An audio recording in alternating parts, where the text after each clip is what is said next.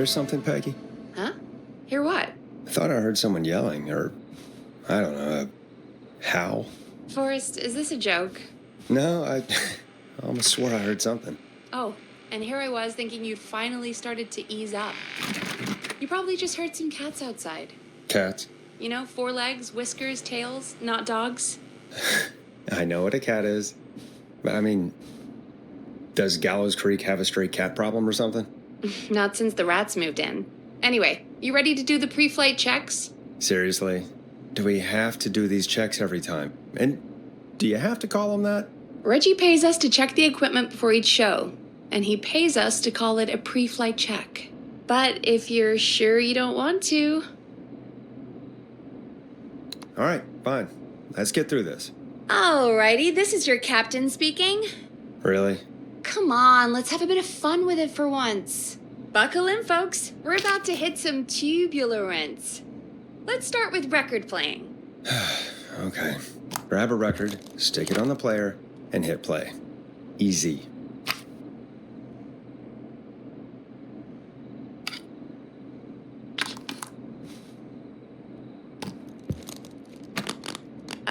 Forrest, you need to grab a record and stick it on the turntable.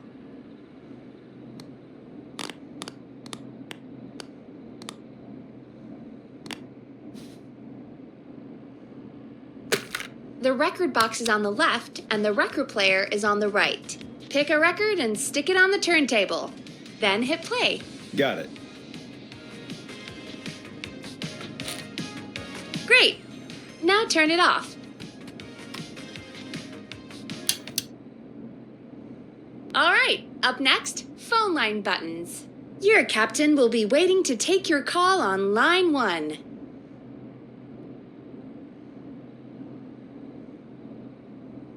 All right, Peggy. Ready for you on line 1. Who's Peggy? This is Captain Donald Key calling. Call me Don. You get it? Yeah, it's a riot. Great, and button 2 works just the same. So, let's move to the Peggy button. You mean the producer line? Like I said, the Peggy button. Press it when you need my help during the show. Is there a Peggy mute button? They haven't invented it yet. Now come on. The Peggy button is the 3rd one on the phone line. I labeled it for you. Press for Peggy. This is your brain, Forrest. Sorry I made you such an unfun turkey. I'm a turkey now, am I? Okay. Are we almost done? Sound Blaster next. That's an easy one.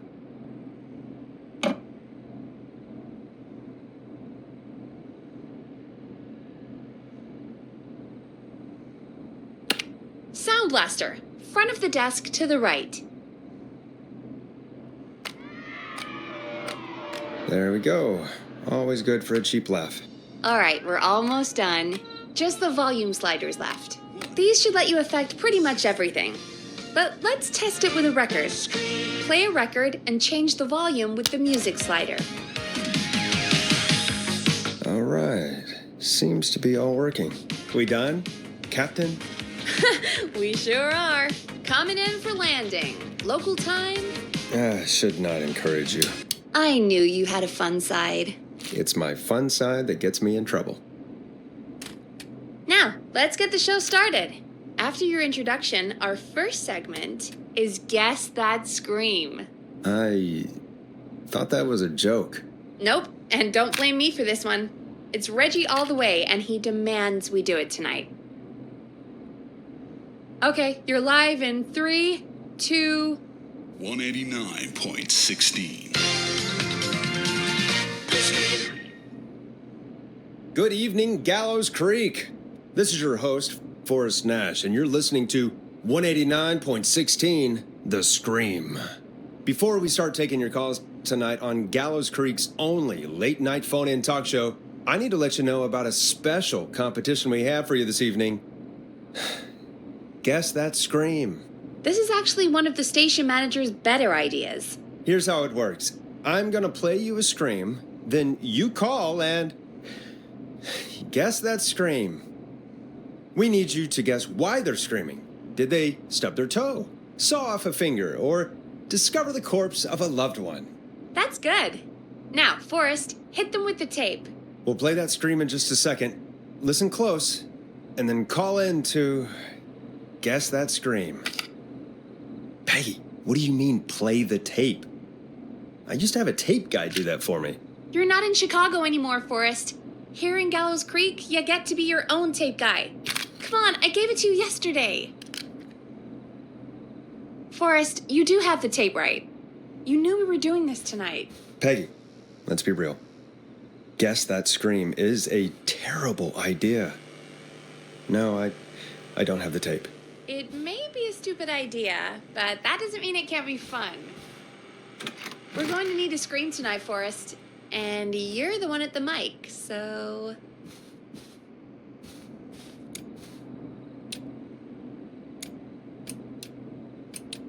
I used to go out all across America, and now I'm just screaming into a mic in a backwater town.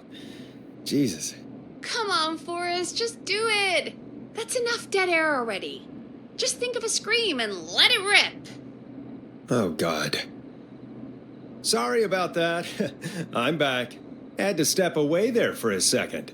Listen close, and then call in to guess that scream.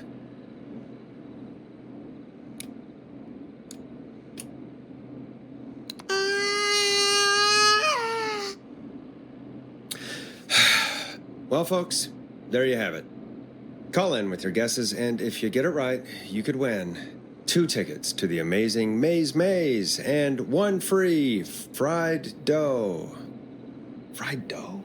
Just call in at 555-239-KFAM with your guess. Now, here's some music while you get dialing.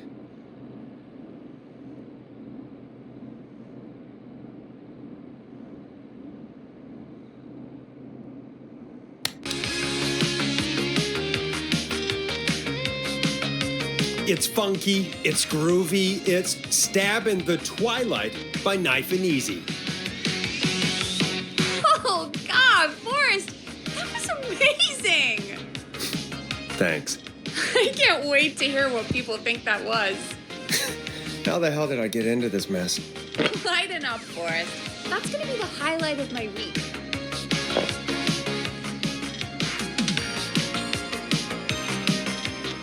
Oh, Forrest, there's a call coming in.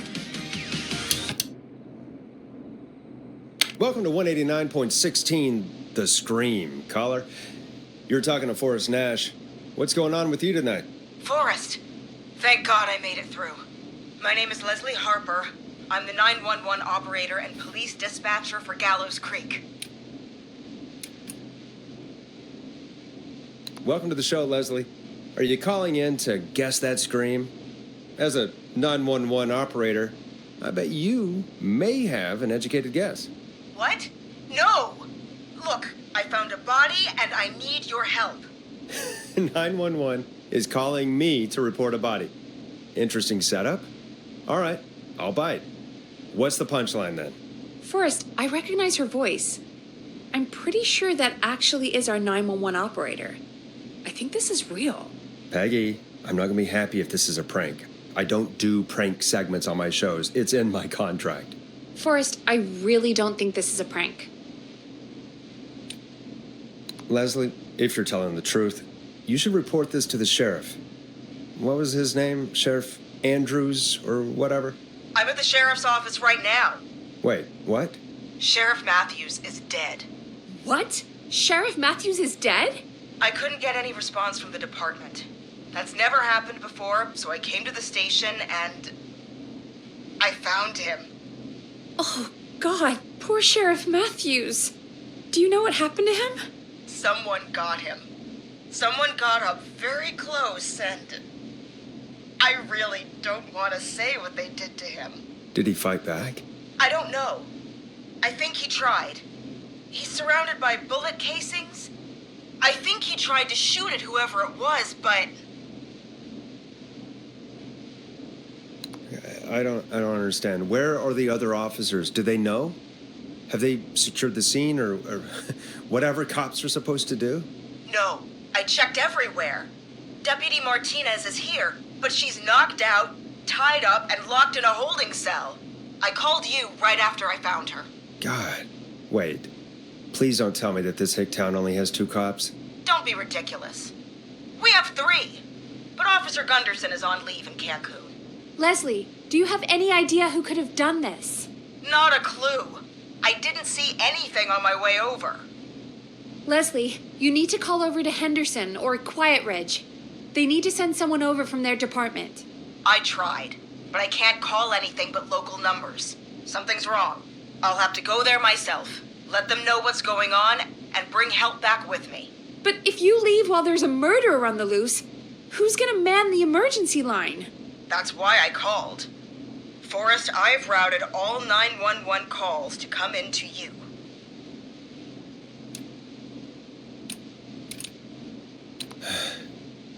You can count on me. I'll do what I can. Thank you, Forrest. You're the only person with experience manning a phone line around here. You're the only person equipped for the job. Besides, there are lots of transferable skills between the two. It's like an interview. You ask questions to get information you can use. Keep people talking, you know? Guide the conversation and know when to jump in. You do know that I'm so good at interviews, they sent me from Chicago to Gallows Creek, right? So I've heard. But that doesn't matter. And besides, there are 2 of you. You can talk to each other, discuss ideas, work together. Hell, let's have some on-the-job training right now. I have an emergency. I need to get an unconscious Deputy Martinez out of that holding cell. It looks like whoever attacked her threw the keys into the cell after they locked the door. Is there any way you can reach the keys? No. There aren't any bars to the cell, and the door itself only has a food tray slot. And that's too narrow for me to reach through. There's gotta be another way in.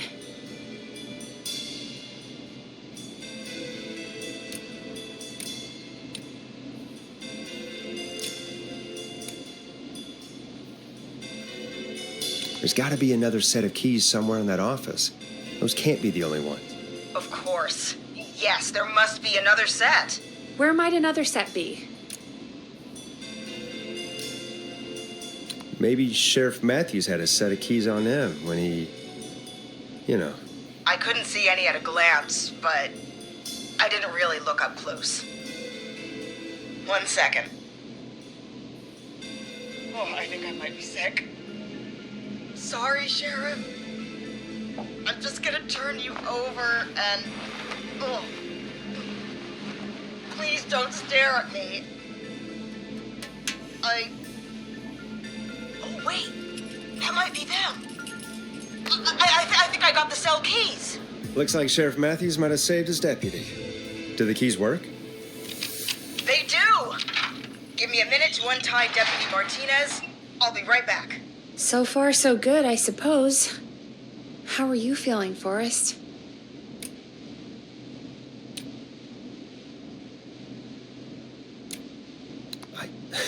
I swear to God, Peggy, if this is some sort of joke, I'm leaving this town. I've never heard of anything like this happening in broadcast. I've never heard about anything like this either. But we're here now, Forrest, and we've just got to see what happens next. Come on, Martinez. There we go. Just gonna sit you in your office chair. We'll head to my car in a minute. I'm back. Deputy Martinez is still out cold. I'm taking her in the car with me to get help in Henderson. If the killer came back now, Martinez would be a sitting duck.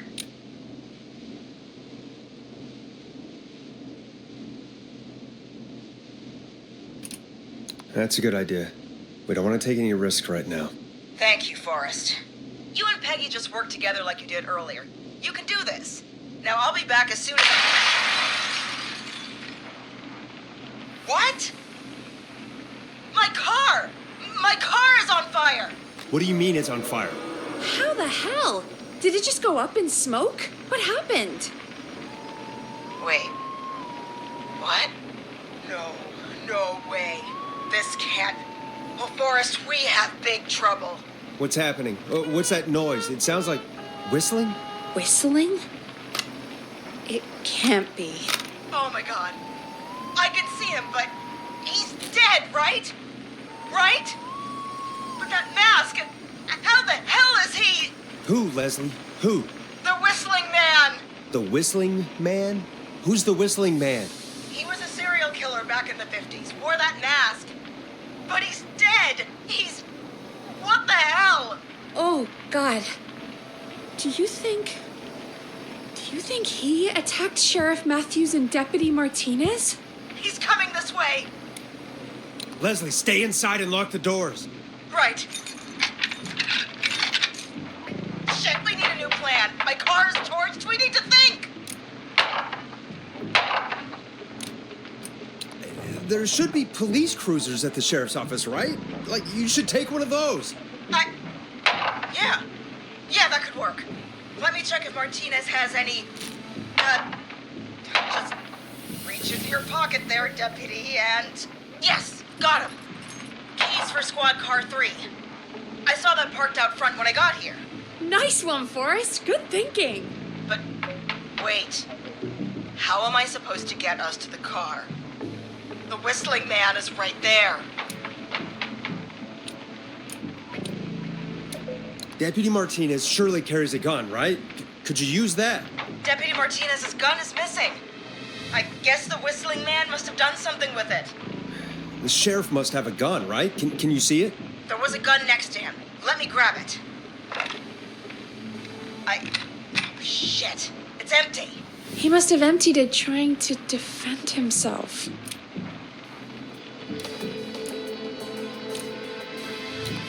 Are there any other weapons lying around that you could use? I didn't see anything earlier. Let me check Deputy Martinez's belt.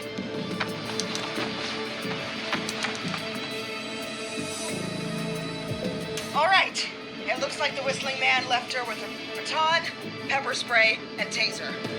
I can only hold one if I'm carrying Deputy Martinez. Which should I take? I mean, it's gotta be the taser, right? Got it. I'm just going to grab Deputy Martinez and then... Wait.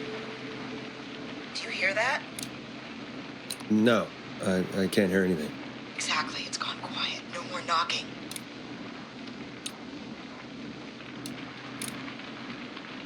Be careful. I don't like it. Me neither.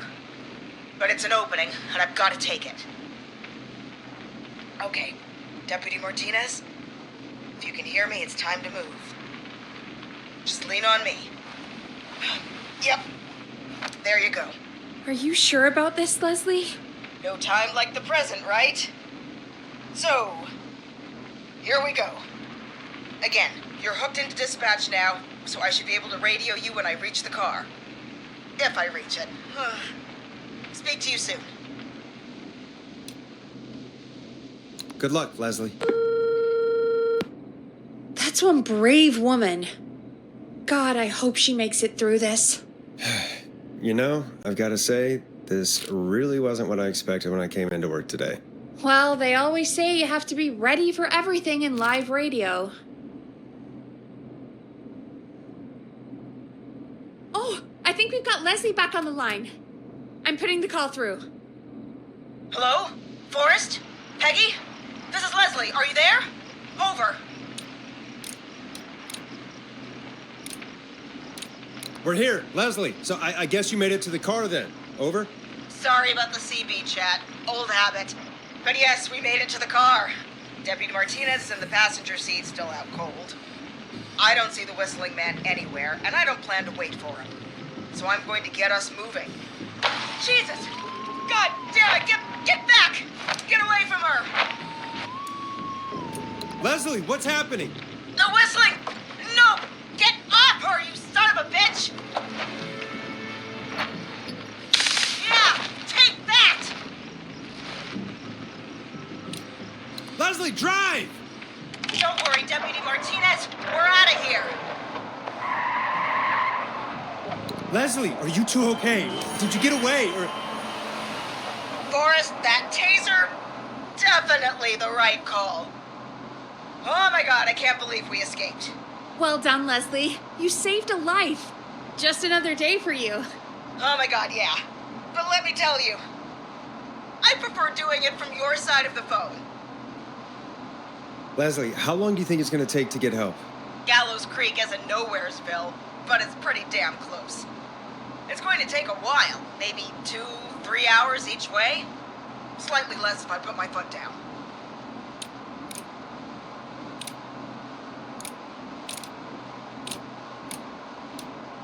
We'll do our best to keep everyone safe until then.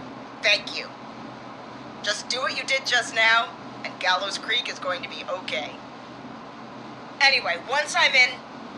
Oh, I think Deputy Martinez is starting to stir. Forrest, Peggy, I've got to go. I'll be out of range soon, but I'll radio back as soon as I can once I got the cavalry. Take care, Leslie. Be safe out there. Good luck, Leslie! Feel better soon, Deputy Martinez!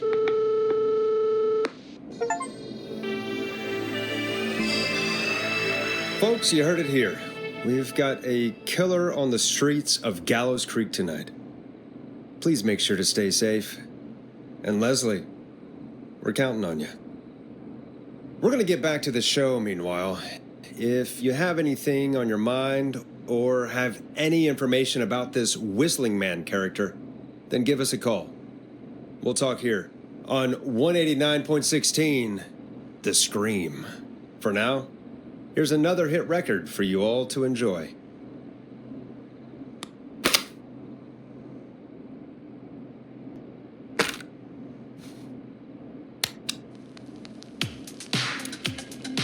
Time to go on the journey that is Glass Processor with their hit song, 1980X. This is not what I signed up for, Peggy. This is actually insane. Did she really say it's going to take her 4 hours? This guy's going to kill half the town in 4 hours.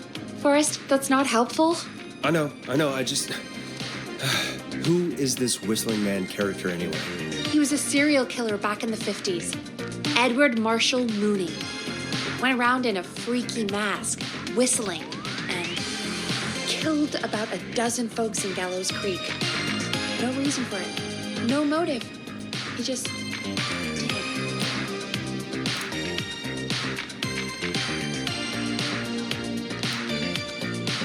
Okay.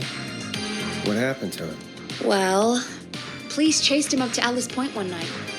We call it Whistling Point now. And it was, well, it was on this night, actually. The police cornered him, and he jumped into the river. His body was never found. So is he alive? Dead? I mean, what's the story? Story is he's biding his time, waiting to take revenge on the town. All right, that's the story. What's the truth? Other than we have a whistling killer on our hands tonight, I don't know. I guess we'll find out what we're dealing with, whether we like it or not. I guess so. At least we got the word out, I guess. What kind of listening figures do we get at this time? On a Thursday after midnight, could be around 35? 35. It was in 3,500. Huh. I didn't realize Gallows Creek was that large. No, 35 people, at best.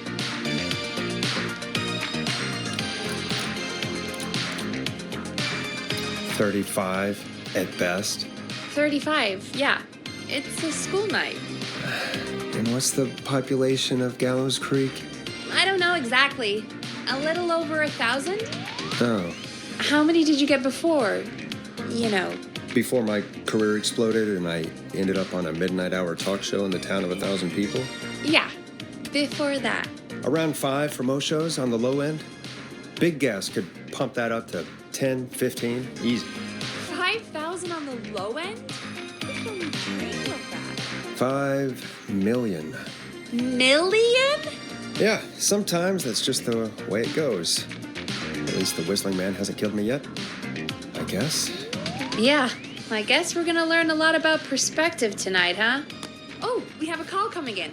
Take it when you're ready. Okay, Forrest, shut the music off.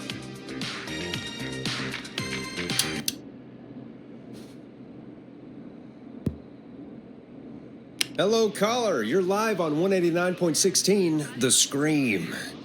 Is everything, all right?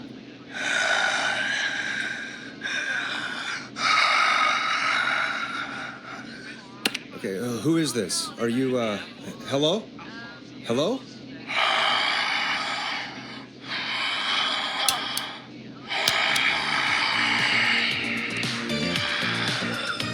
Okay, what's your name and why are you calling in?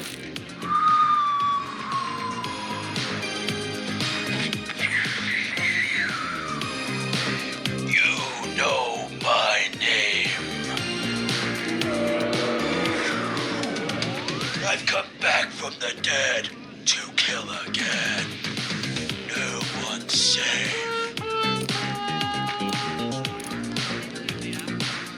Do you accept requests? I've got a list of names I'd love to see in the obituaries. Maybe you must make a sacrifice to us. A sacrifice? To us? I mean, me.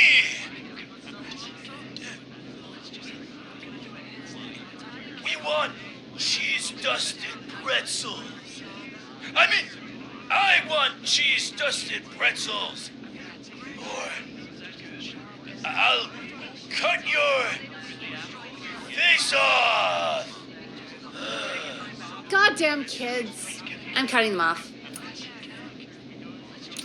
Not yet. I want to deal with them. What?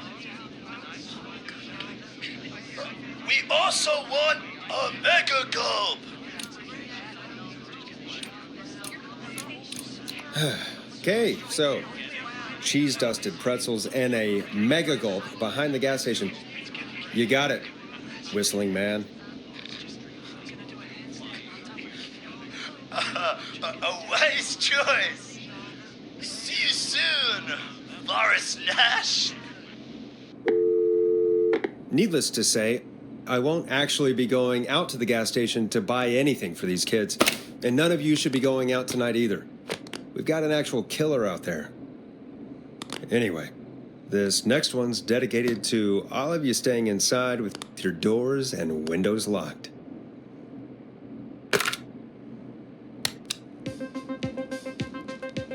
Now it's time to go with The Flow. And this is their hit, Crying for Help. Peggy, the hell was that? Kids pretending to be a killer who right now is stalking the town? It's a thing. A thing? Oh, kids around here. They pull pranks pretending to be him. By pretending to be this whistling man character? They think it's funny, but it's not. It's not funny at all. And there's no chance that our whistling man was just a prank. That Leslie... No, that's real. Christ. Let's stay positive. We still have a show to do. We already have another caller on the line. All right. Let's do this.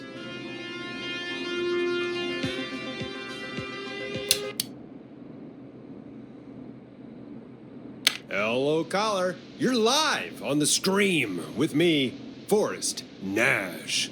What? I dialed 911. I need the sheriff right away. Okay, right. Well, I'm filling in for 911 tonight. What's your name and what's your trouble? My name is Sandra Sharp, and I need the cops now. Teddy Gallows Jr. is a family man, a devout Sorry, Christian, but the cops aren't and a coming. proud patriot. Leslie's on her way to Henderson for help. What? God. Listen, you've got to help me then. I drove to the edge of town for a jazz run, and now some psycho dressed like the Whistling Man is after me, knife in hand. Oh, God. It's actually happening.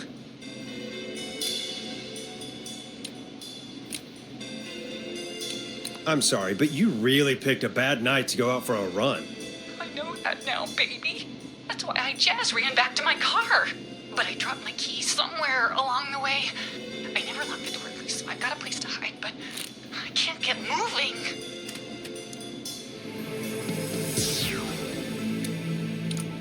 Is there anywhere else you can go? Do you have any friends nearby? Well, I'm not going back out there.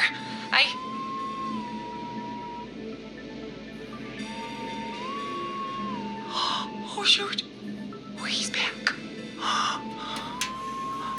Look, I don't know a thing about cars, but I gotta start this engine without the keys, and you're gonna have to help me. Wait, I don't...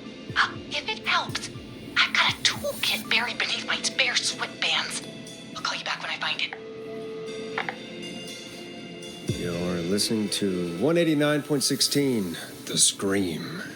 Hosted by me, Forrest Nash, your friendly neighborhood radio host, mechanic, and savior. Sit tight while the record spins, folks. This one goes out to you, Sandra.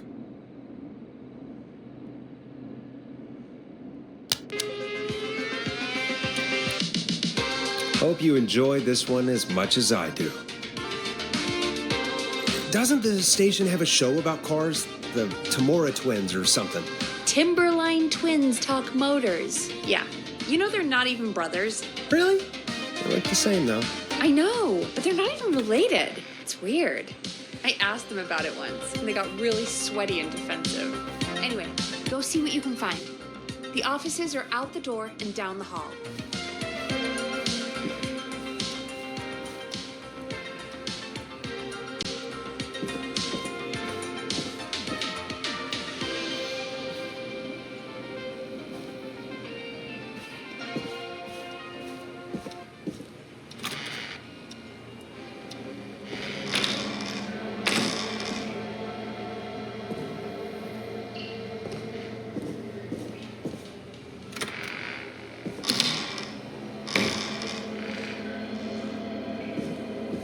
So many locked doors, so few keys.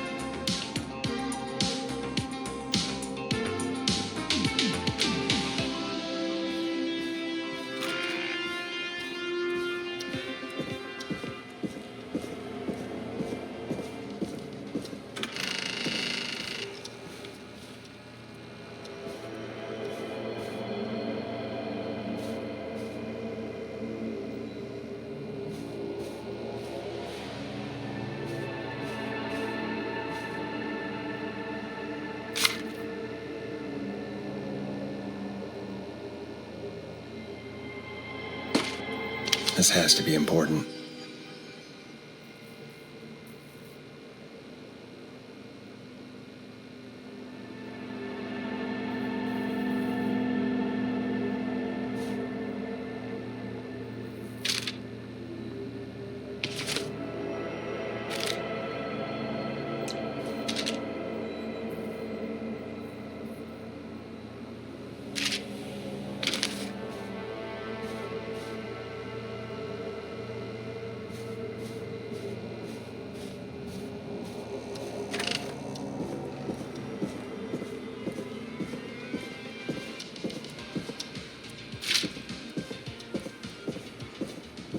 I'm not getting in there tonight.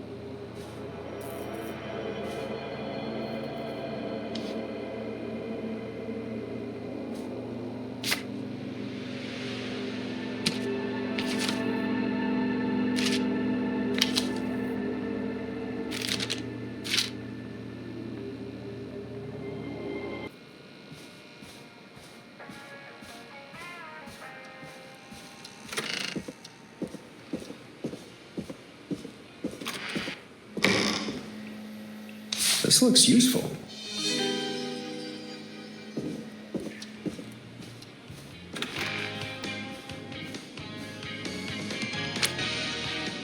You find anything?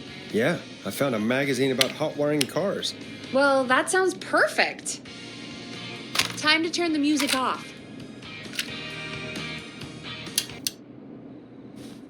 Caller on line 1. Thanks, Peggy. We're back with 189.16, The Scream. How are you holding up, Sandra? The creep's looking through the parking lot trying to find me. But I've got my tools, and I'm ready to get this hunk of junk moving. How do we start this baby? Put the screwdriver in the ignition and twist clockwise. Here goes, baby. Screwdriver's too fat to fit. What next? Unscrew the steering column. All right. Just turn. 1, 2, 1, 2. Oh, God. How long are these screws? Okay. Cover's off. Okay. There's a bunch of wires down here all paired up and... Oh, God, my heart is pumping. Tell me exactly what you see. Okay, I can do this. There's a red wire, a blue wire, a yellow wire, a green wire, and a brown wire. What's the serial number on the steering column? The number is 576-894-320.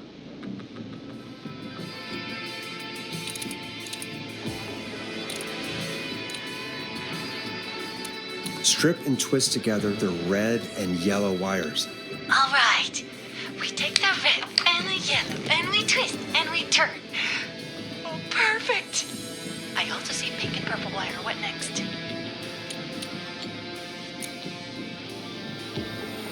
Strip the purple wire and brush against the twisted wires. Okay. We strip and we brush and... And adjust your body. Fantastic work, baby. Anytime you want to come down to the jazz studio, you get in for free. You just keep driving now, okay? And get home safe. Get home safe, Sandra. Will do, babies.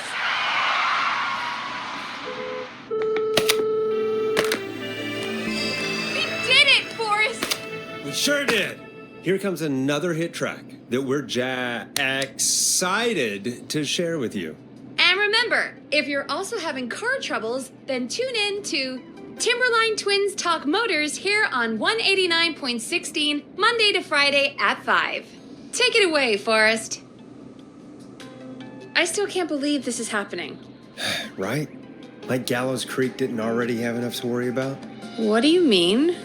Gallows Creek is a miserable place to live. Really? Miserable? It's nothing personal, Peggy, but it's not Chicago. Or, hell, it's not really anywhere. Well, I like it here. People are polite and, Stab happy? don't be awful, Forrest. Come on, there must be something you like about this place.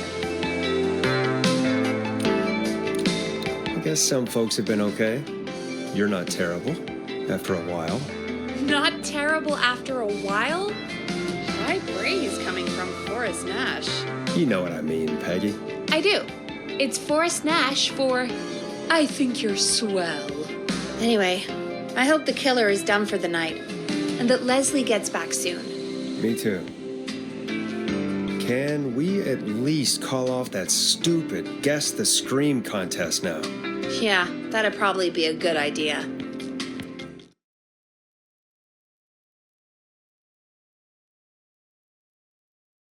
Caller on line 1. Evening, caller. This is Forrest Nash, host of 189.16, The Scream, and tonight's 911 stand-in. Hey, Forrest. My name is Brian. Brian Ponte. Brian Ponte. of Ponte's Pizza. Hello, Brian Ponte of Ponte's Pizza. What have you got to say about what's happening? I'm so happy that Deputy Martinez survived. I've seen her a lot over the years down here at Ponte's Pizza. Oh, you did a really great job. And as a thanks for all you did there, I just wanted to tell you that I'm sending you some coupons for free pizza here at Ponte's Pizza. Wow, Brian. That's really good of you. But you really don't have to, though. Oh, it's the least I can do. And if you like it, well, you're in luck, because we're always running great deals that'll have you eating for pennies. Sounds great, bro. And let me tell you, the pizza we have is to die for. No. Poor choice of words tonight, I guess.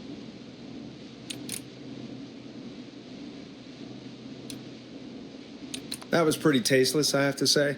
I'm sorry, Forrest. Well, I just hope I didn't put you or anyone else off coming on down to Ponte's Pizza. We've got a great special this weekend. Our famous beer and pizza deal. Wait a minute. Come on down to Ponte's Pizza this weekend. You've just got to pay for one slice to get yourself. God damn it, you're just calling in to advertise your shop. Peggy, hang up on him. Done. Oh, real quick, before I forget, it's probably time we played a paid ad. Done. Great party, man. Thanks. Can I grab another beer? Hey, sure thing. Let me grab you one out of the fridge. Oh, no. We're out of beer. What am I going to do? The party is going to be over. Fear not. The Grilling Spree will give you a free six-pack of beer if Gallows High wins this Tuesday.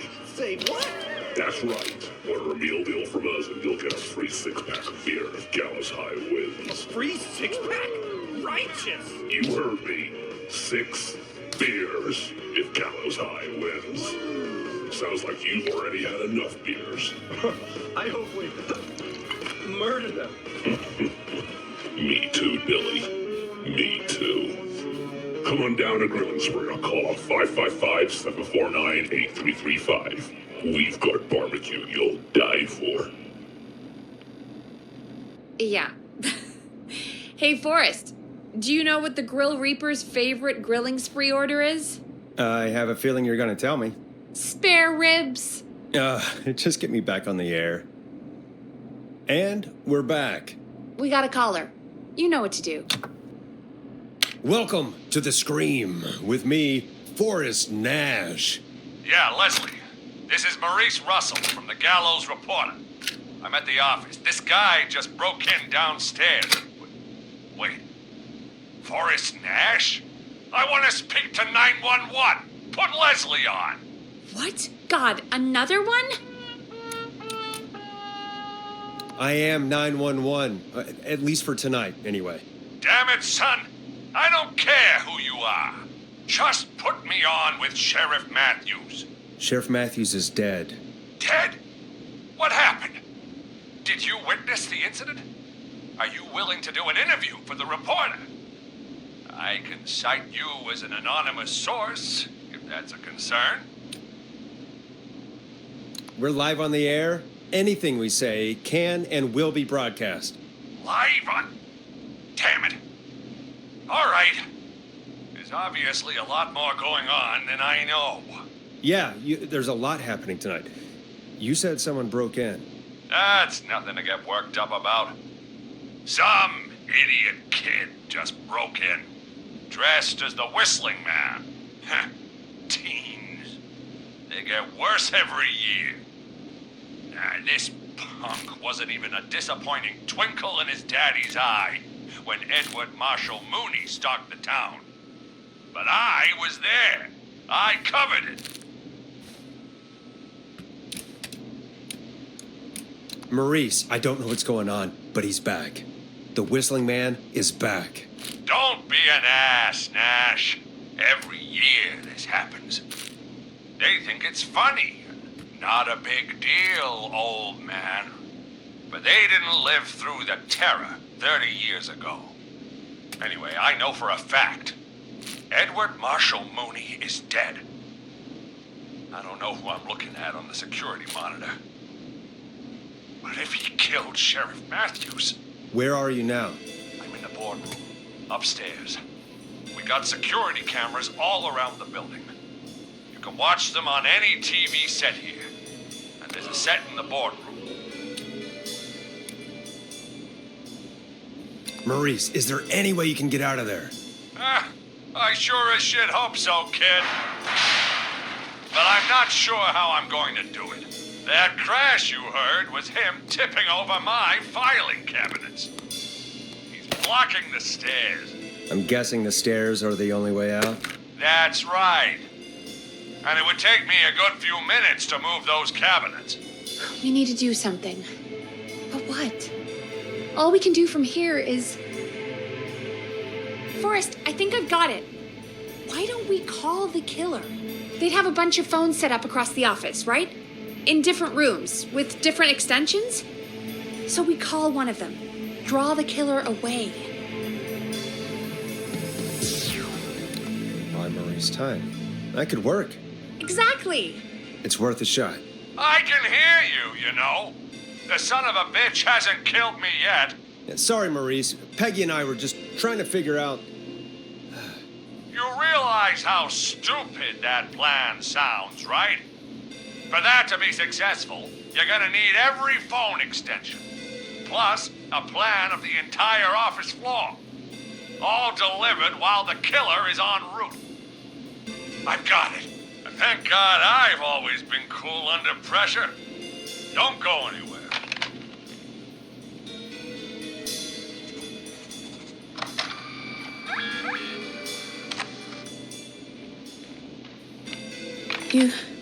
You don't think the killer got him, do you? Mr. Russell. I'm here.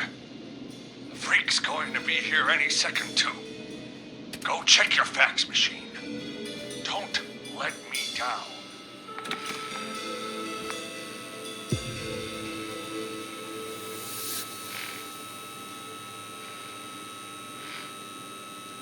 Go, Forrest! The fax machine's in the office on the other side of the hall. Thanks, Peggy. Be right back.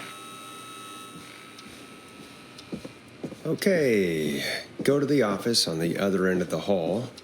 Grab the fax from the machine. Easy. This must be it.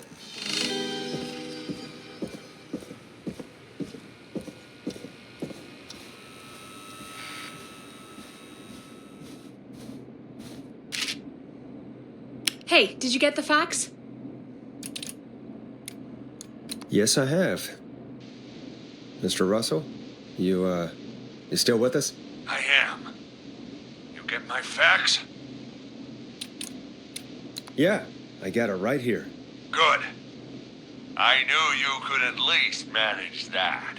Okay, folks, we're back on the line with Maurice. Let's see if we can help him avoid the Whistling Man. Here's the situation.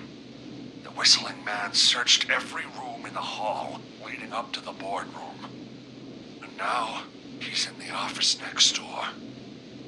It's now or never. This plan of yours better work. I'm ready on my end, Forrest. Again, we want to draw the killer away by dialing an extension number, and then move Maurice somewhere safe. So, what extension should I call? Call the editor's office. The extension is 03. Got it. I'll put the call through when you're ready. All right, Nash. Where do I need to go?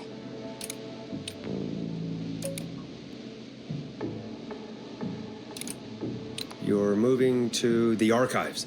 Yeah, that makes sense. Go somewhere he's already checked. Not bad, Nash. I'm ready to place the call. Are you ready, Mr. Russell? Don't have much choice, do I? Make the call. Yes, sir. Calling now.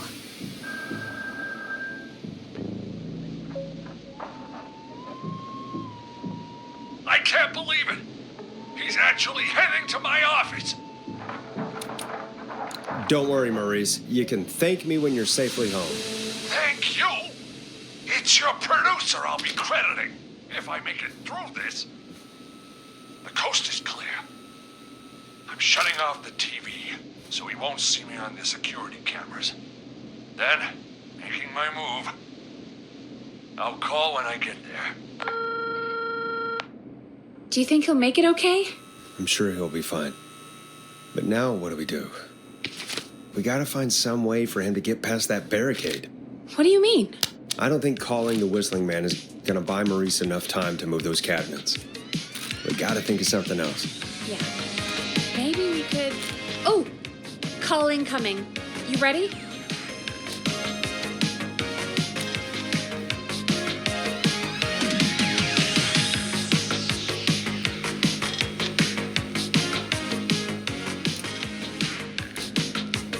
I don't think I'll ever be ready for this stuff.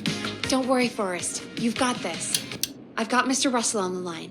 Alrighty. Mr. Russell, are you there? I am. I don't think he saw me.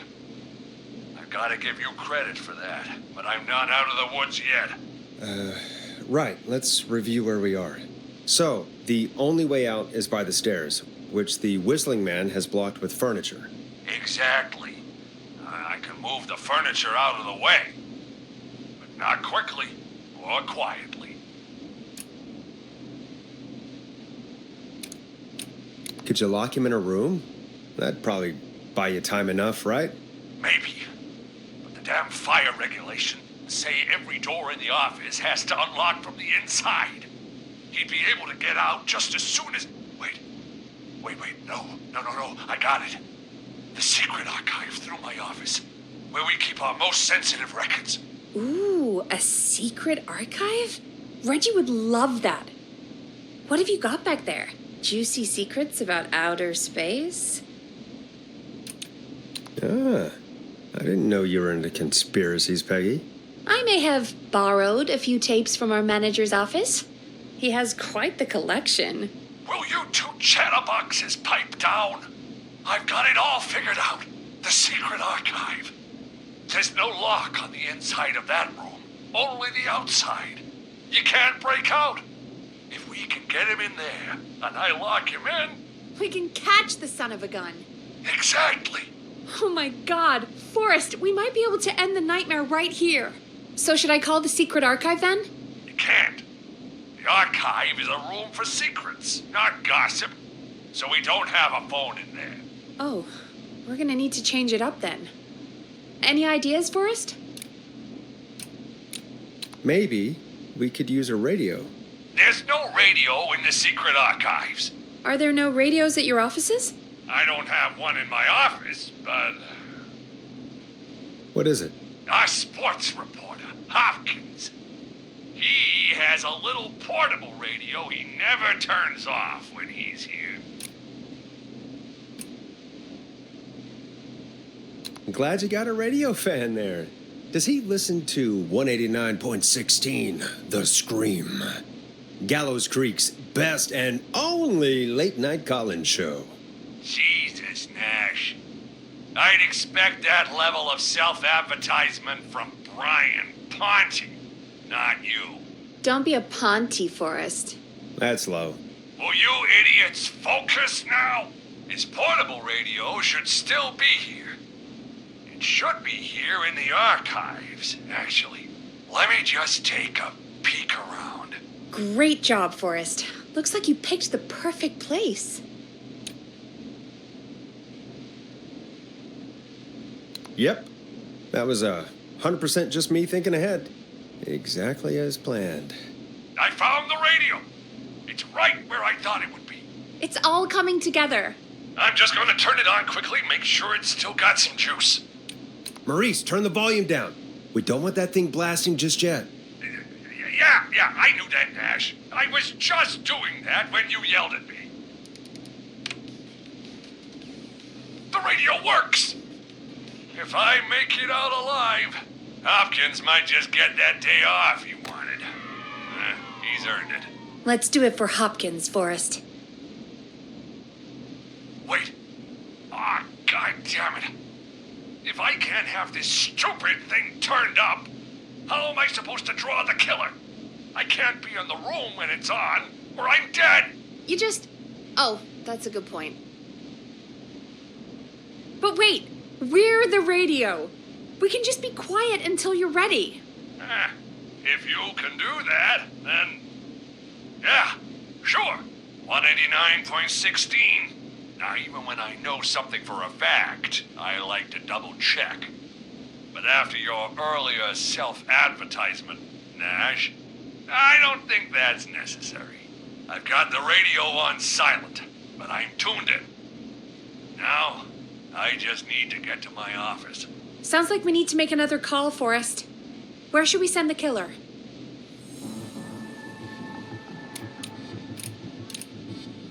Call the boardroom. The extension is 04. That might work. The boardroom is fairly close to the editor's office, but we haven't seen the killer go there yet. Are you sure? I'm sure. Make the call. Okay, calling the boardroom now.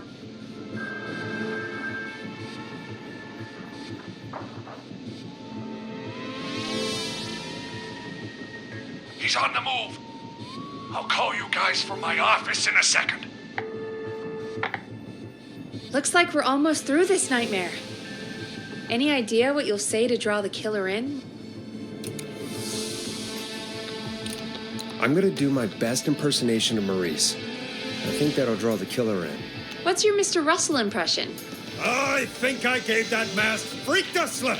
What a great plan this is, pal! I'll give you an A for effort. Ooh, call coming in. Here we go. I'm here. The radio's set up in the secret archive. Just give me the signal, and I'll turn it all the way up. Where will you hide in the meantime?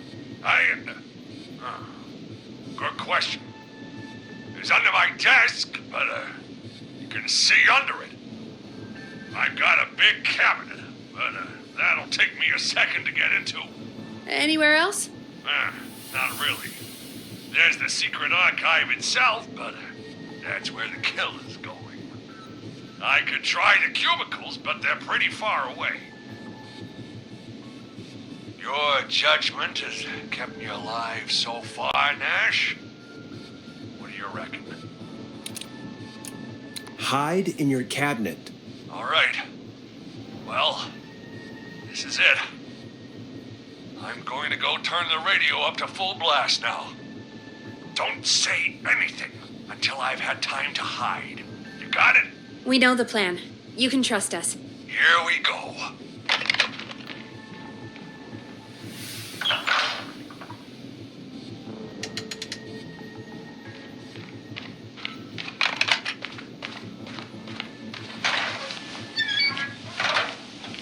I think it should be safe now, Forrest. That's it! No more hiding! I'm a tough old man. I've been on the beat longer than you've been alive! Come on down, whistling man. Come and get a knuckle sandwich.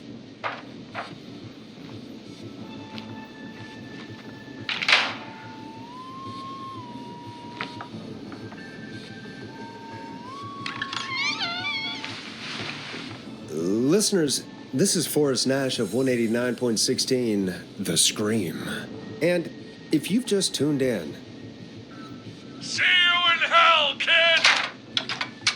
We've just locked up the Whistling Man. Forrest, you beautiful bastard! I can't believe that actually worked! Come on, Maurice. Was there ever any doubt? Thank God it's over. I'll be off now. Gotta get out of here. Write up a few notes. Call a few friends. I'd feel safer waiting for the cops to come grab this freak with some company. Hey, maybe you and me could do an interview tomorrow for the Gallows Reporter. I'll think about it. Let's see what tomorrow brings. I'll take that as a yes. Talk to you soon. There we are, folks. The Whistling Man is locked up. Let's all take a deep breath. And play some killer tunes. Looks like the night should be pretty easy from here on out. Right? Thank God that's over. I guess we got some downtime now. I could ask you some questions to kill the time? You're gonna interview me. You sure about that? You're not so scary. Besides, we've been working together like a week now, and you're still all shrouded in mystery. Did it occur to you that maybe I like being a mystery? Too bad. Question 1. Tell me about your family. What? Come on, Peggy, that's too general. Okay. Did anyone move with you to Gallows Creek? Nope. No, that's too specific. Too specific? Do you have any siblings? I don't. I'm an only child, and my folks are dead. Oh, I'm sorry, Forrest.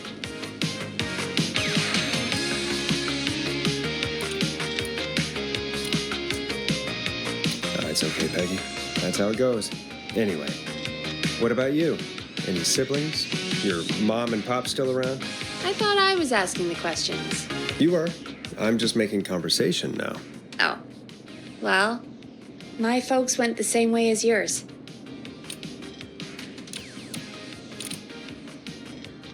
Oh. Yeah. My dad walked out when I was about 13. He'd been a wreck for a while. Then he got himself into a wreck, and, well, that was Dad. Mom didn't take it well. She remarried pretty quick after that. She wanted to forget Dad so bad, she even made me take my stepdad's last name. So I'm Peggy Weaver now. Anyway, Mr. Weaver got sick one day, and my mom didn't last long after he went. I'm sorry to hear that, Peg. Don't call me Peg. Yeah, sorry. I was just trying to be... It's okay, I know. I'm sorry. I'm defensive about that name. Any siblings? Funny you mention that now. No, not anymore. I had a sister, but I haven't seen her since before my dad. Hold on. Someone just rang the door buzzer. What on earth could someone want at this hour? I don't know. Do you want to go check it out? Me? You sure you don't want to go? I can't leave the booth while we're on air. One of Reggie's K-Fam regulations. I'll pass you the key to the stairs.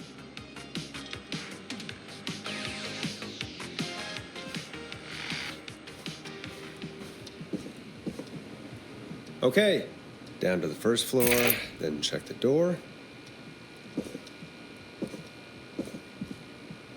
It's not opening.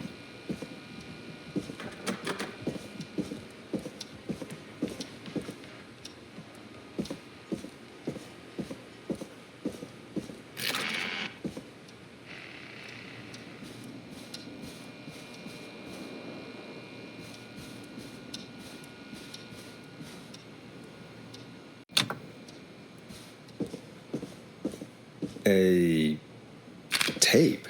Play on air.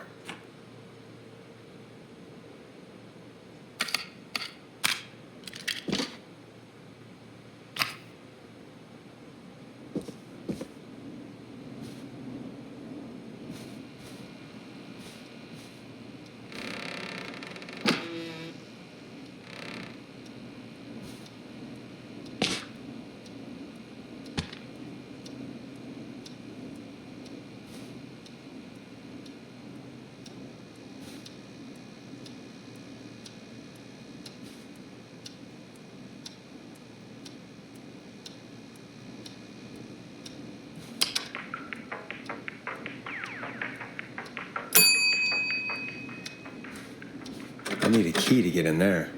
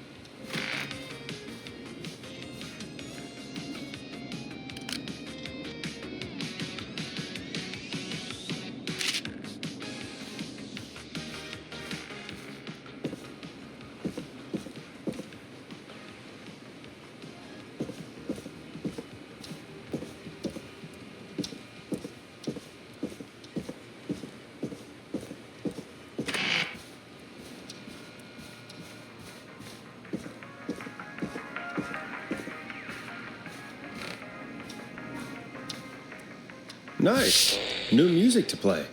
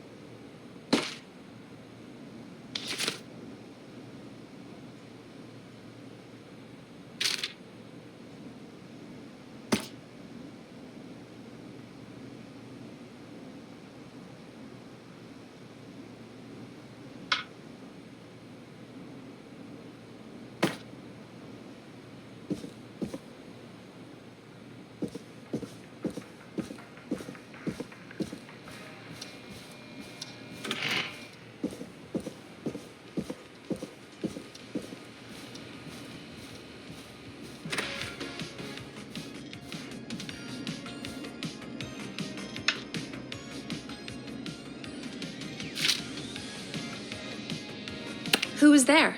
I didn't see who it was. Are they still out there? No.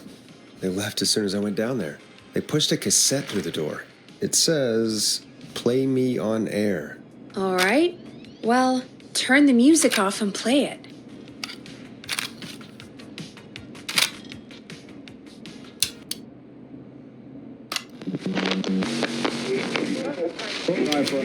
Hello, Gallows Creek. Time to Pay the price. Time to pay for lies. Time to sit there. I will punish you. I'm going to enjoy this. I did not enjoy that. What the hell was that? Oh, Forrest, we're still on air. Say something. Folks, Folks, the tape you just heard was passed through our door only moments ago. I don't know how or why that came through our door with the killer locked up, but be careful, Gallows Creek. Stay home and stay safe. Give us a call if you need help. You can get us on 911.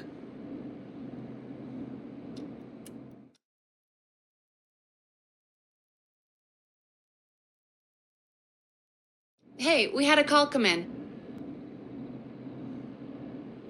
We have a call waiting. Caller, you're on 189.16, The Scream, with... Ash! Shut up and listen to me! Mr. Russell? What's wrong? Are you okay? I said listen! He's gone!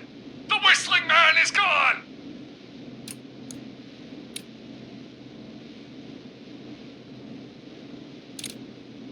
So the one who left the cassette, he really did escape. You mean you knew he escaped? And you didn't tell me? We only just found out. We weren't even sure it was him. Mr. Russell, where are you now? What happened? Well, after our call, I cleared the stairs and went home. I phoned some buddies, and we came back here to keep watch. Then what happened?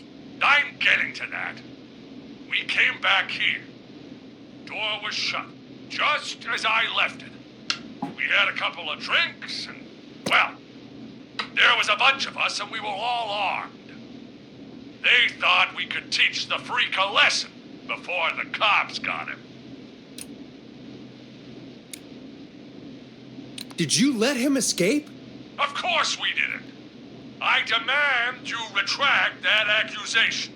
Damn it, Maurice. Just tell me what happened with this plan of yours. This was not my idea. The guys just grabbed their weapons and unlocked the door. I braced myself and... Then nothing. The room was empty. The door was still locked. How the hell did he get out? Are you sure it was still locked? I'm telling you, it was locked. No way out of there. None. Maybe. I mean, I know it's crazy, but if he's back from the dead, then... Do you think he's some kind of ghost, Peggy?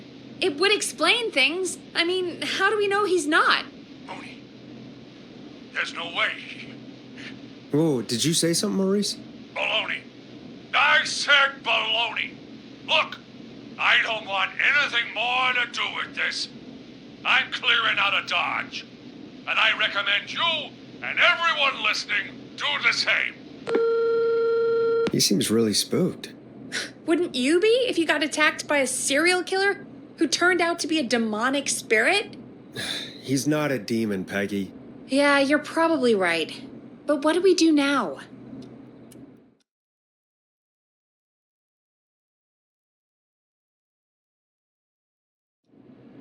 Thank you again, Mrs. Mackenzie, for the helpful tip. The bagger at the grocery store cannot whistle. We'll remove her from the suspect list. Let's go to a break. I need you for a second. All right, folks. We need to take a quick break. This one's for all those folks out there keeping the hatches battened.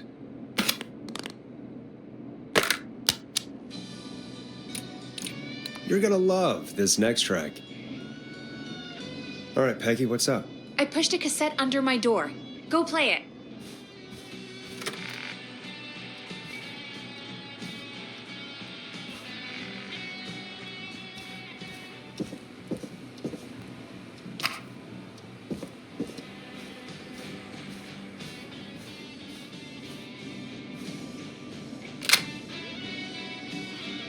Or try your call again.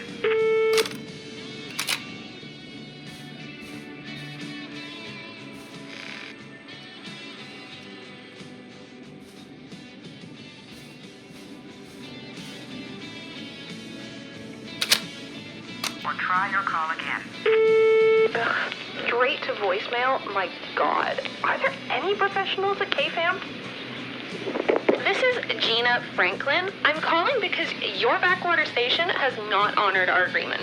We gave you Mr. Snatcher's newest single, the kind of honor you never had and probably never will again. And we've still not received any information about when you're fitting it into your busy programming. I'll be frank, I don't want you as part of this debut, but Mr. Snatcher, due to his prior friendship with Mr. Nash... Prior and current friendship, Gina. Forrest, mate, you alright? Don't worry about Gina, you know how she is. But yeah, can't wait for you to hear the new single, man. I think Final Breath is my best work yet. I really hope you and your listeners like it. And man, if you ever find your way this side of the pond, let me know. We'll have to catch up. Damn it, Roddy. If Final Breath isn't played on your airwaves by the end of Mr. Nash's show tonight, the next call will be much less friendly. That was Roddy Snatcher, Forrest. You know, Roddy Snatcher?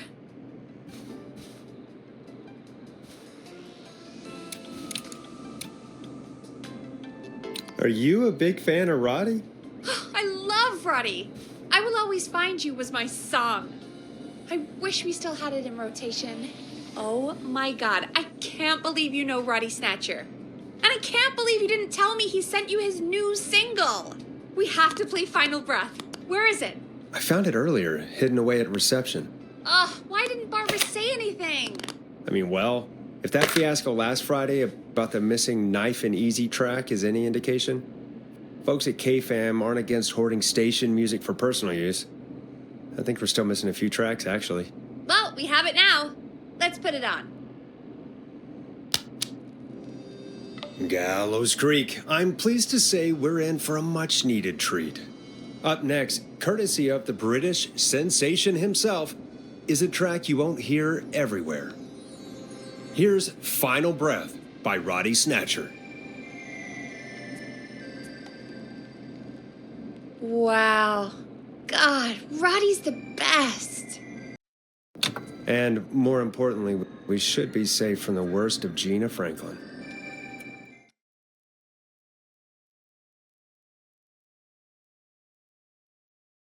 And I think that's every time I've seen him live. Peggy, you just talked through the whole song. Oh, whoops. It's okay. I can just play it on loop later. Oh, shoot. I just noticed we have a caller waiting. I really hope it's nothing serious. Evening, caller. This is Forrest Nash, host of 189.16, The Scream, and tonight's 911 stand-in. This is Murphy. Hello, Murphy. What have you got for us tonight? Two things, Forrest. First, happy birthday to my son, Fernando. He's 3 today, and man, being his daddy has changed my life. I've learned how to live, how to laugh, most importantly, how to love. Aw, happy birthday, Fernando. Happy birthday, Fernando. Thanks.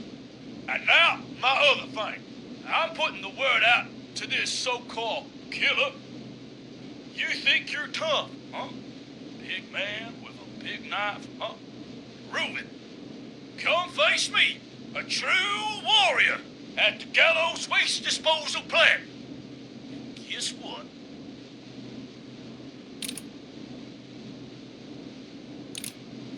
Are you gonna kick his ass, Murphy? Goddamn right! I'm gonna kick his ass! I got all the tapes in Master Robbie's Dojo series. So get ready, whistling man. You just let loose the junkyard dog. Oh, no. And there he goes. Ladies and gentlemen, keep your fingers crossed for Murphy as he tries to become our hometown hero. Anyway, we'll be right back after this commercial. You need to play a commercial cassette. Straight to voicemail? My God. Are there any professional?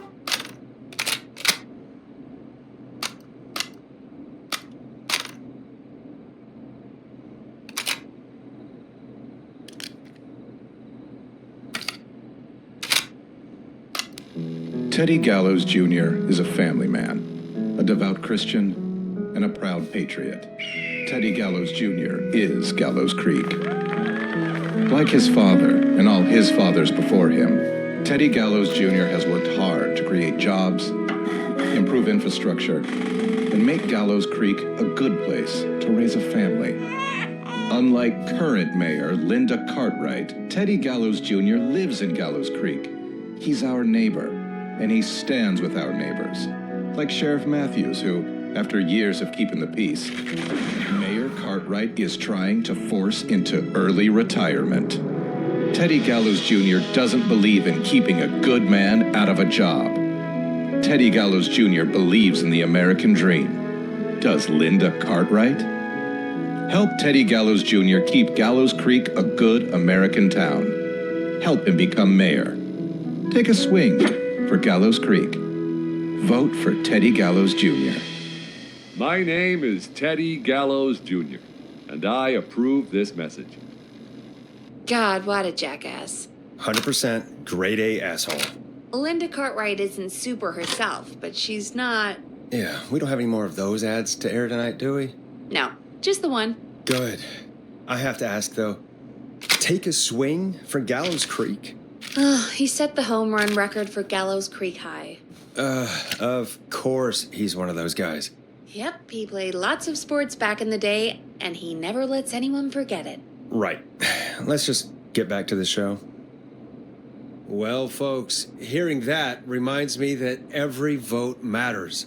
That ad really made me want to take a swing at Teddy Gallows. You mean take a swing for Teddy Gallows? Yeah, sure. Let's find out from our next caller who's got their vote. We got a caller. You know what to do. Hello, caller. You're live on the stream with me, Forrest Nash.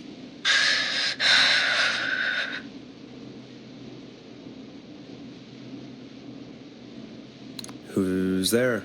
Who is this?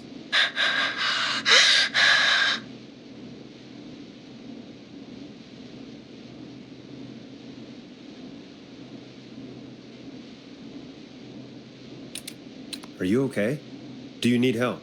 Forrest? He called me? That horrible whistling down the phone. He's coming for me? Jesus. Okay, listen, caller. Don't panic. We've done this a few times now. We can help you. A few times already? So, you saved them, or? We sure did. You're in safe hands. Okay. Okay. We're gonna help you. Can you tell me your name, caller? I'm Dr. Sullivan. Virginia. Sorry. Take some deep breaths, Virginia. You're gonna be okay. Please don't let me die. I won't. Just calm down. Tell me where you are right now. What's your address? Oh, God. Can you run out back? No. What if he's outside, waiting for me? Oh, God. Is there a neighbor you can call for help? No. Everyone's away tonight. There's just a fraternity down the street. You live by a frat house.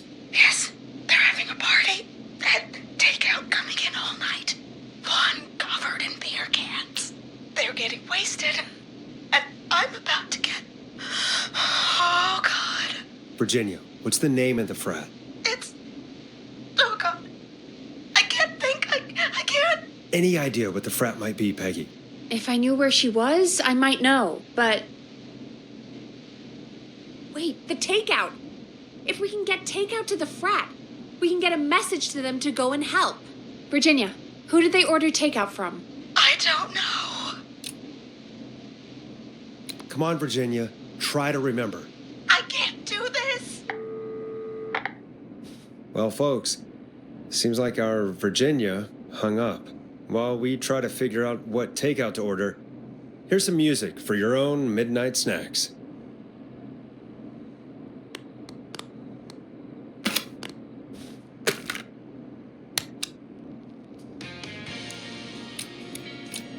Let Storm Riders take you on a rock and roll ride with the Glam Jam. Peggy, what places do takeout in Gallows Creek? Off the top of my head? Well... There's the barbecue place, Grilling Spree, and you can order from Chalupa Cabras.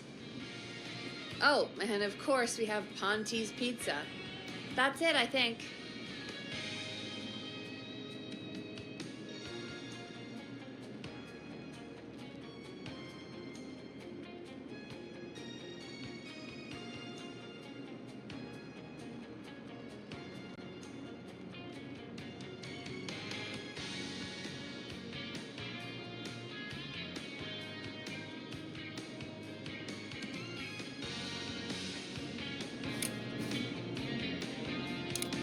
All right. We'll call each place and ask who they deliver to tonight. That's not going to work. Takeout client privilege. What? There was a lot of competition back in the day. Things got ugly. It's a long story. But what we can do is this. We figure out where the frat boys ordered from, call the takeout pretending to be from the frat, place an order, and include a note asking them to call the station. There's no other way, is there? Not that I can see. Well, let's not waste any time then. That's the spirit. You got any suggestions on where to look? Check the offices for anything food related. And maybe the kitchen downstairs. You'll need a key for that. I'll just slide it under my door now. Thanks, Peggy. God, where to start? What would make me order from somewhere if I were a partying frat boy? We have a food critic, right? Chad or Brad or, Locked Tight. I just have to look around.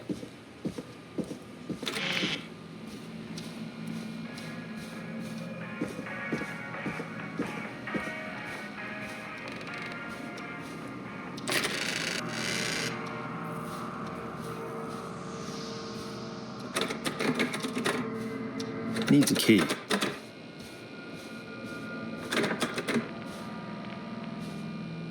I'm not getting in there tonight.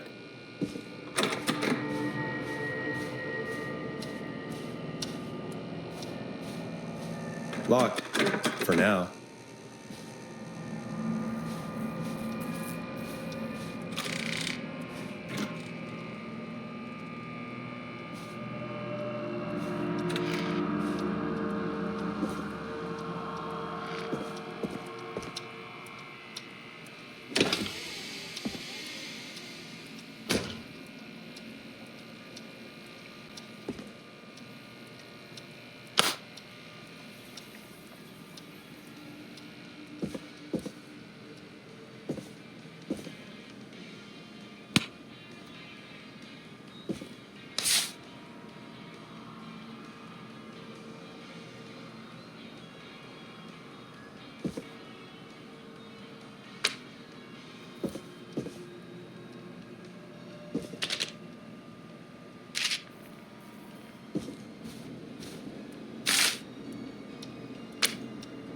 Go Gallows High, I guess.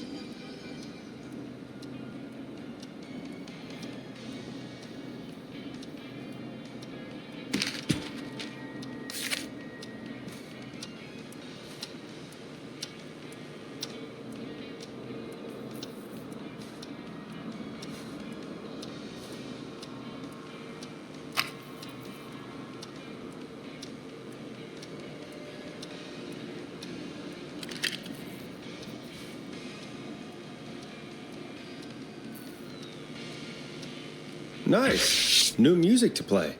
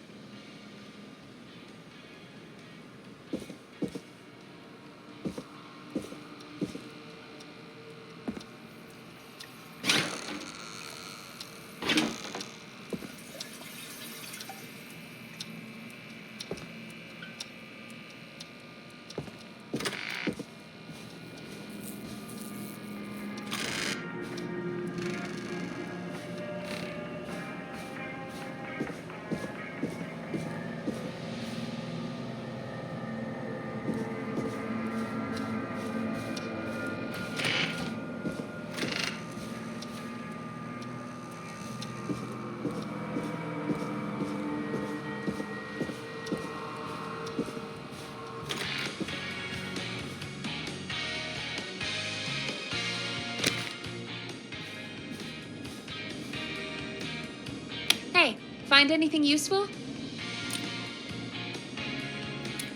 Yes, I have. That's great. Are you ready to get back on the line? Let's make the call. Okay, Forrest, shut the music off. Okay, Forrest, what'll it be? Call Ponte's Pizza. You got it. Ponte's Pizza is on the line. Ponte's Pizza. May I take your order? Hey, dude, what's going on? May I take your order?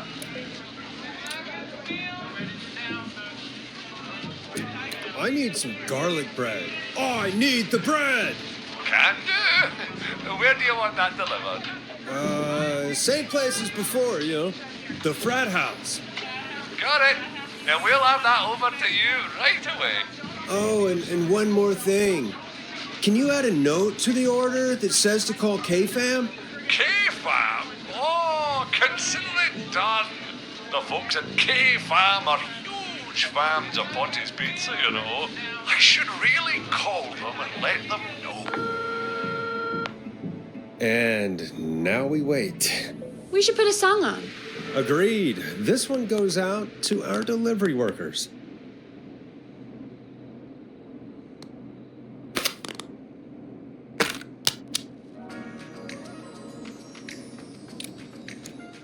this is I'm Coming to Getcha by Vice. One of the best tunes this year.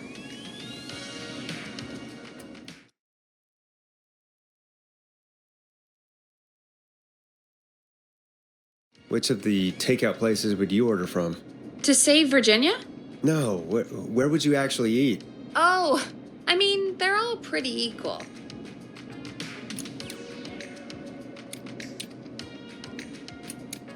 Sure, but if you had to pick one. All right. Not Ponty. He's not Ponty. Right, so between Grilling Spree and Chalupa Cobbers. I mean, it depends. Do I want a plate full of meat? Or do I want really, really good nachos? It can change depending on the day, you know? Yeah, fair enough. Maybe I... Hold that thought, Forrest. We've got a call coming in.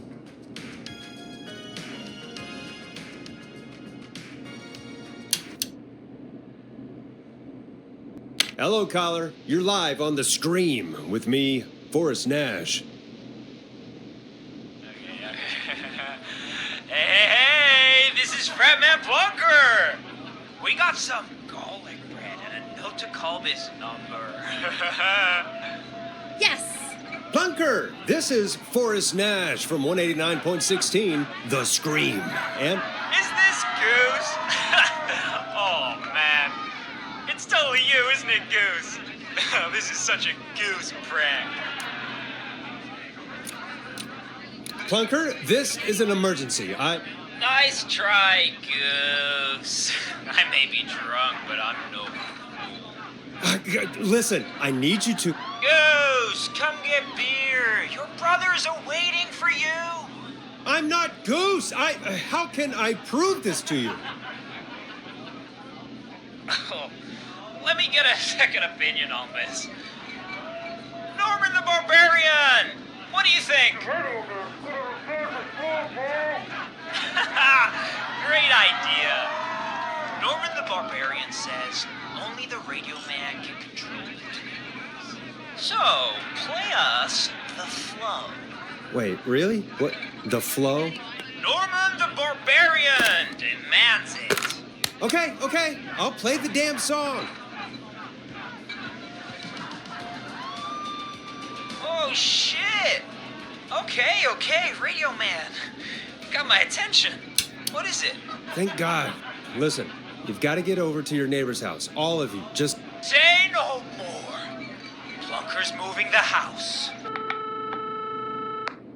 Forrest, line 2. Hello, you're live on 189.16, The Scream.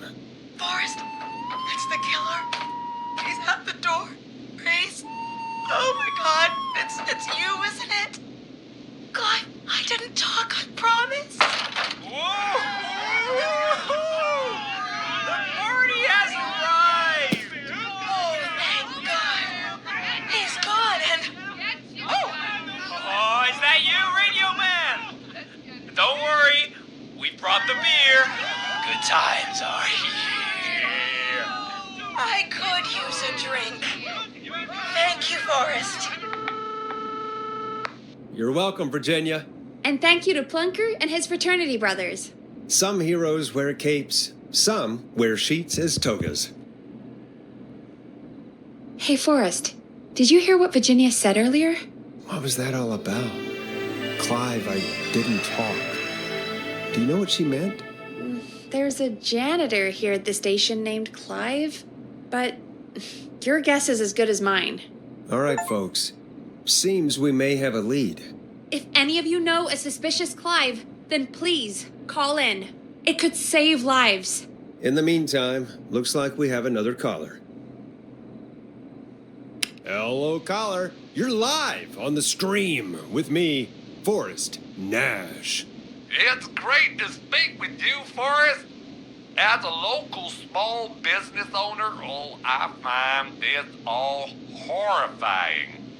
A killer roaming the streets of our fair town? Terrible. I hear you there. It's a scary time for everyone in Gallows Creek. How are you holding up? You somewhere safe tonight? Yes, Forrest, I am. I'm here at work in my small business. It's a safe, family-friendly place.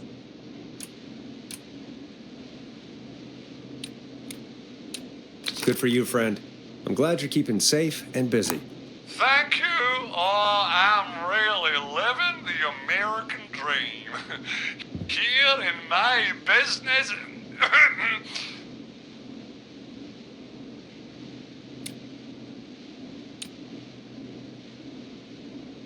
You must really, really love your work.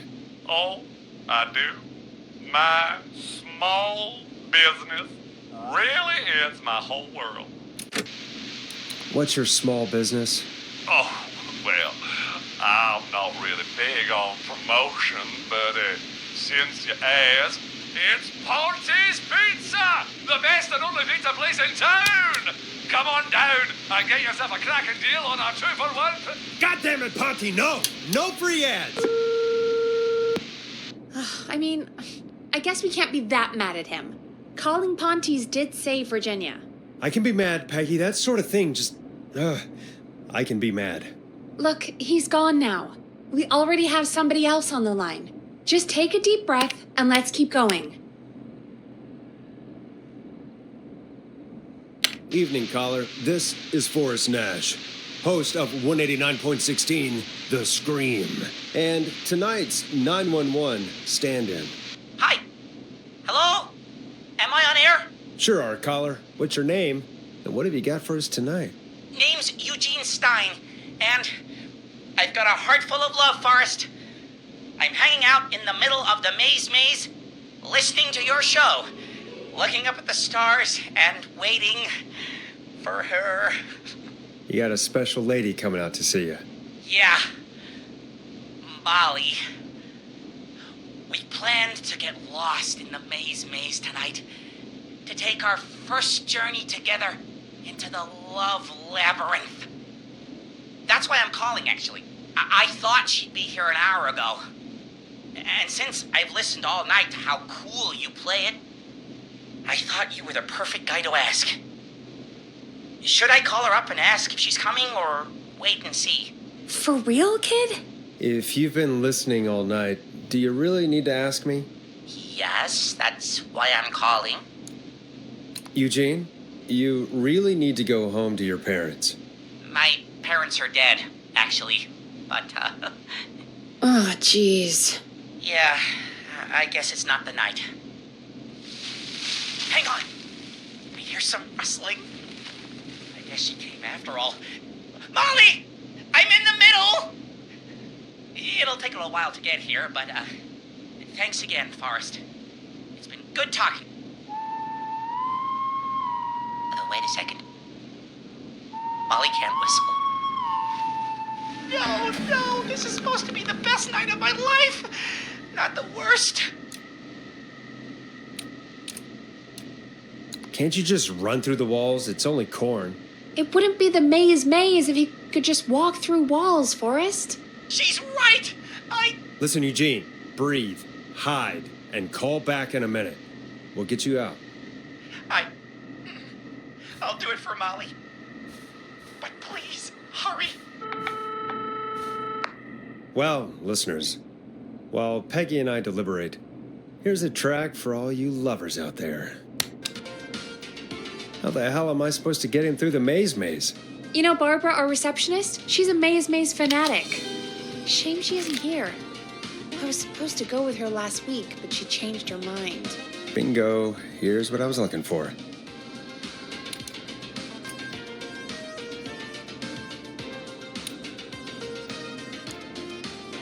Why'd she change her mind?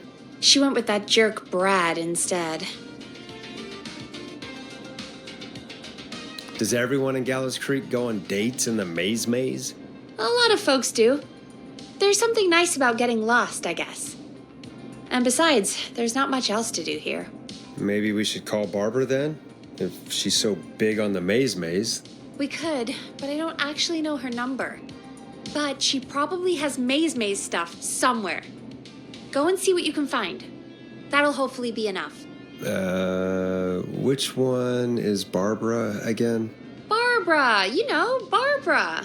Uh... Forrest, I've seen you speak to her. Help me out, Peggy. She's the receptionist. Sits at reception, never does any work because she's talking to Brad all day. Ring any bells? Right, yeah. Sorry, I guess it's just the stress of... No excuses. Just go and find something to help us. Any luck? Yeah, I found a map for the maze in the trash. Why was it in the trash? Never mind. It doesn't matter right now. That's a question for Barbara later. Eugene called while you were away. He's on line 1.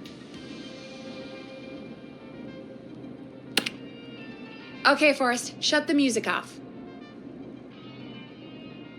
Welcome back to 189.16, The Scream. I hope you lovers like that track. And I hope we can help our lover in the maze. Eugene, you're back on air. I'm lost, Forrest. I just ran and I don't know where I am. I'm at a crossroad, facing a tractor statue. There are hay bales painted gold on my right. Go left.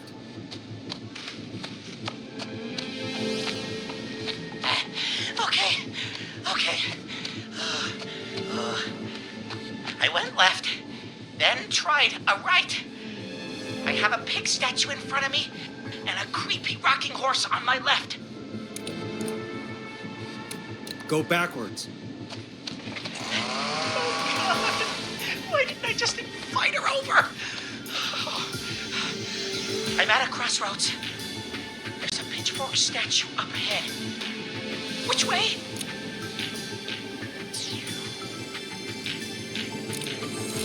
Go left. Oh, this wasn't how tonight was meant to go. I just wanted some love. There's a tiny barn in front of me and a scarecrow behind me. Nothing to my sides.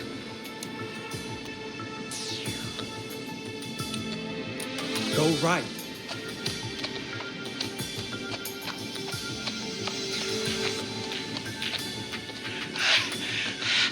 I can't run much more. I just passed a corn silo. Didn't see anything else.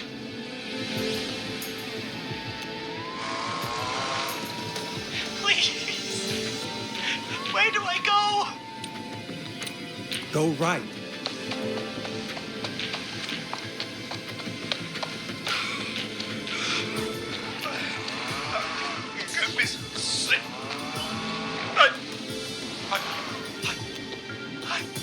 I'm out.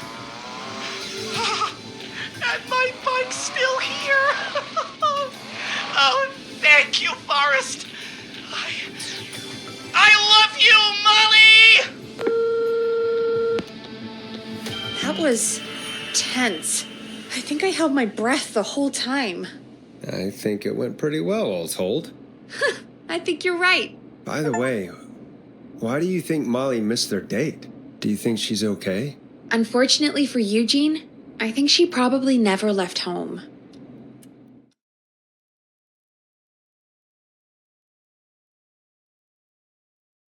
And thank you for calling in, Mr. Walton. We'll make sure to add the town librarian to our list of suspicious Clives. Remember, report a Clive to stay alive. Next caller is up, Forrest, so take it away. Caller, you're through to Forrest Nash on 189.16, The Scream. Hey, wonderful show tonight, Forrest.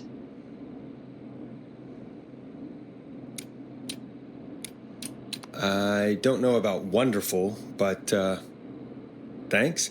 What's your name, caller? You can call me Dawn. Could you play my tune, Forrest? Your tune. Sure. Long Ride Home. That old song.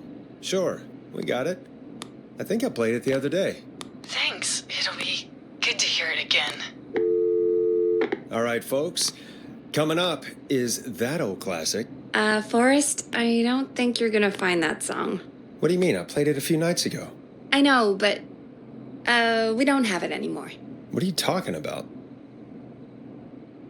I threw it away. You threw it in the trash? No, I threw it out the window earlier today. Peggy, that's a bit extreme, isn't it? Brad was annoying me all afternoon. He played it on repeat because he knows I don't like it.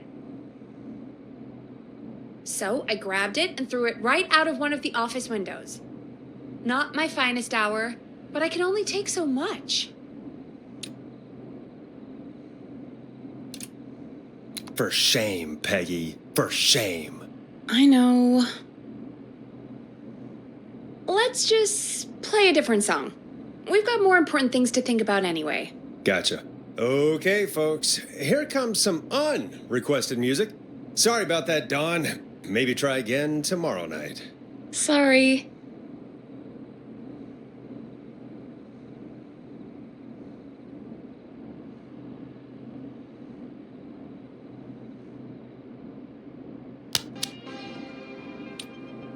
Here comes one of my favorites.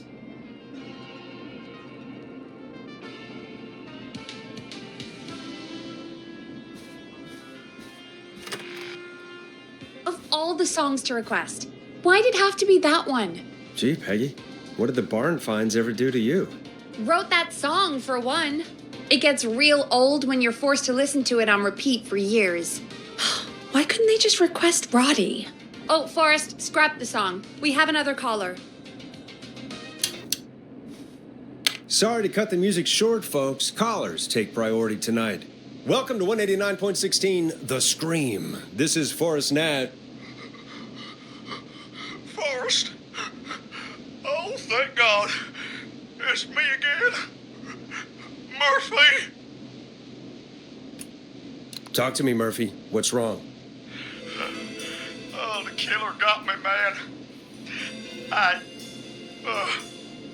Why did I ever trust a guy named Master Robbie? That's not important right now. Just tell me what happened. Goddamn piece of... He came to the gallows waste disposal plant. Beat on me, man. Carried me inside and locked me in a dumpster. I got a flashlight, but... Oh, goddamn.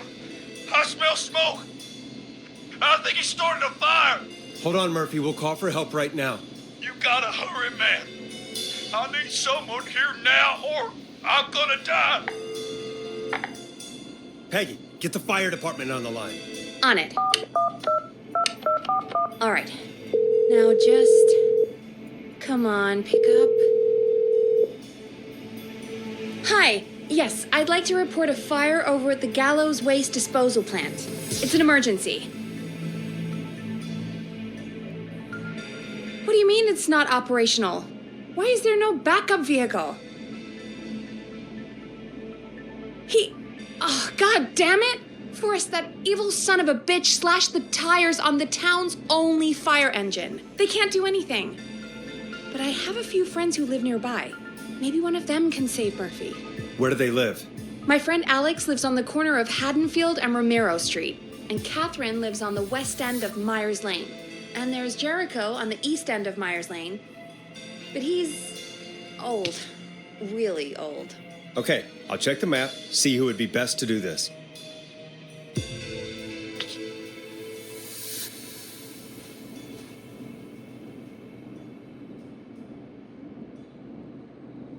All right, Forrest, who should I call? Who can help Murphy? Where is Murphy again? Forrest, really? He just told us he's at the Gallows Waste Disposal Plant. Okay, sorry, I forgot.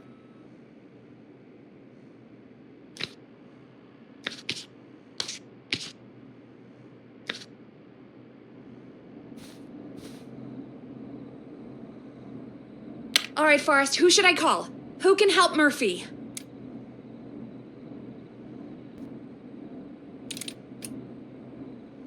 Call Catherine. All right, give me a second.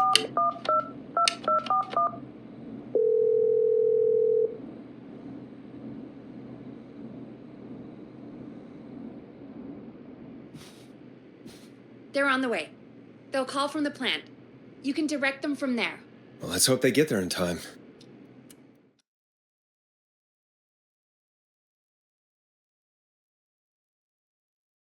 call coming in. It's Catherine. She and Murphy are now both on the line.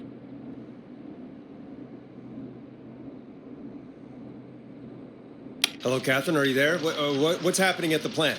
The whole damn thing is up in smoke. God damn it. I'm going in.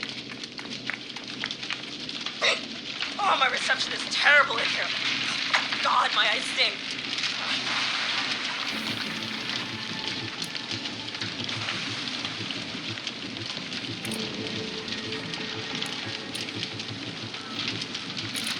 Murphy, can you see anything at all?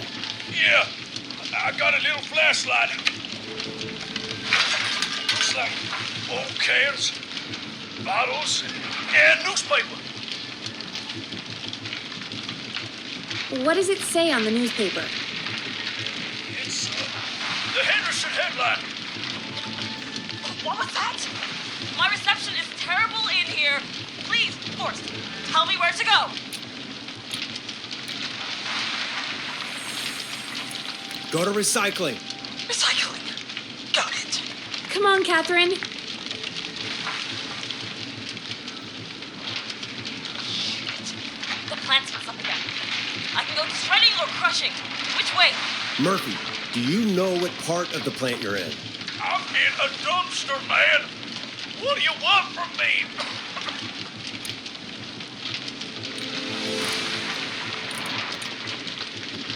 Do you hear anything, Murphy? I hear my heart about to pound out of my chest. Put the receiver up to the lid. Good enough.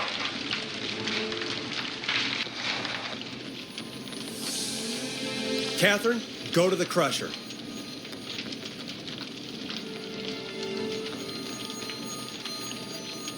Okay, it's super loud. We're almost out of time. There are 3 dumpsters here.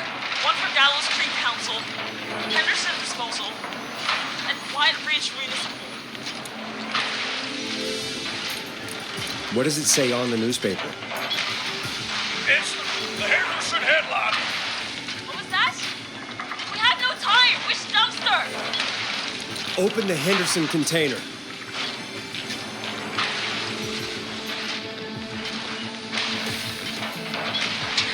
The lock is We found him! Thank God. Let's hold ass. It's coming down! Oh, shit!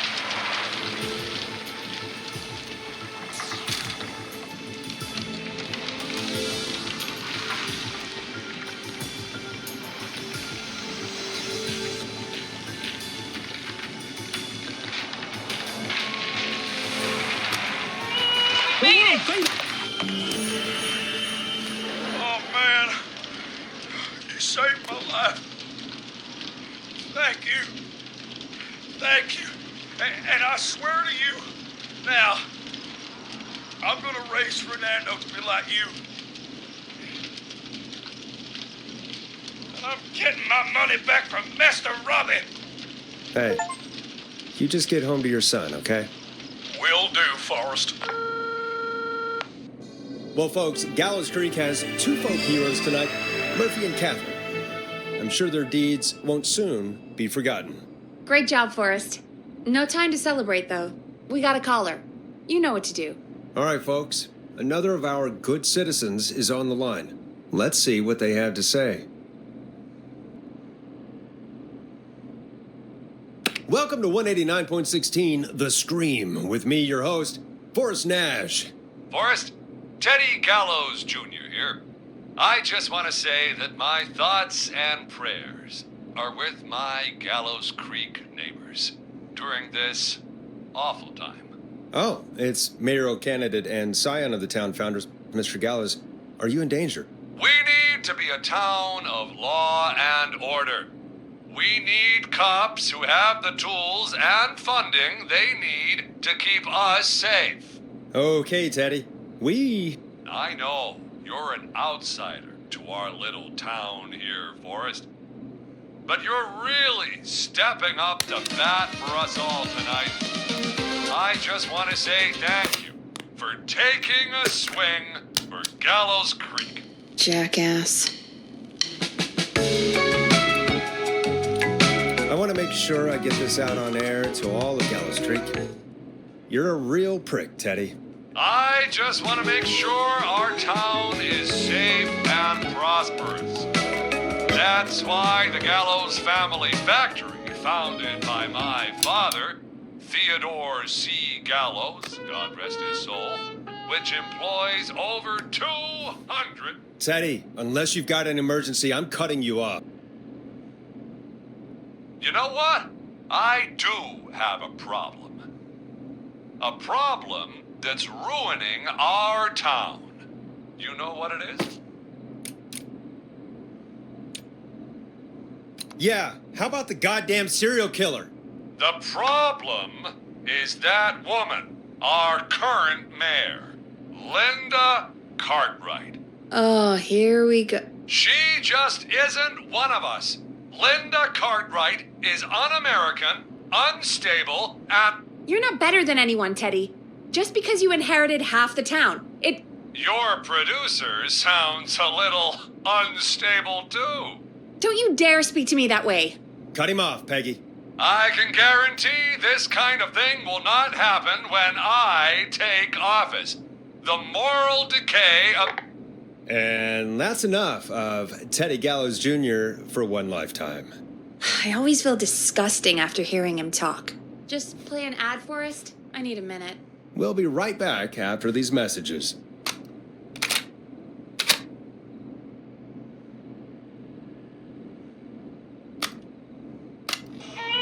The world-famous annual Gallows Creek Harvest Festival is back!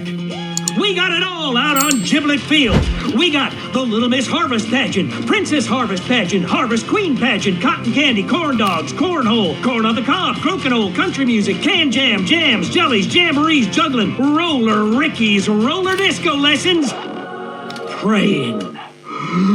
We got baby crawling, balloon popping, balloons for sale, beard contest, horseshoes, hayride, hay toss, hey you there, safe donkeys and ponies, apple bobbing, firearm, fireworks, funnel cakes, fried dough, seed spitting, sand licking, cracker cramming, and cat shop.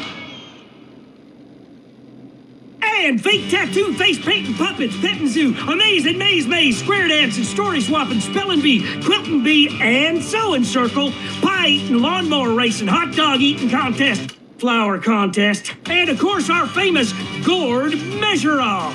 The festival is brought to you by Mayor Linda Cartwright, sponsored by Gallows & Sons Factory, and dedicated to the memory of Garrett Miley, tragically taken from us last festival.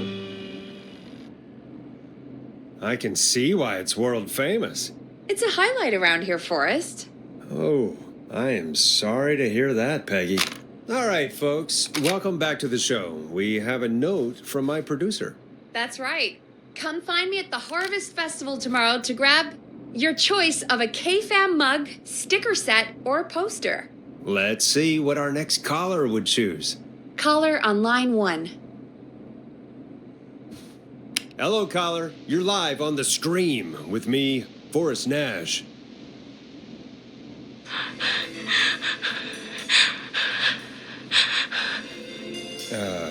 Hello, caller. Who is this? I need the police. I'm Forrest Nash. I'm standing in for 911 tonight. What's wrong? There's a guy hunting me and my friends. I think he's killed some of them already. That's him. He's just outside. I can see him from up here. God damn it. She's just a kid. Is there a way out? Can you run? Oh my God. Oh my God. You stay with me, kid. Focus. I can't do this. Yes, you can. Focus. Tell me, what's your name?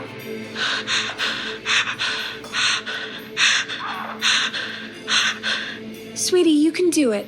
What's your name? Carrie.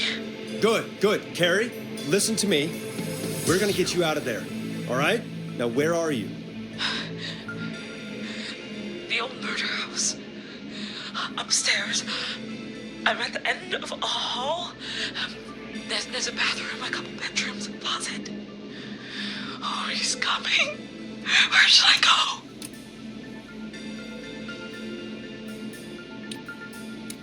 Go to the closet.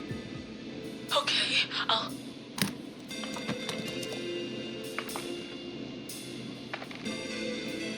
He's here. He's here. He's gonna kill me. Forrest, I don't think we can... Don't move!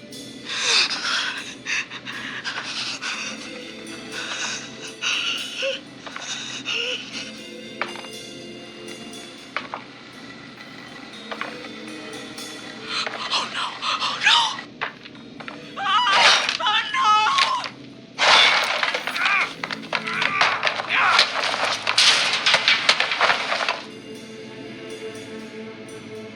Forrest! What should have seen your face? What? What? What? Are you kidding me? Okay, what the hell is going on here? Who's on the phone, Carrie? The cops? It's just a joke, jeez. Wait, isn't that... Jimmy, that wasn't funny, you sicko! Of course I called the cops, but some guy just answered instead. What guy? Forrest Nash, what the hell are you all doing? It's prank night, old man. We're just having fun. That's the kid. The kid who called in earlier pretending to be the whistling man. That's it. I'm out of here.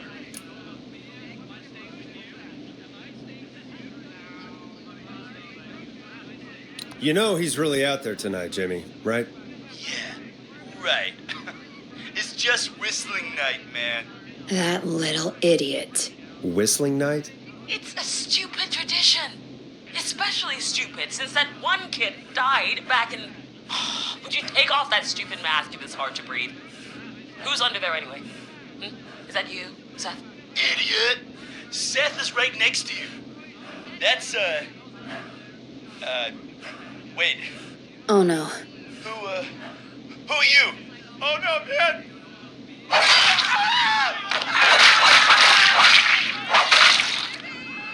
Everyone, get inside!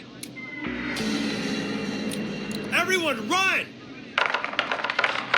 You two, barricade the door. Scott, Heather, you barricade the back. As long as he's out there and we're in here, we're safe, right? You buy time, but not much. Forrest, we have to... Heather, I already called the cops. Forrest picked up. He's the best we're gonna get. Who is with you, Carrie? My friend, we drove out to the old murder house and... Oh, of course! The van! Who's got the keys? Jimmy had them. Jimmy. Oh.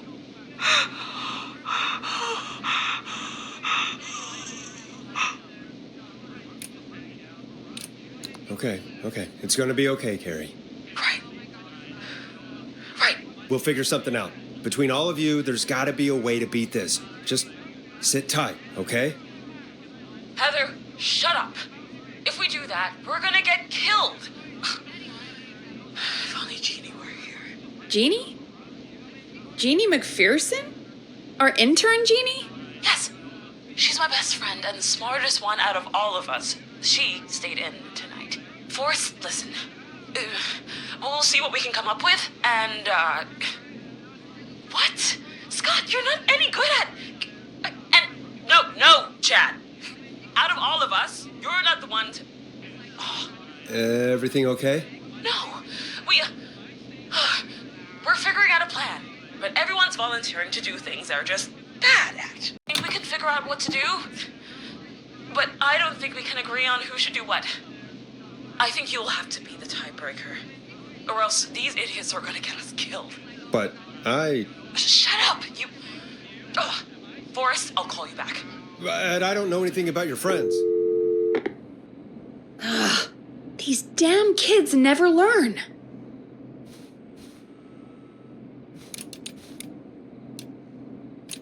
Breathe, Peggy. It's okay. They do this kind of thing every year, Forrest. People get hurt.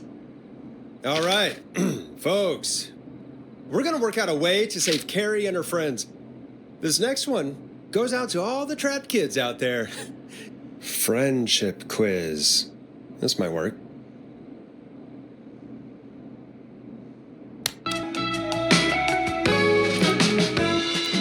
Listen in to this next track from Late Night Lurkers, if you dare.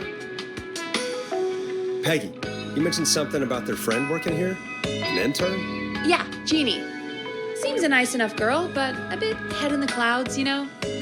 Not sure why we took on an intern. We really didn't have the office space for one. Poor thing got tucked away in a dark corner somewhere downstairs, I heard. All right, I'll go see if I can find her desk. Hopefully she has something we can use. Hey, you find anything that'll help us out? Peggy said her desk is downstairs. Yeah, I found a friendship quiz with all these kids on it. If you think that'll help, then good enough. Carrie's on line 1, whenever you're ready. Okay, first things first, we'll need a spotter. Someone who can keep an eye on the killer. We'll need someone on the roof. It's gonna be a hard climb. We're deciding between Heather, Kyle, and Hot David.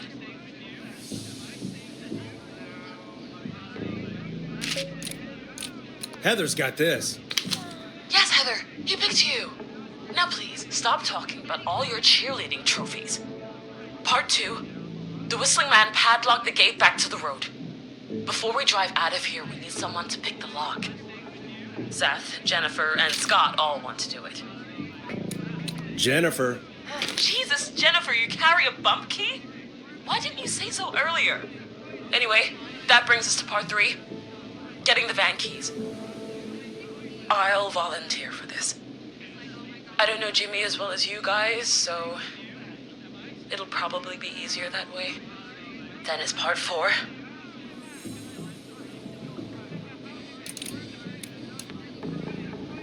This is a very detailed plan. I'm impressed.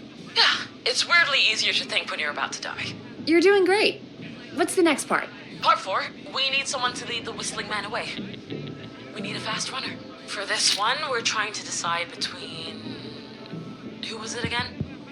Hot David, Cynthia, and Scott. Hot David. Yeah, you spend a lot of time running shirtless. You got this, Hot David.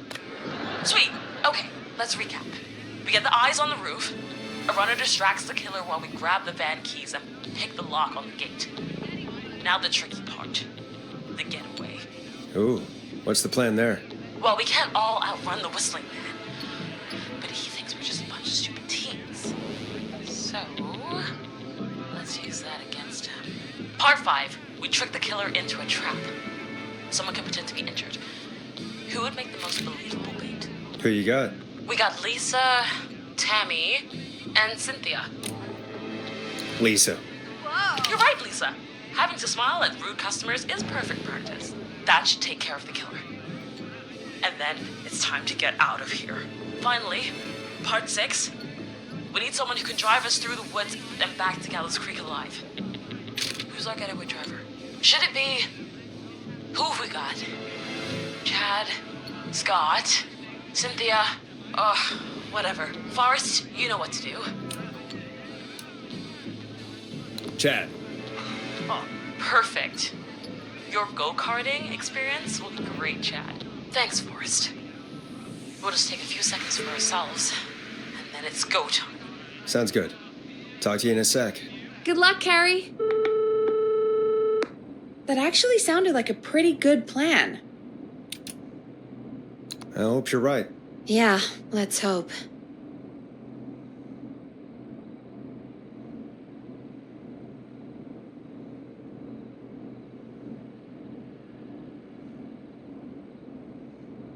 Oh, the kids are back already. Line 1 again. If you're just tuning in, we're coming to you live with a bunch of teens about to flee a madman. Listener discretion is advised. Are you ready, Carrie? We're good to go, Forrest.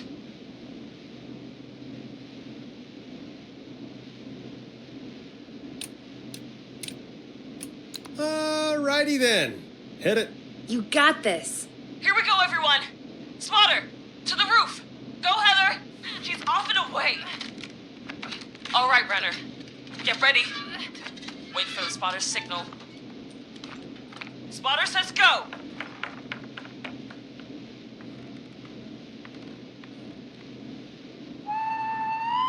took the bait. Lockpicker, go! I'll get the keys off Jimmy. Oh, Jimmy. Oh, his face is... The keys, Carrie. You need to get the van keys. His face is lying next to him, Forrest. He got cut. Oh, God. Just, focus. Breathe. Right. Right. The van keys. Got him. It's... Jennifer got the gate unlocked. And Hot David should be back any second. Perfect. It's working. I can't believe it's actually working.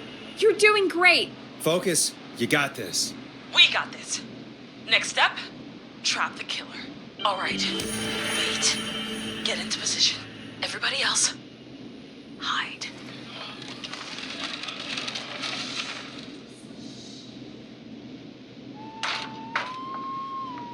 Okay, performer. Now, act like your life depends on it. Oh. There he is. He's buying it.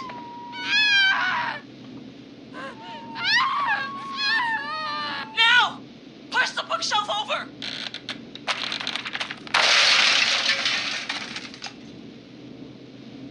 Oh my God! He went through the floor! Spotter! You need to climb down now! We gotta go! She's coming down. And yes! Heather! Quick, everyone to the van. Driver, take the keys.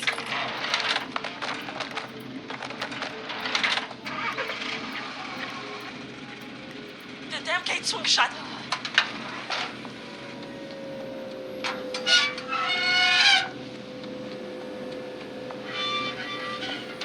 Huh? What? It won't stay open. I'll hold it. You drive through. Carrie! What was that? It's a whistling man. Drive! Now!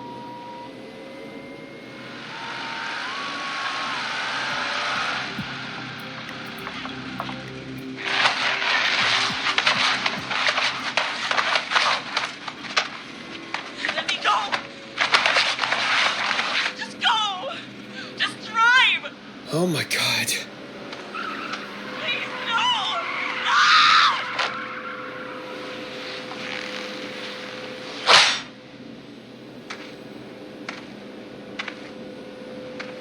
Carrie?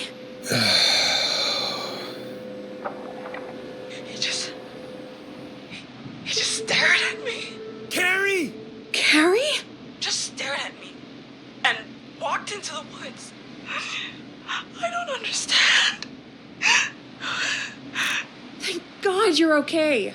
Can you get somewhere safe? I can make it home. Thank you both for helping. If you hadn't, It was your plan, Carrie, and it was a great plan. Don't forget Jeannie. Her friendship quiz saved the day. told you she was the best. I need to get home. Breathe, Carrie. You're okay now. I'll call you when I'm somewhere safe. Talk to you then. Folks, that was a lot. Our thoughts go out to Jimmy's parents in this awful time. For any kids listening in, please stay inside and stay safe. And parents, hug your kids extra tight tonight. Here's a song for the girl walking home in the dark.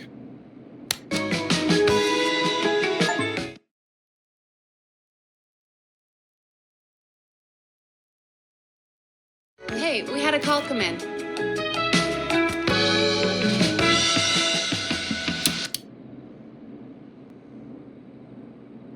suppose I should take this call. Forrest Nash here. Listeners, we've got another caller live on 189.16, The Scream. What's on your mind, caller? Hey, Forrest. I just wanted to phone in and say that I think I speak for everyone when I say that you're providing a real service for Gallows Creek tonight. It's cool what you're doing, man. Well, I'm just doing my job, friend. Anyway, tell me about yourself. What's your name? Are you keeping safe tonight? Yeah, man, I'm good, thanks. I'm at my roller rink, trying to get everything ready for the Harvest Festival tomorrow. I had a guy from Starling Security here earlier installing the Starling 4000 system, so I'm a little behind. As for my name, my friends call me Roller Ricky, and I now consider you a friend, my man.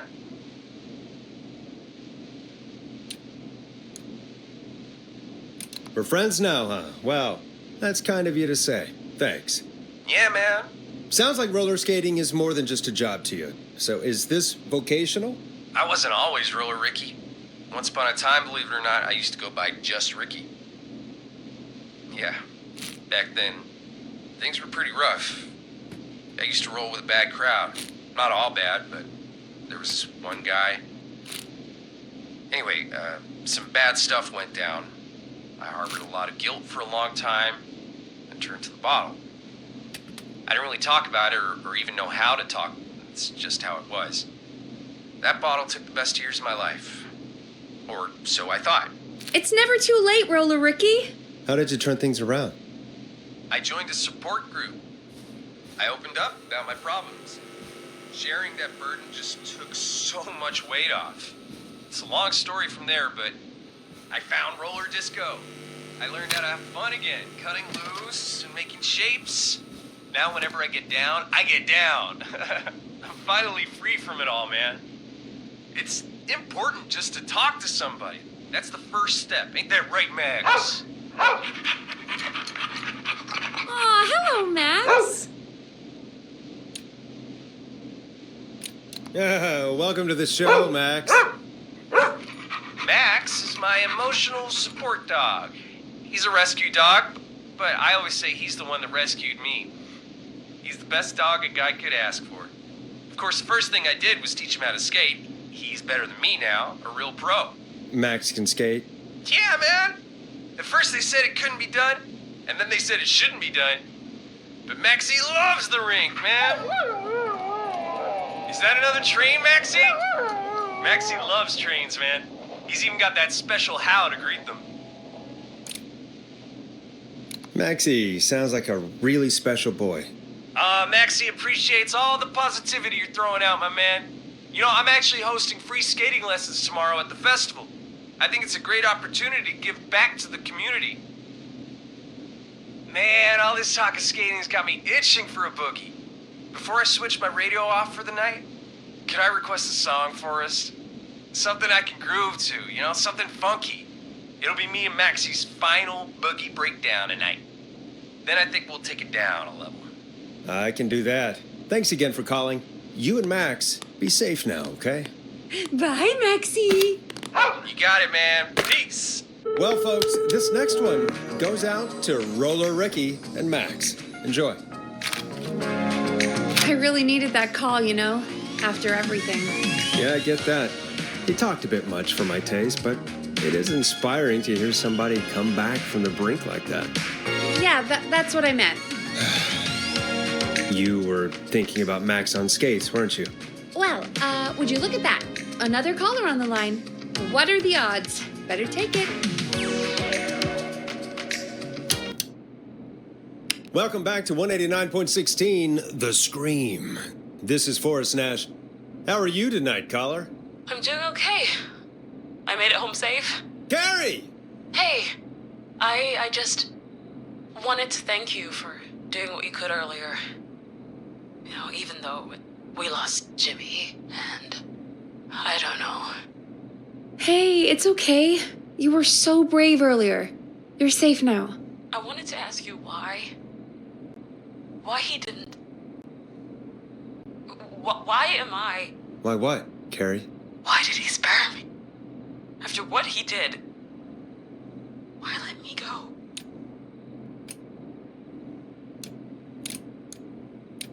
Maybe he only wanted to hurt the pranksters. Maybe.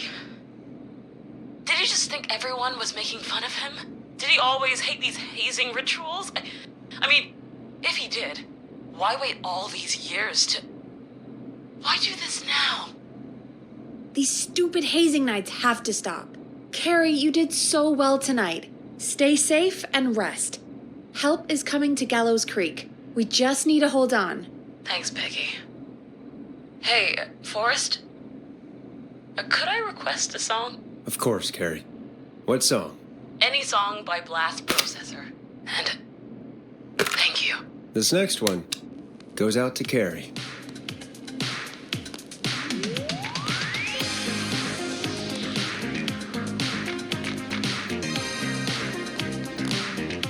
You know, what Carrie just said has really got me thinking. About what? The whistling man left her alone. Why? There must be a reason. When it comes to masked whistling killers, I don't think a reason is a key part of their process. Well, it's something to consider. I need to take a break. If you want to stretch your legs, now's the time. Just hit the Peggy button when you want to get back on air. Let's get going, Peggy. Alrighty, we could run another segment or... Scratch that, Forrest. We have a caller.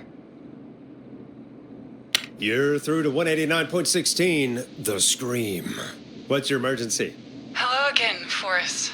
Oh, that call with the teens was awful. Those poor kids. Still, I'm glad the girl didn't get hurt. Thanks for your concern. Are you in trouble? What's on your mind? I wanted to ask you again to play my song, Forrest. You said you were going to play it, but you didn't. Your name was Dawn, right? What, Peggy? Yes. Oh, well remembered. My name is Dawn, and I wanted to ask you again to play my tune, Forrest. Long Ride Home? You know, the one that Peggy said she threw outside the window? You must really love that song. If you're calling up to ask for it when you know we don't have it. Well, I do love it. And I don't want to argue, but you do have it. It's just outside the window. There's a serial killer on the loose. I can't just go outside hunting for a record. I'm really sorry, Dawn, but we just can't get it right now. But wasn't the whistling man just at the old murder house? It's miles from the station. It won't take you a second to grab it. Call us back tomorrow when this is all over, Dawn, and I'll gladly play it for you then. No, that won't do. Don't worry. I think I can bring you around. Forrest? Peggy, I'm calling with more than a request. I know something. I think I know who's gonna be next. What? Are you serious? Play my song, Forrest, and you'll find out. Well, folks, here's some music for you while I think things over. Is she serious, Peggy? She's serious about hearing that song, that's for sure. Peggy, I mean, is she serious about... I don't know, Forrest, but we don't really have a choice, do we? If she's telling the truth...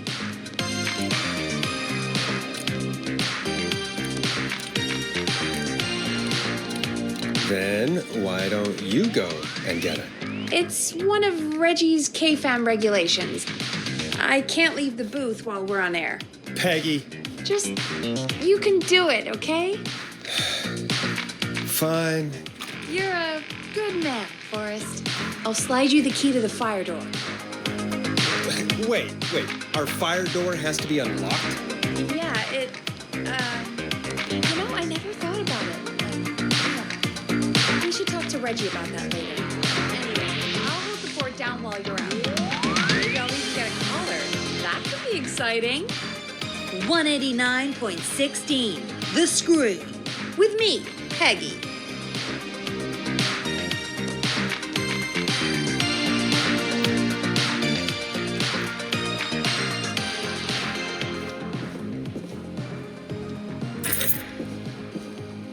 That's not opening.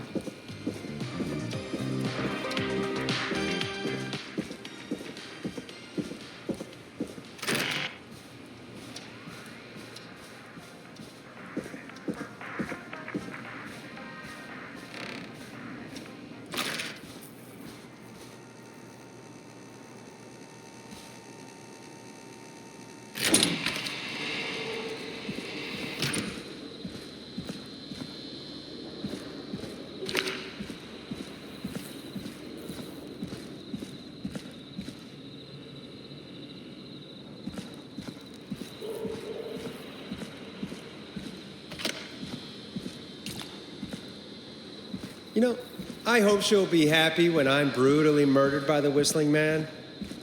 Out here, in the open, alone. Here it is. Long ride home.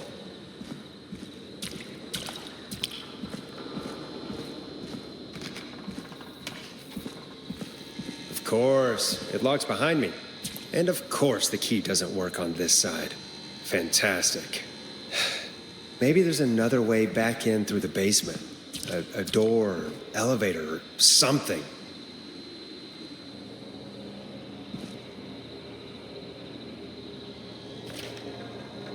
And that's broken too. Only the best for K-Fam. Let's see if I can fix this. Looks like a power issue. I should check the fuse box.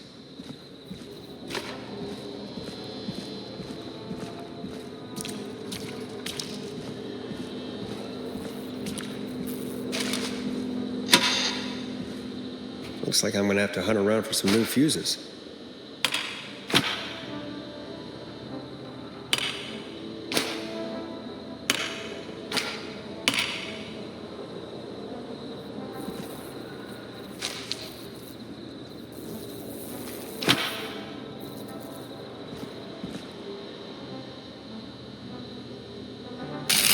Nah, that's not right.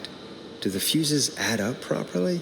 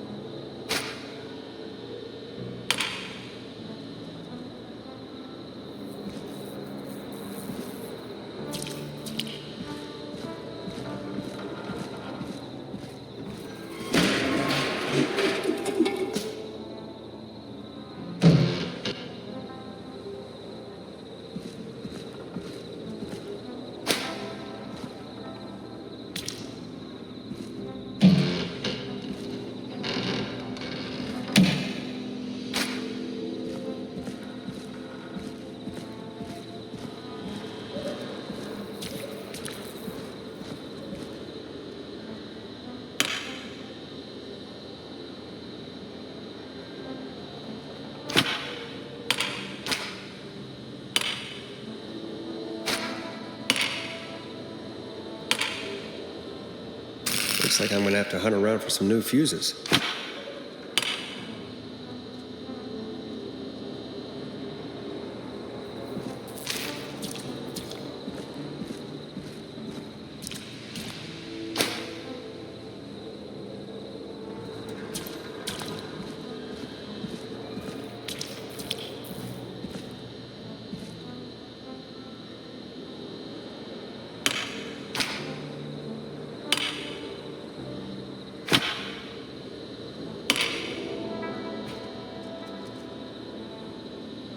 Bingo!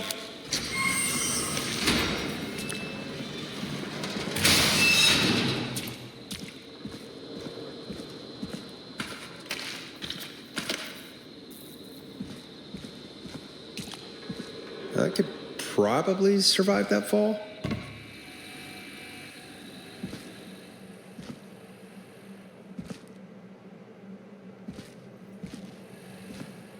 Looks like the janitor's closet.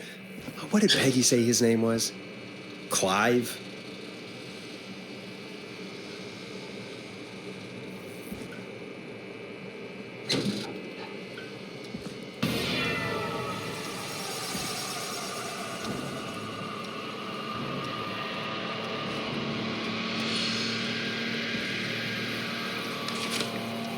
What the hell? Peggy is not going to believe this.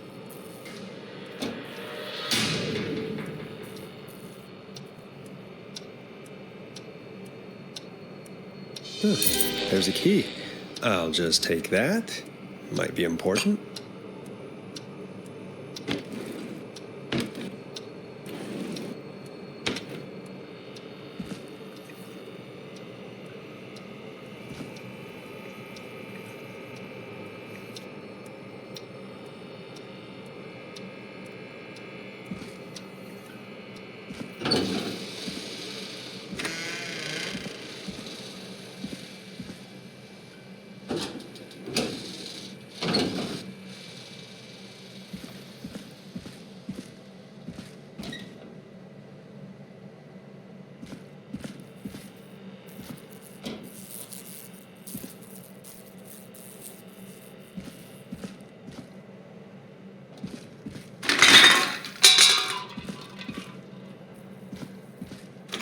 I wonder how the show's going.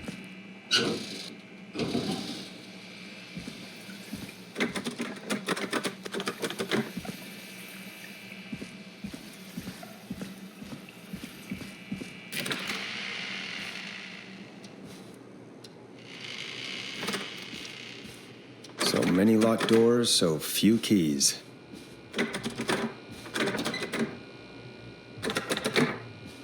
Locked tight.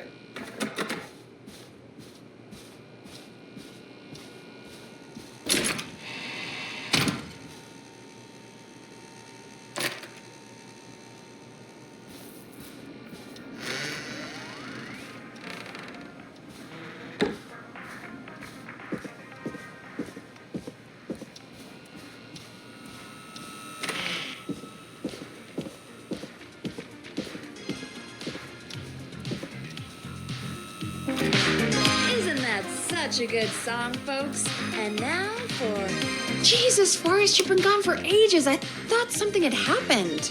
Something did happen. Clive, the janitor, might be Clive, the murderer. What? I'll start from the beginning. The fire door locked behind me, so...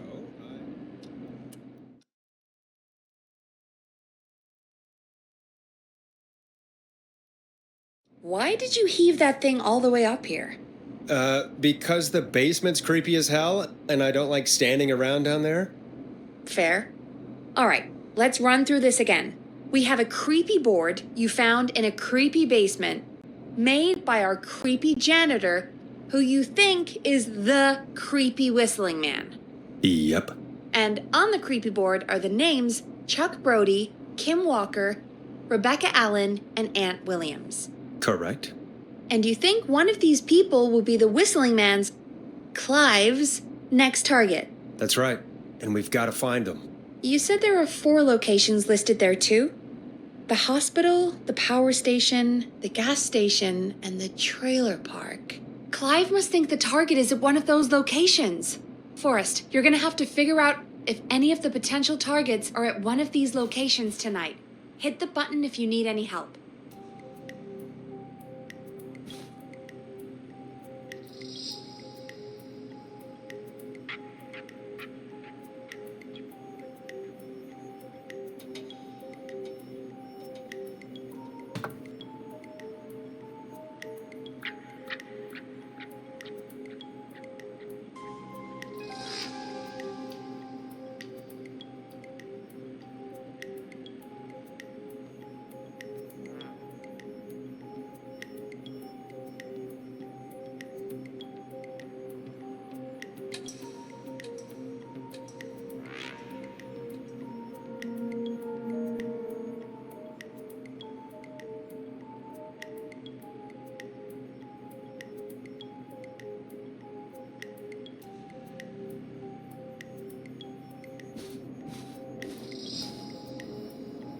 How's it going? I'm ready, Peggy. Are you sure? We've only got one shot at this. I'm sure. Let's do this. Okay, name first. Who do you think the target is? Chuck Brody. And where will I find them? The gas station. Okay, I'm dialing. One moment.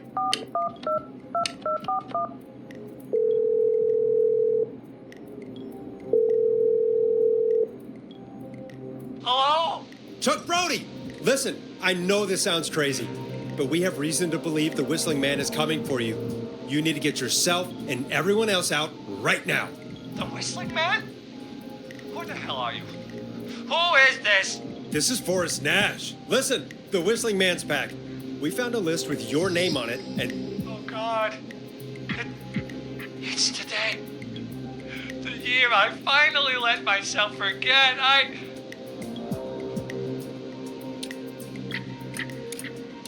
Quit talking and run! I think he ran off. Well, fingers crossed that Chuck... Jesus! It sounds like something blew up. He's using bombs now? Is Chuck? I don't know. Hang on, we're getting a call. Hello? Chuck? Chuck! Forrest! The whole goddamn gas station's gone up. Is anyone hurt? I don't think so. I got everyone to follow me out. The town's only ambulance was blown to hell, though.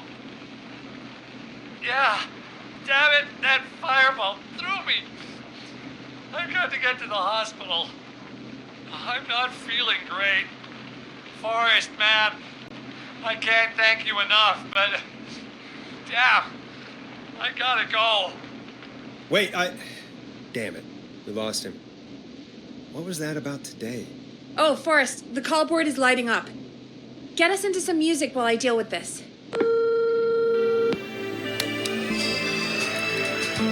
Here's some music while we regroup here on KFAM 189.16, The Stream.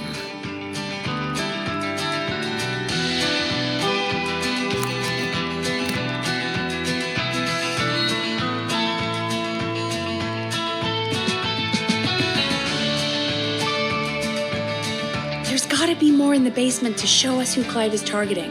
And if that's the case, we can get ahead of him. Stop the killings before they can happen. Forrest, we need to go back down. By we, you mean me, right? Yep. Like I said, I need to handle all these calls. Maybe start with that creepy mannequin room you mentioned before. I still have a lot of questions about those, by the way. Me too.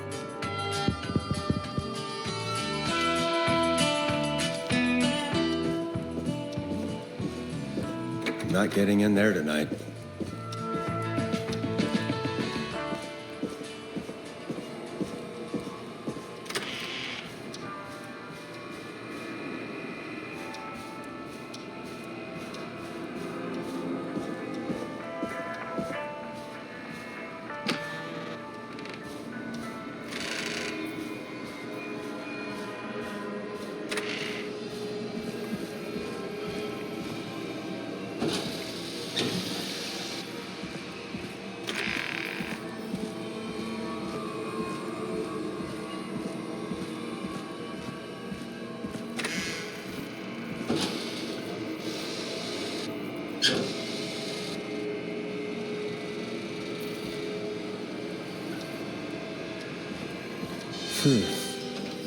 A key? Was this always here? I must have missed it when I brought everything upstairs.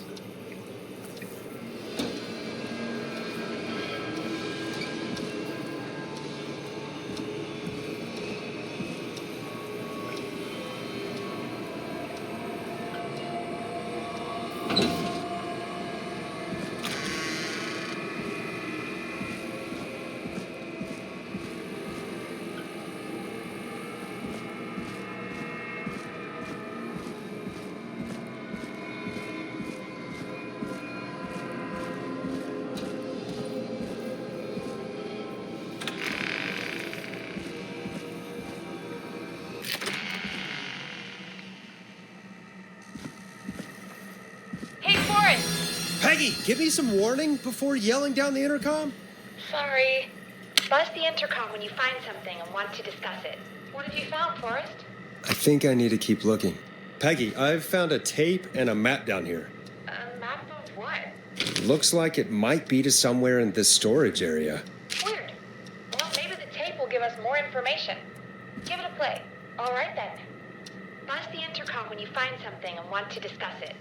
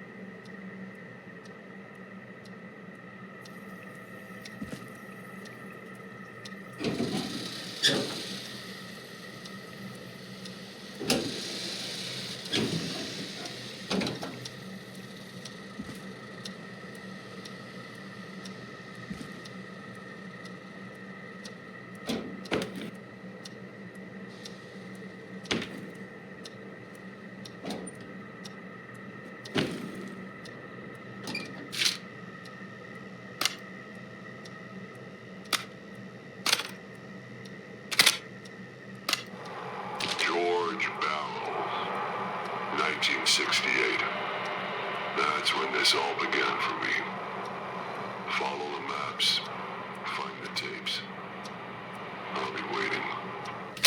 Wait, George Barrow? We all heard that he drowned after a night out drinking.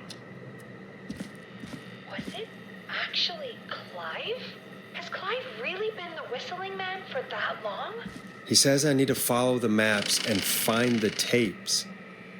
I guess that's what this map is about. I think we need to see what else is hidden down here. Be careful, Forrest. Keep looking. Buzz the intercom when you found something.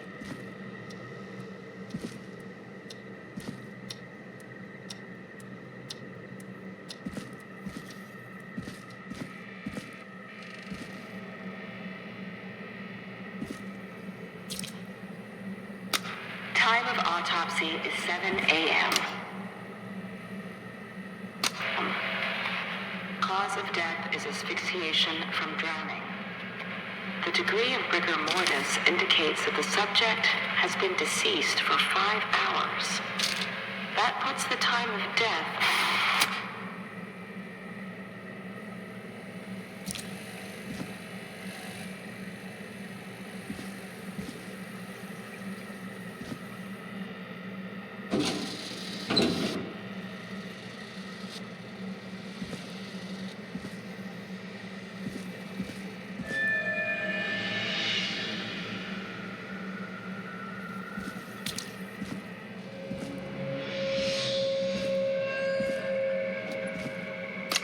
Small lacerations to arms, legs, and face, typically obtained by running through foliage. Severe blistering to the feet, as though the deceased had been running without stop. This looks useful.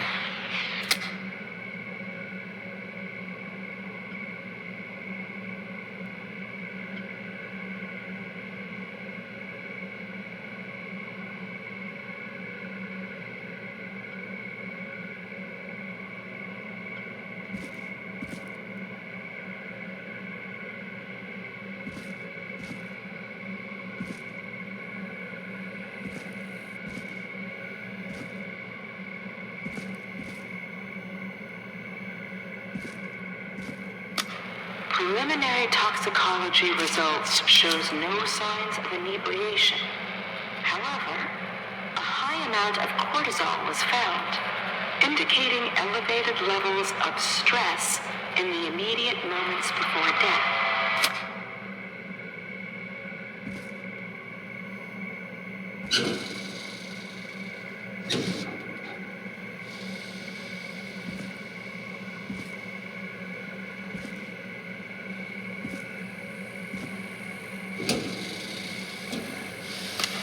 Additionally, there appears to be a post-mortem injury to the arm.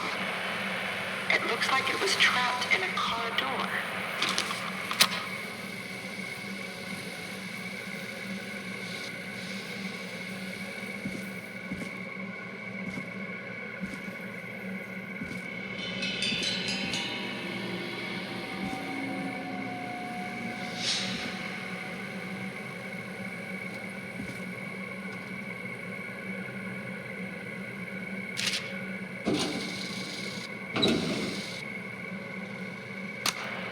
It is the coroner's opinion that the subject likely feared for his life and was chased, resulting in a fall from a height into a This body has to of be water, important. where he hit his head, was knocked out, and drowned. Following that, he was moved. Dr. Sullivan, we need to have a talk. Is that recorded? Shut it off.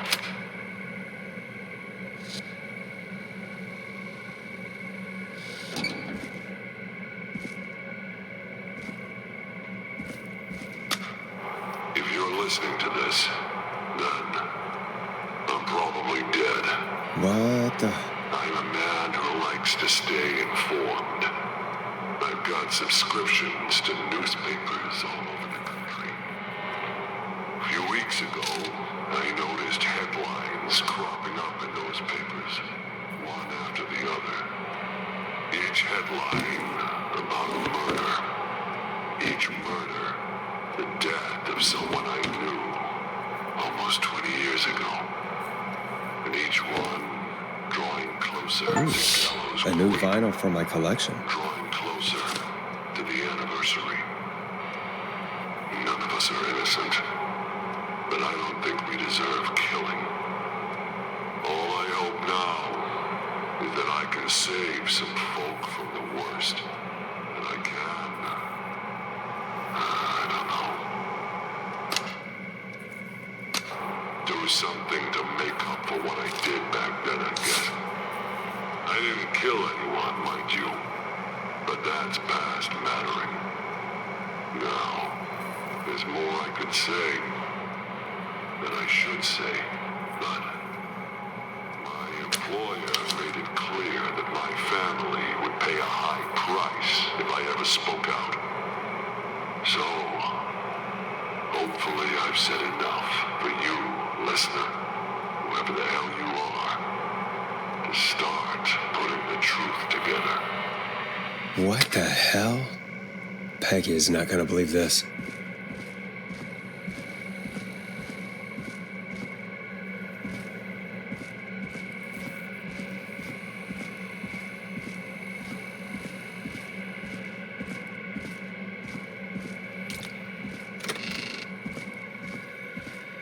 What have you found, Forrest? It's an autopsy tape. Doesn't say for who, but I think it must be for George. Poor George. He was so young. Something's bugging me, Peggy. What do you mean? I swear I recognize the voice of the woman talking on the tape. I just can't place it. Seriously? Do you think you've met her before?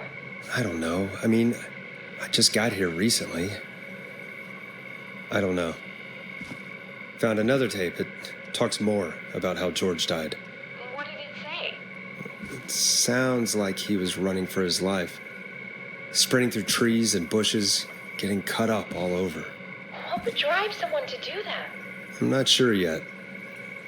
There's also a tape about a toxicology report. There were no signs of drinking or that he was on anything. What?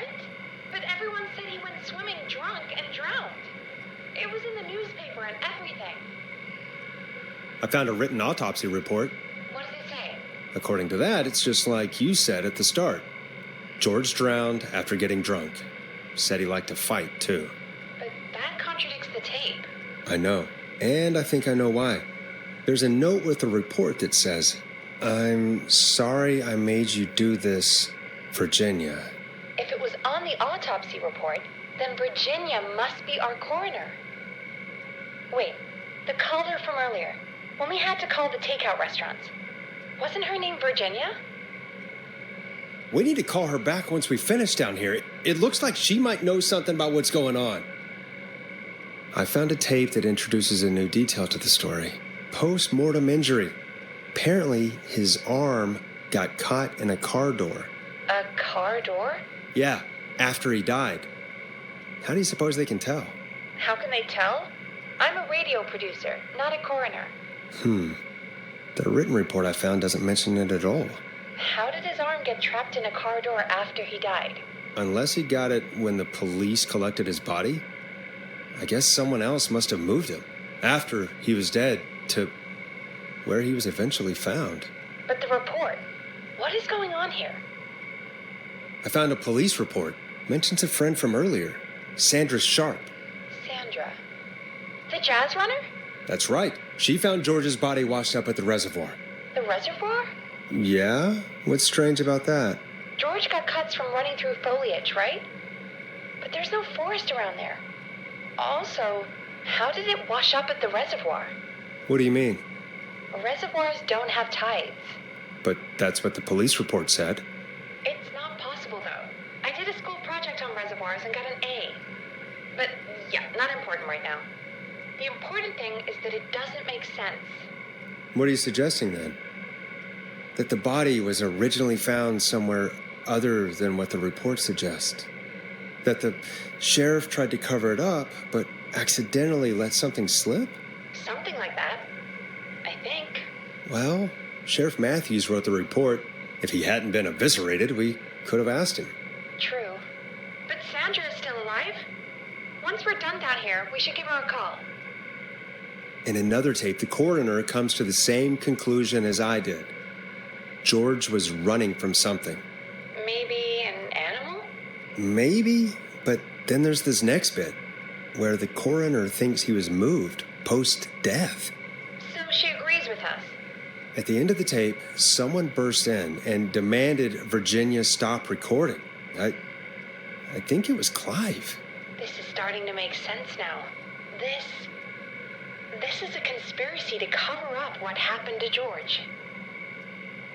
I think I found Clive's last recording. I think Clive might be gone. Gone? I found a confession. Not for any killings, but for playing a part in covering up George's death. He left this behind in case he died. He hoped someone would find it. Do you think the whistling man already got him? Possibly. We've had a lot of callers tonight, but maybe not every victim made it to the phone, you know? We don't know how many there really are. Christ, Forrest, that's dark. I know, but Clive said he had read about other murders in other towns, and that the murders were all folks who knew about the incident. And the killings were getting closer to Gallows Creek. He said he wanted to do something good for once. The board in his office. He wasn't tracking people down to kill them. He was tracking them down to save them. Why didn't he just come out with all of this? He said his employer threatened his family if he spoke out about any of it. His employer? The one who orchestrated the cover-up? Oh, Clive. I'm sorry for thinking you'd killed all those people. Do you think you found everything? I think so. Forrest, what's going on here? Someone wanted that boy's death to seem like an accident. And they hired Clive to make it look that way. Come back upstairs when you're ready. We need to figure out our next step.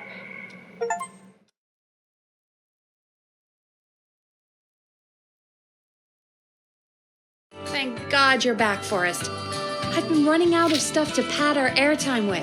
Peggy, you work in radio. Forrest, I'm stressed. I mean, really, how are we supposed to keep a show going with all this happening? This is our job, Peggy. We gotta do it. You're right. So, what's the plan now? I think we should call Virginia back. All right, I'll get her on the line. Time to turn the music off. Hello again, Gallows Creek. This is Forrest Nash. We're circling closer to the truth behind tonight's events. To this end, we're calling back one of our earlier callers, Virginia Sullivan.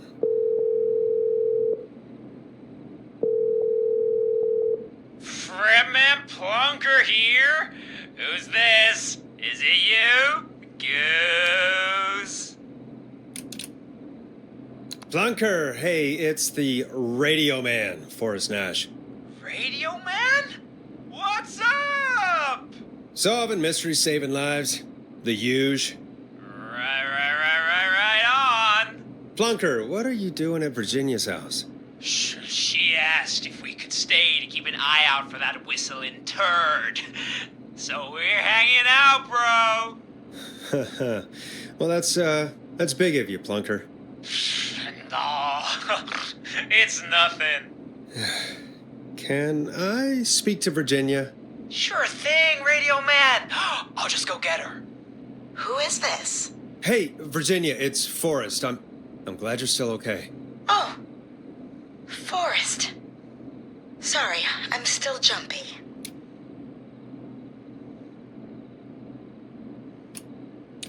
Sorry to hear that, but listen, hey, we need to talk. What about? We're calling because we think you can help us understand why this is happening tonight. Me? What would I know?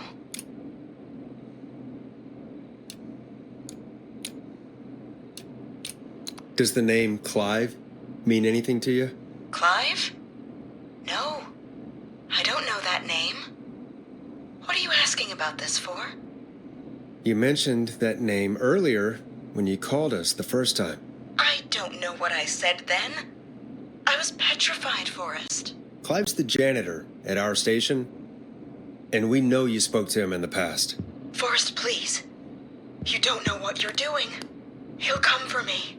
Virginia, it's okay. Clive won't be coming after you. We think Clive's dead. Dead? But isn't he? He's the whistling man, Forrest.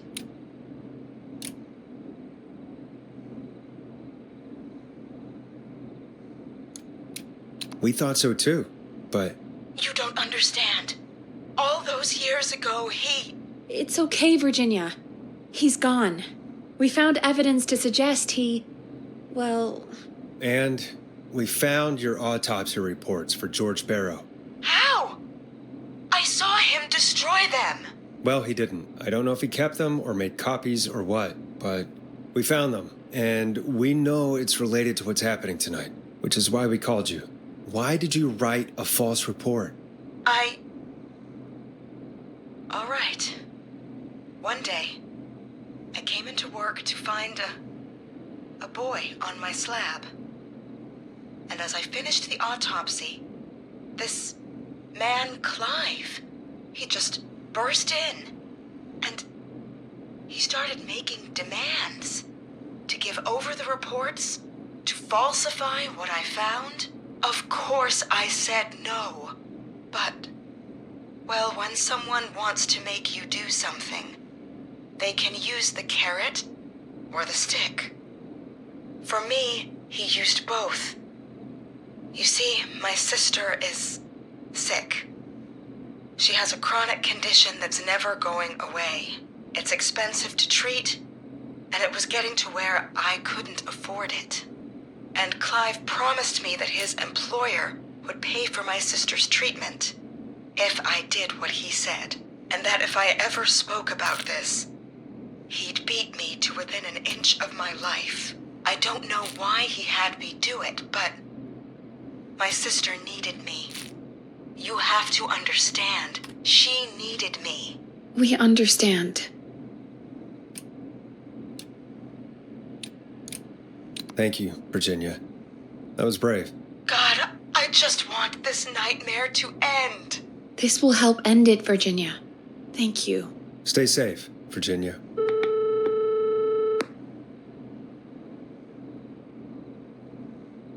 So, Virginia's tied up in all of this. Clive threatened her to keep quiet about George's death. But for who? Why cover up these details? Well, we know Sandra was involved in George's death. Do you want to call her? I do. All right, but before we go asking questions, I think we should know what we want to ask. Is that fair?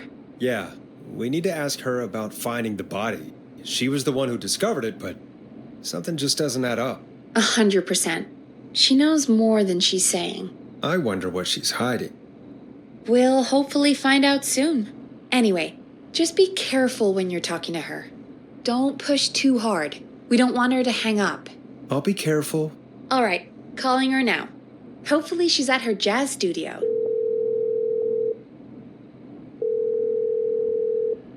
Aha! Forrest, you're through. Hello, this is Sandra at Jazz Pizzazz Jazz Studio. Who is this? Hello again, Sandra! It's Forrest Nash of 189.16, The Scream. And you're live on air. Oh, I always thought folks called into a radio show, not the other way around. How jazzy. What can I do for you? Well, we're trying to understand what's behind the attacks tonight. We had a few questions. Why, Forrest, of course. Heck, after the way you saved my life, I'd say yes to just about anything you asked. Really? Well, that sounds nice. I might just call you back tomorrow then, too. Well, you got my number. But what about tonight? Is there anything you want to talk about right now? Remember why we called, Forrest. Of course. Do you know why the Whistling Man might have targeted you? Ha! As far as I could tell, he was just a knife-wielding psycho with superhuman cardio. He'd have chased after anybody. Right. Well, we think he might be chasing specific people. People who know about the death of a boy named George. Oh, I don't know anything anything about that. Sorry. Sandra, we know you found George's body. We have the police report. I don't know what you mean. It's okay, Sandra. We know. You do? You know about? Yes. Of course. This studio is my life. After I found the body in the river, I couldn't lose my studio. Do you understand? Sure. I understand. When the rent just kept going up, he said he'd stop if I just needed to keep quiet. And everything would be okay. Of course. We understand. I mean, it's not like I killed him. What was the harm in saying I found him in the reservoir instead of the river? Right? Right? I'm sorry. I can't do this. And she's gone. I don't think that could have gone any better. You truly did great, Forrest. Well, folks, if anyone out there has any thoughts on what's going on tonight, please call in. That's good timing. We've got a call waiting just this second. Welcome to 189.16 The Scream, with me, your host, Forrest Nash. Hi, Forrest. I know this is really out of the blue with everything happening tonight. But I wondered if you could send a special birthday message to my uncle.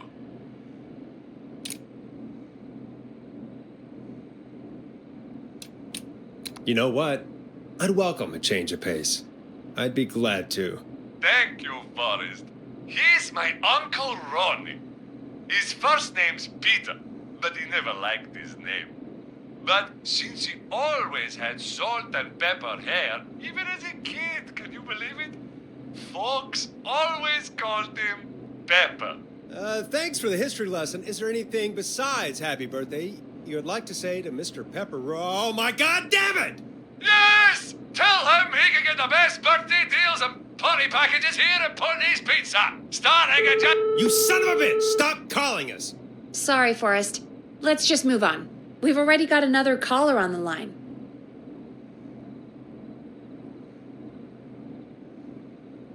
This is 189.16 The Scream. I'm Forrest Nash. You're on the air, caller.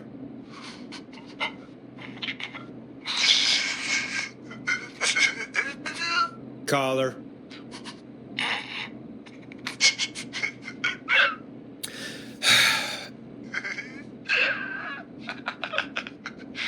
Ponty. Ponty's Pizza always delivers. Come rain or sleet or whistling man, we'll be there.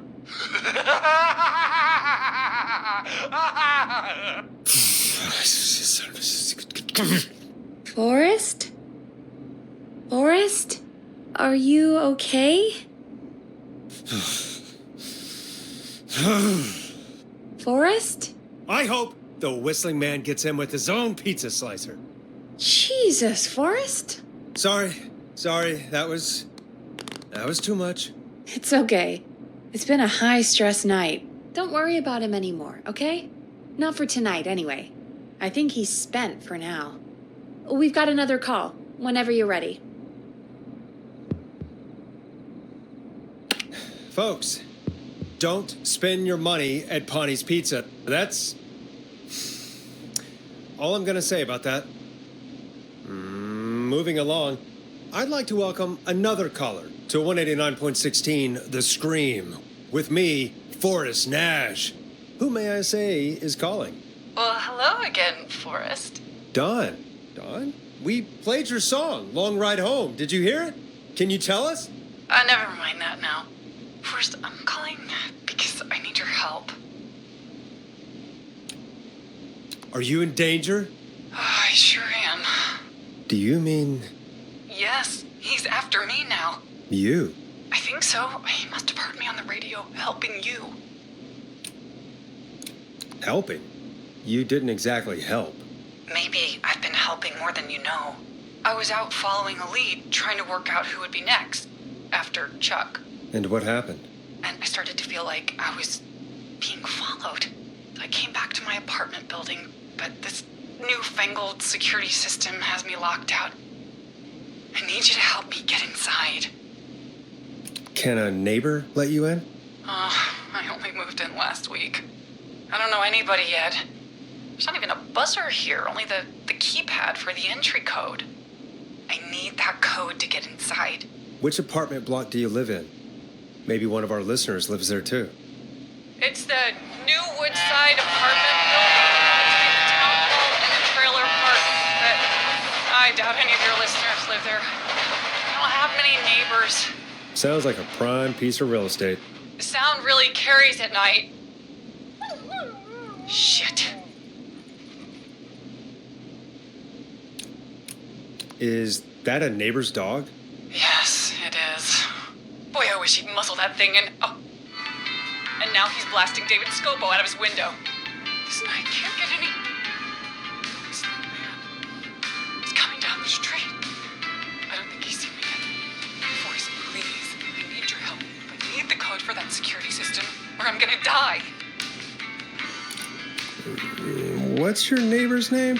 I don't know my neighbors, remember? Please, I need to get in.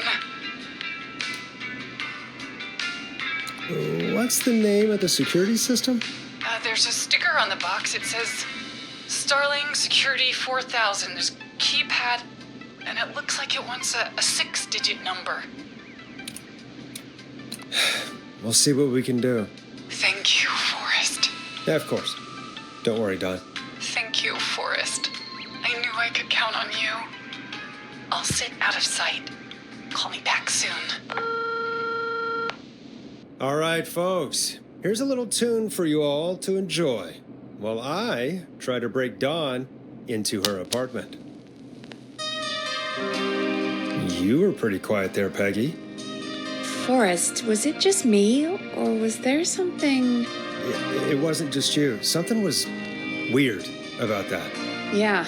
Well, tell you what. We have a Starling 4000 or whatever here at KFAM. Clive bought one for the station. Maybe we can find something to help.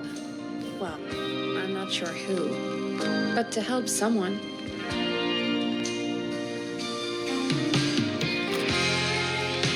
Okay, so she's locked out of the Woodside Apartments, and somewhere Clive probably has the papers for the Starling 4000.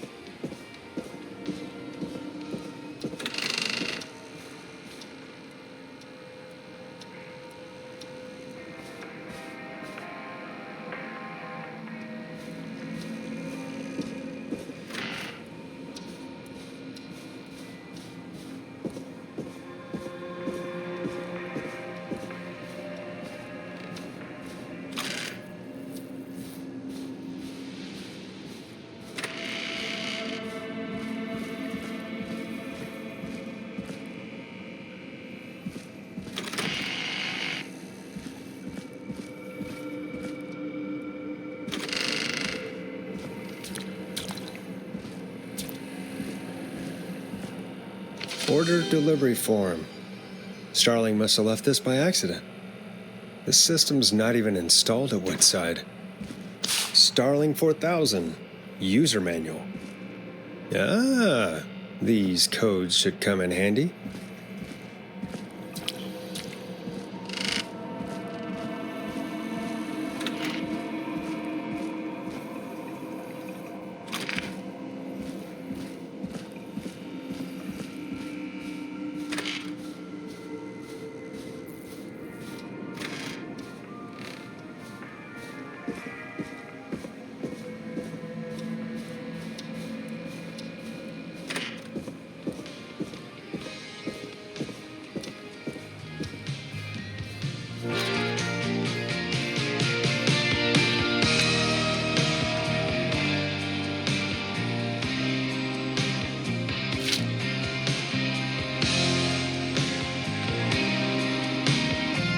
Welcome back, Forrest.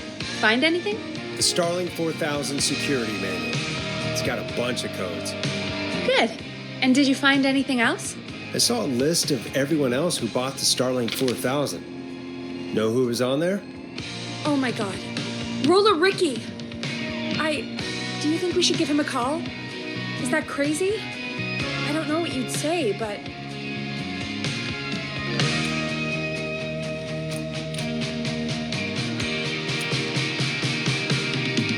Just put me through to Don. I'll take care of this one way or another. Okay, if you say so. When you're ready, shut the music off. Line 1, whenever you're ready. Don, are you there? This is Forrest Nash from 189.16, The Scream. Oh, thank God you're back. I was so afraid. What's the code to the gate?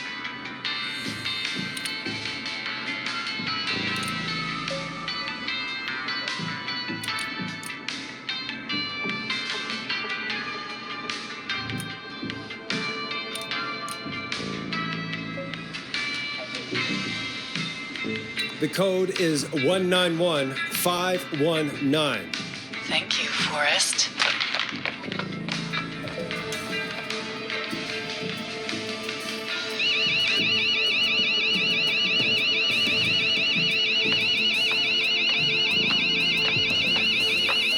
Son of a bitch. Ah!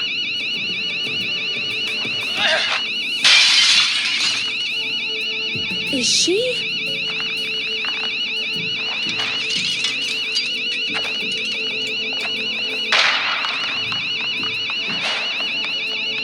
Yeah, stay out!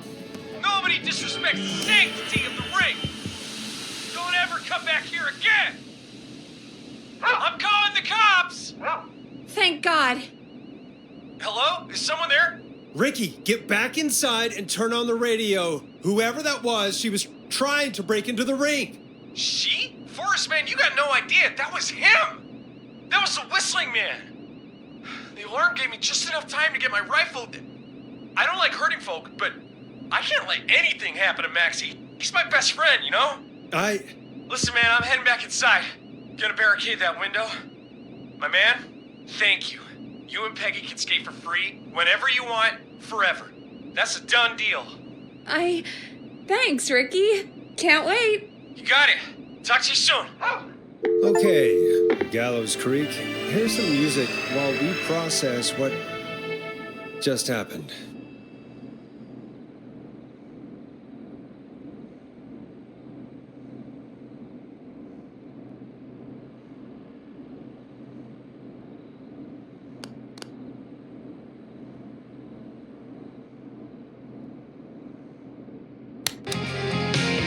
So, the whistling man is a woman?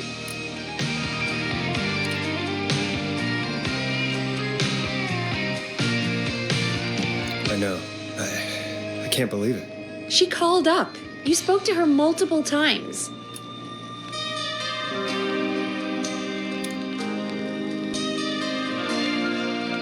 I knew she wasn't right. Is that right, Sherlock? Why do you think she requested that song? To get me outside? Maybe, but how? She didn't know the song was outside to start with. That's right. She never actually attacked me out there.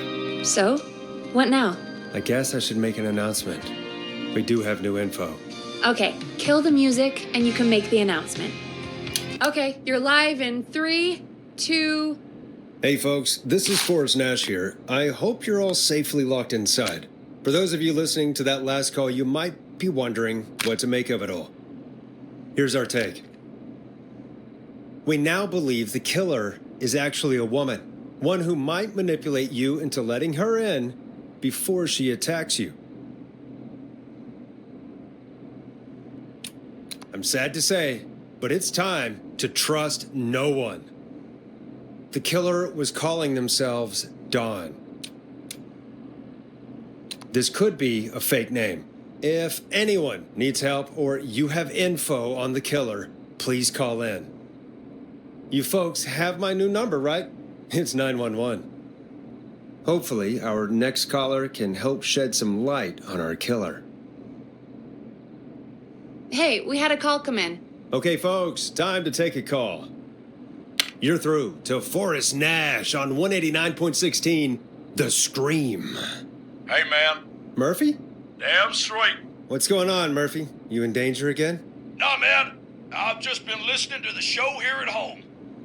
And since you asked folks to call in if they could help out, well, I'm calling. I don't know if I can say as much as other folks have, but I figure I wouldn't be a good role model to Fernando if I didn't try to help, you know? You're a good father, Murphy. Absolutely. Fernando's a lucky kid. Oh, thanks. So, what do you want to know? Well, what can you tell us? I don't know, really. All right. Well, do you know anything about the death of George Barrow? Absolutely nothing. Okay. What about the killer herself? Herself? Man, I didn't get my ass kicked by a lady. The man I went toe-to-toe with was a man. You heard the last call, right, Murphy? Yep. So you know it's a woman, and you were trained by a VHS, Murphy. I know, but... Man, how could it have been a woman under that mask? Let's just move on. Do you know anything about the history of the Whistling Man? No, sir. Tonight's the first time I ever heard of him. What? I moved here 3 years ago, man. What do you want from me? Hey, man, no worries. Just thank you for trying. Right. Sorry I couldn't help y'all more, man. Now, if you'd have asked me about gators... Forrest, we have a call coming in.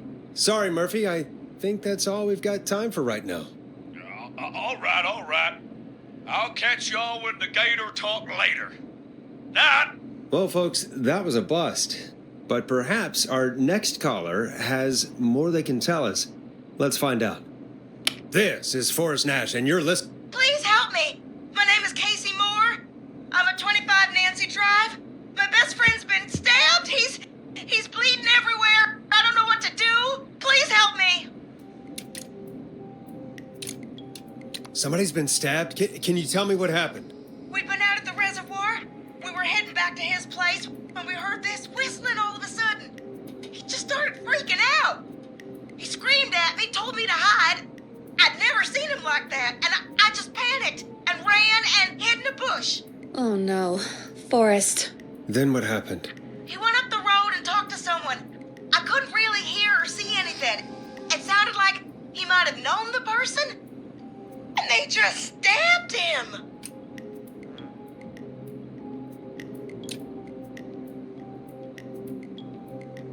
Casey, was he talking to a woman? I don't know. They had a mask and wore all black. That's all I know. Please, we need help here. I'll get you help, but I need to know. Where did the masked person go? They left. They left him to bleed out. I waited until they were gone, then dragged him into the garage and called 911. Wait, why didn't she make sure he was dead? I don't know.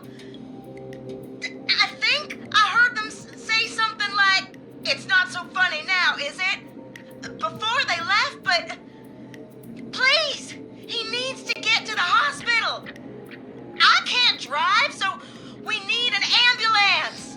Forrest, the ambulance was destroyed in the explosion at the gas station. You should get all the info you can. What's your friend's name, Casey? It's Jason Parker. Can you tell us where Jason was stabbed? They stabbed him in the stomach, and then stabbed him again in his leg when he was on the ground, and it's... Oh, the knife is still there in his leg. We'll be right back. Peggy, patch us through to the hospital. On it. Phoning St. Gabriel's now. Switch to line 2. Hello, St. Gabriel's Hospital. How can I help you? Hi, this is Forrest Nash from 189.16. We have a stab victim at 25 Nancy Drive named Jason Parker. He's been stabbed in the stomach and the leg. He's bleeding heavily. Oh, God, I'm sorry. But the ambulances, well, you know. I know, but please, we need something, or he's going to die. Forrest, Listen, you're going to have to get him here. We need to see him, and we can't get there ourselves right now. We don't have any way to drive him right now. And even if we did, he's bleeding out fast. All right, listen. We need to buy him time to get here. That means stopping the blood first, and then finding someone to stabilize him. To stabilize him, you really need someone with first aid training. Do either of you have any? No. Me neither. Damn it. I'm really sorry about this, but I have other patients who can't wait. All I can do is talk you through the procedure as quick as I can, and then leave the rest to you. Do you think you can handle that? We don't really have much choice. Hit me. Okay, from the top. If he's bleeding out, then you need to get him comfortable and try to stem the bleeding. Lay him down. Apply continuous pressure directly to the affected areas. When the bleeding slows, get a clean cloth of some kind and hold it over the wounds. Get them comfortable. Apply pressure. Clean cloths when slowed. Got it, I think. You said he was stabbed, right? If the object he was stabbed with is still in him, don't take it out. It's stopping the worst of the bleeding right now. If anything, you should secure it so it stays where it is. I wouldn't have thought of that. It makes sense, though. God, that was a lot of info. But I think we can handle this. Glad you got it so far, because there's more to go.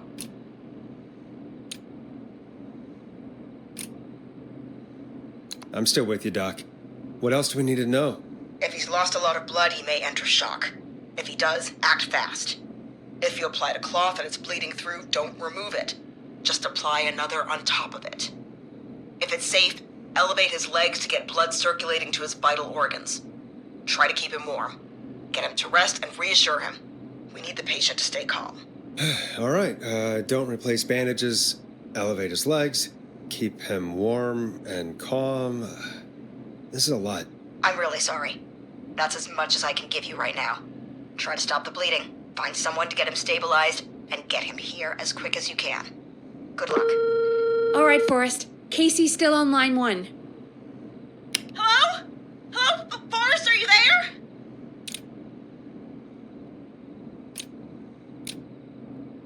I'm here. How is Jason doing? Badly. He's still bleeding. I need help. I've been putting pressure on his stomach wound since you left. But he's still bleeding. I don't know what to do. That's good, Casey. The nurse said to do that. What about the knife in his leg? It's gotta be hell. Should I pull it out? No, don't touch the knife. The bleeding will get worse if you pull it out. Are you sure? I'm sorry. I'm gonna stop making suggestions. No, don't worry, Casey. We're a team here. We're all going to get Jason through this. Casey, is his leg wound bleeding right now? I hate looking at that knife. Yeah. It's bleeding. His stomach is worse, though. I think we need to secure the knife so it doesn't move around. Do you have anything you can tie around it? Yeah. There's some laundry piled up on top of the dryer, some cloths on the hood of the car, and what else? I guess I've got my jacket. Take the cleaning rags and hold them over the wound. I really hope these are clean. Here we go. I'm sorry, Jason. It's secure. I'm putting pressure on his stomach again. I'm starting to think we might make it. Forrest, can I have a word? Casey, I'm going to have a quick word with Peggy. Keep putting that pressure on and let us know when the bleeding is under control. You're doing great. But what if something happens? We'll still be here. Just shout if you need anything, and we'll be there. I promise. Okay. I'll wait. Jason, please be okay.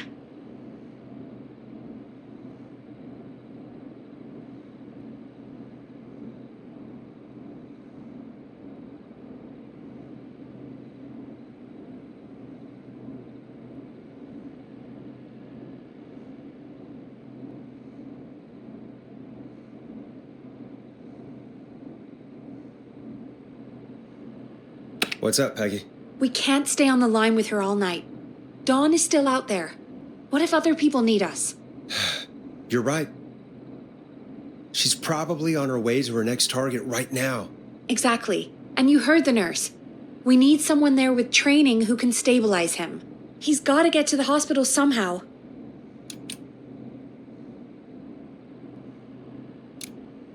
Could somebody nearby help them? Maybe drive them to the hospital? You know, that's exactly what I was wondering. Do you have anybody in mind? I might.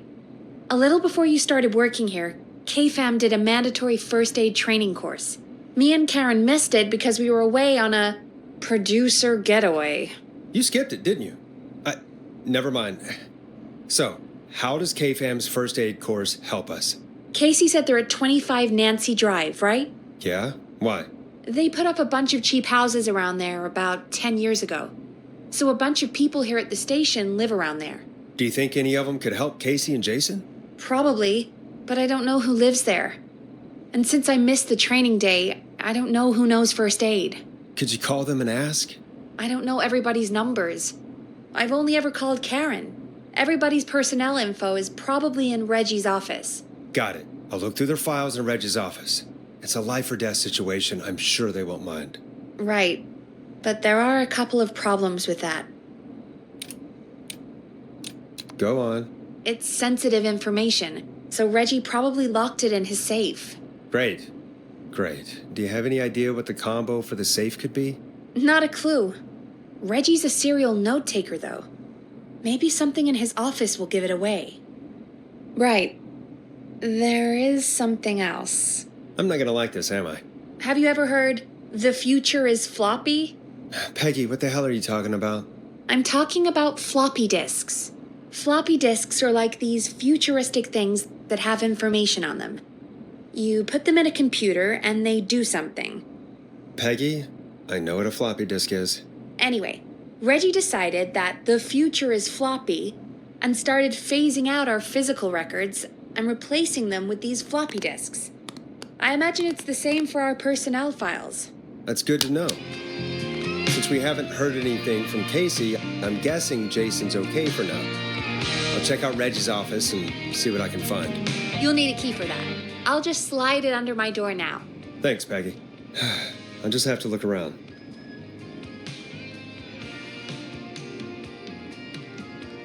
Good. I'll patch my mic down to the office, so you'll hear me over the intercom.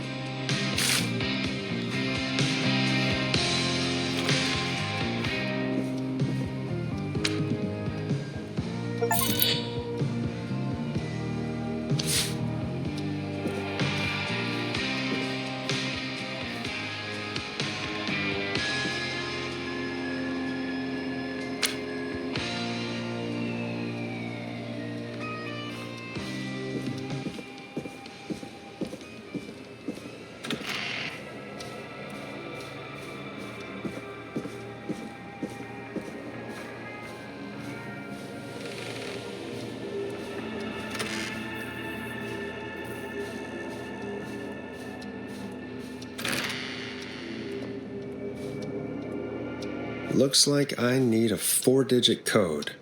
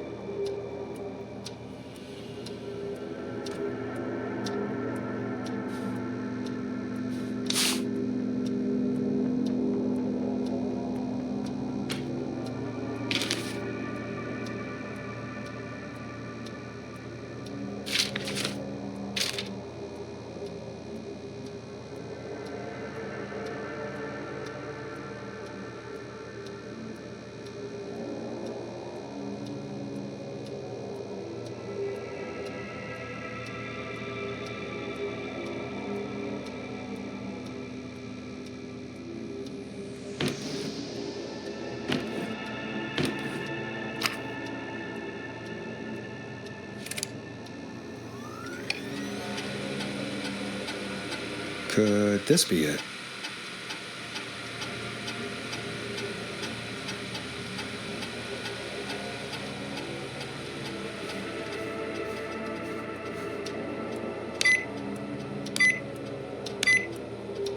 Nice.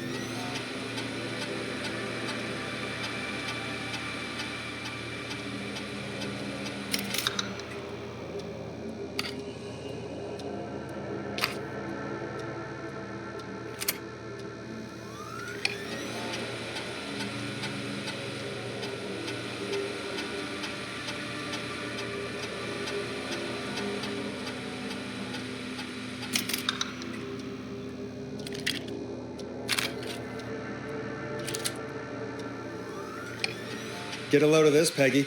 Apparently, I'm a lone wolf type. Forrest, what are you doing? We don't have time for this. We have a man literally dying on the line, and you're more interested in you. You're right. I'm sorry. I need to focus on possible candidates. I can read the rest of this later.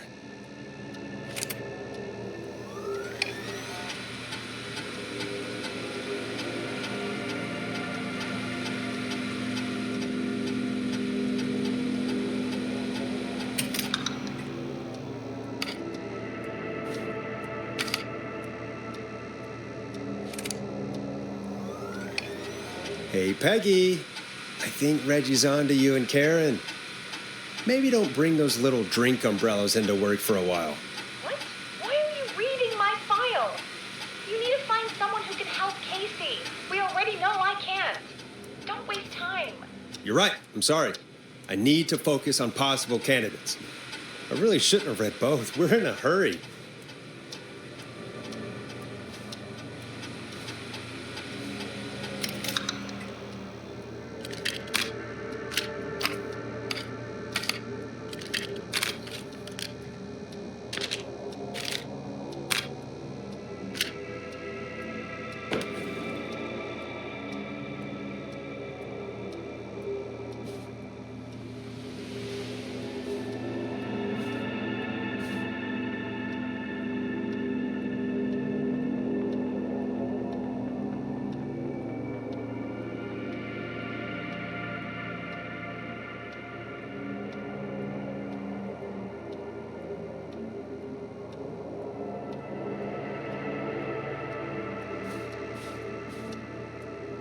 Hey, Peggy, you there? Yeah, I'm here. Did you find what we need? I think I know who our best bet is to help Casey and Jason. All right, good work. Who should I... Hello? Is anybody there? Please pick up. Casey, I'm here. What's wrong? Jason started going pale. I tried to get him to rest, but he just threw up everywhere. What's happening? What do I do? God, it sounds like he's going into shock. Casey, just stay calm. It's going to be okay. But the bleeding seemed to slow down. Did I mess up? Jason, I'm sorry. Casey, calm down. You've done everything right. I need you to listen to me, okay? For Jason.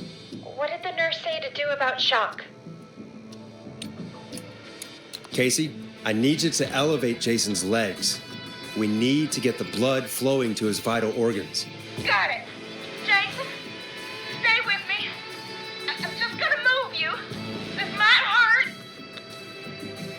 Okay. I propped his legs up on some boxes. I'm looking at my notes. We need to get Jason as warm and comfortable as possible. Do you have anything you could use nearby, Casey? Yeah. I still have some laundry next to me. I'll wrap him in some blankets. Just give me a second. Sorry. Jason's bleeding through his bandages. Should I get him new ones? Or... Oh, God. Don't remove the bandage. Apply another one on top of it. Do you still have something you can use? I've used the rest of the laundry to keep him warm, so... I'll use my jacket. I can always get a new one. I'll fix his bandage and get him warm. Hold on, please.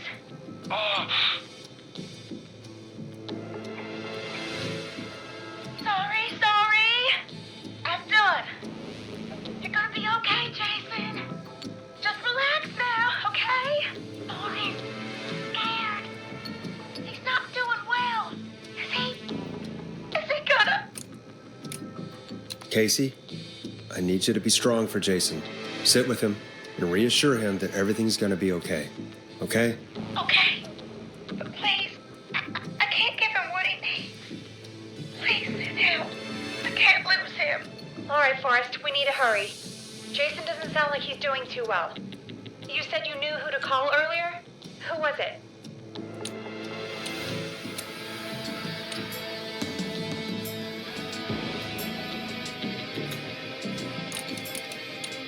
We need to call John Hedges. He lives on Nancy Drive. He didn't really participate in the first aid training, but he's a former war medic. He's probably the most trained person we have. Really? I never really spoke to him before. A war medic, huh? Yeah, and according to Reggie's notes, John keeps all of his old equipment at his house. He's something of a hoarder. All right. What's his number? 5420735. Calling now. Let's hope he picks. Who the hell is this calling me at? What time is it? John, it's Forrest Nash here at KFAM. We have an emergency and we need your help. Forrest, if this is a work emergency, then it can wait until the goddamn morning. Just leave me a note like everybody else. John, no, this is a medical emergency. A man has been stabbed by the Whistling Man, or never mind. He's badly hurt and he's going to die unless we get someone to him now. The Whistling Man? What kind of joke is this? John, we're not kidding. A man is gonna die if we don't help him right now. Seriously? I haven't been called on for over 10 years. Where's the patient? What's his condition? He's at 25 Nancy Drive. I think we got his friend to stem the bleeding, but he's gone into shock. He's passed out right now. You say he was stabbed?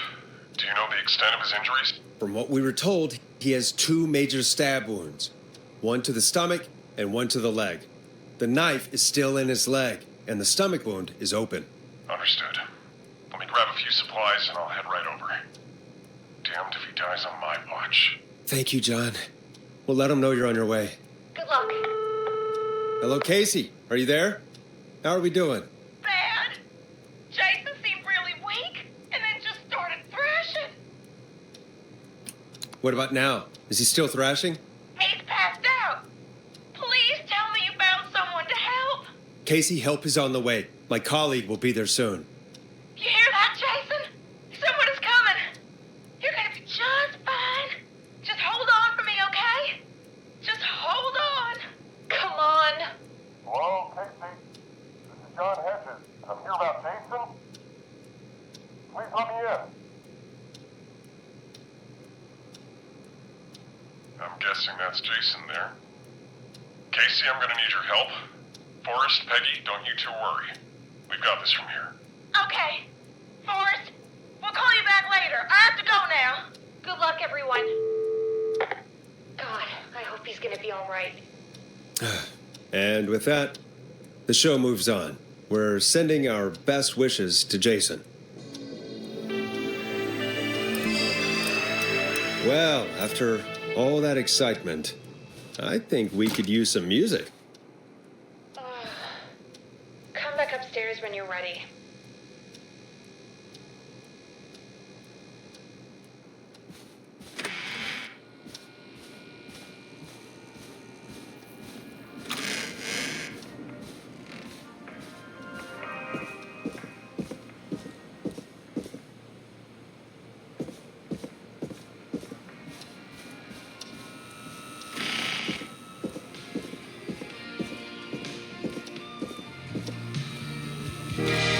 Getting pretty late. This might be your last break for the night, so try to enjoy it. Give me a buzz when you want to go back on air. Let's roll. You got it. We've got another call coming through, too. Welcome back to 189.16, The Scream. I believe we have another caller on the line. How are you tonight, caller? Forrest, it's me, Roller Ricky. Oh, and Maxy's here too. Good to hear from you again. How are you both doing? Oh, we're good, man, thanks to you. You're like our guardian angel. That wouldn't be a bad look for you, Forrest. A little White Wing Halo number? Maybe something for the KFAM Halloween party. All right, everyone, let's calm down. Ricky, I'm just glad we could help you and Maxy. Is there anything else we can help you with, Ricky? Actually, I think I have some info that might help you. Did you see or hear anything during the attack earlier? Not exactly. You see, man, me and Jason know each other. You know each other? Yeah, we went to Gallows High and played on the football team together. He was a gnarly offensive linesman, and I was our star wide receiver. Runner Ricky, they called me. All right, and what does that have to do with tonight? Well, because George, the guy who drowned, he was on our team too. Keep talking. What happened? We had our first team party on the night he drowned. He seemed like such a good dude. Ricky, were you there when George drowned? No, man. Once the party turned, I beat feet out of there. Man, I remember George and his girl there. There was a whole lot of love, man. I could see it, you know? Ricky, listen, this is very important. I need to know everything about her. I didn't really know her before, or see her after that. I never even got her name, man. I just remember he called her Bean. Then what did she look like? Please, tell us anything you remember. I just remember a pretty girl, man. I'm sorry. Ricky, you said the party didn't last long. What happened? We were just having a good time, and then the next thing I knew, everyone was running for their life.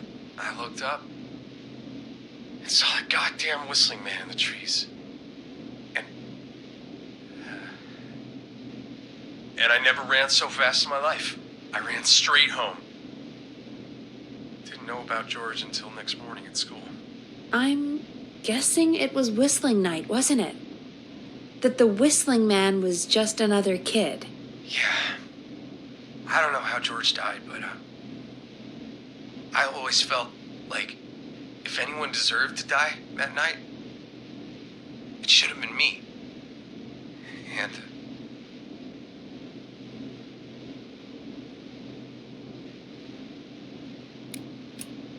Ricky, it wasn't your fault.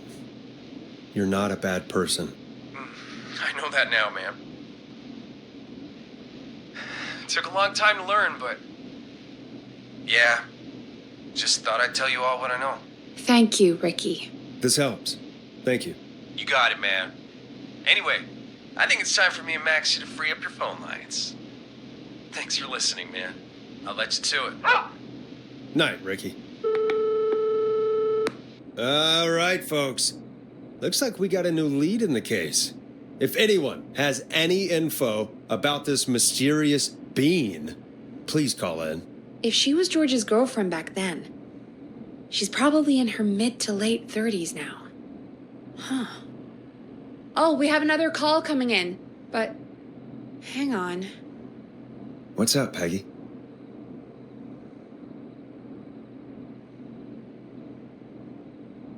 Peggy?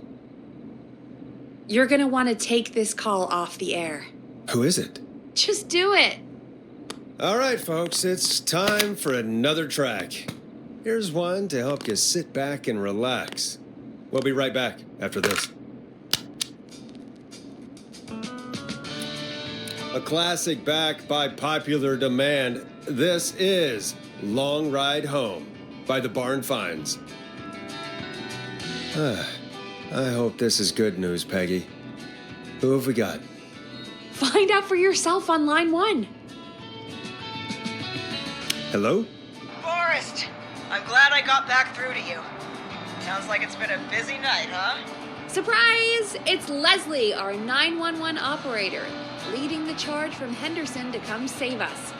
It's so good to hear from you. Are you okay? We're doing okay. Sarah and I are both happy to be headed back home. We're happy to have you too. Wait, Sarah? Oh, yeah, I mean Deputy Martinez. Anyway, we got back into radio range a little while ago. We've been listening in, but haven't been able to get through until now. It's been non-stop since you left. Please tell us you're bringing help. You bet! I'm leading a whole goddamn squad towards Gallows Creek as we speak. Turns out somebody had cut the phone lines. They had no idea what was happening. That's great news. That's crazy about the phone lines, though. Do you think the whistling man cut them? I'm guessing so. I don't know how the whistling man did it. But that doesn't matter right now. Listen, we're coming in hot, but we need your help. I know Gallows Creek isn't a big town, but if we don't know where the Whistling Man is, we can't get him. Her. That's where you come in. You can count on us. What do you need? It might be a long shot, but here goes. The Whistling Man already called up a few times. I bet she calls again.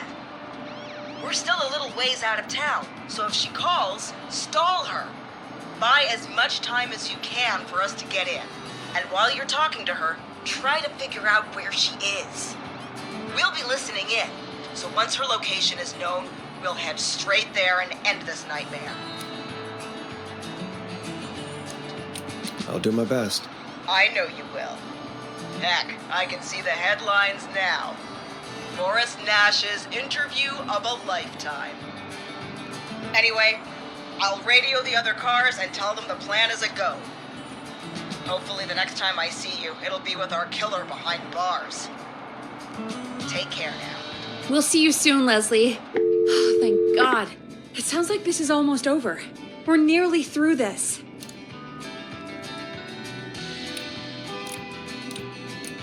I hope you're right.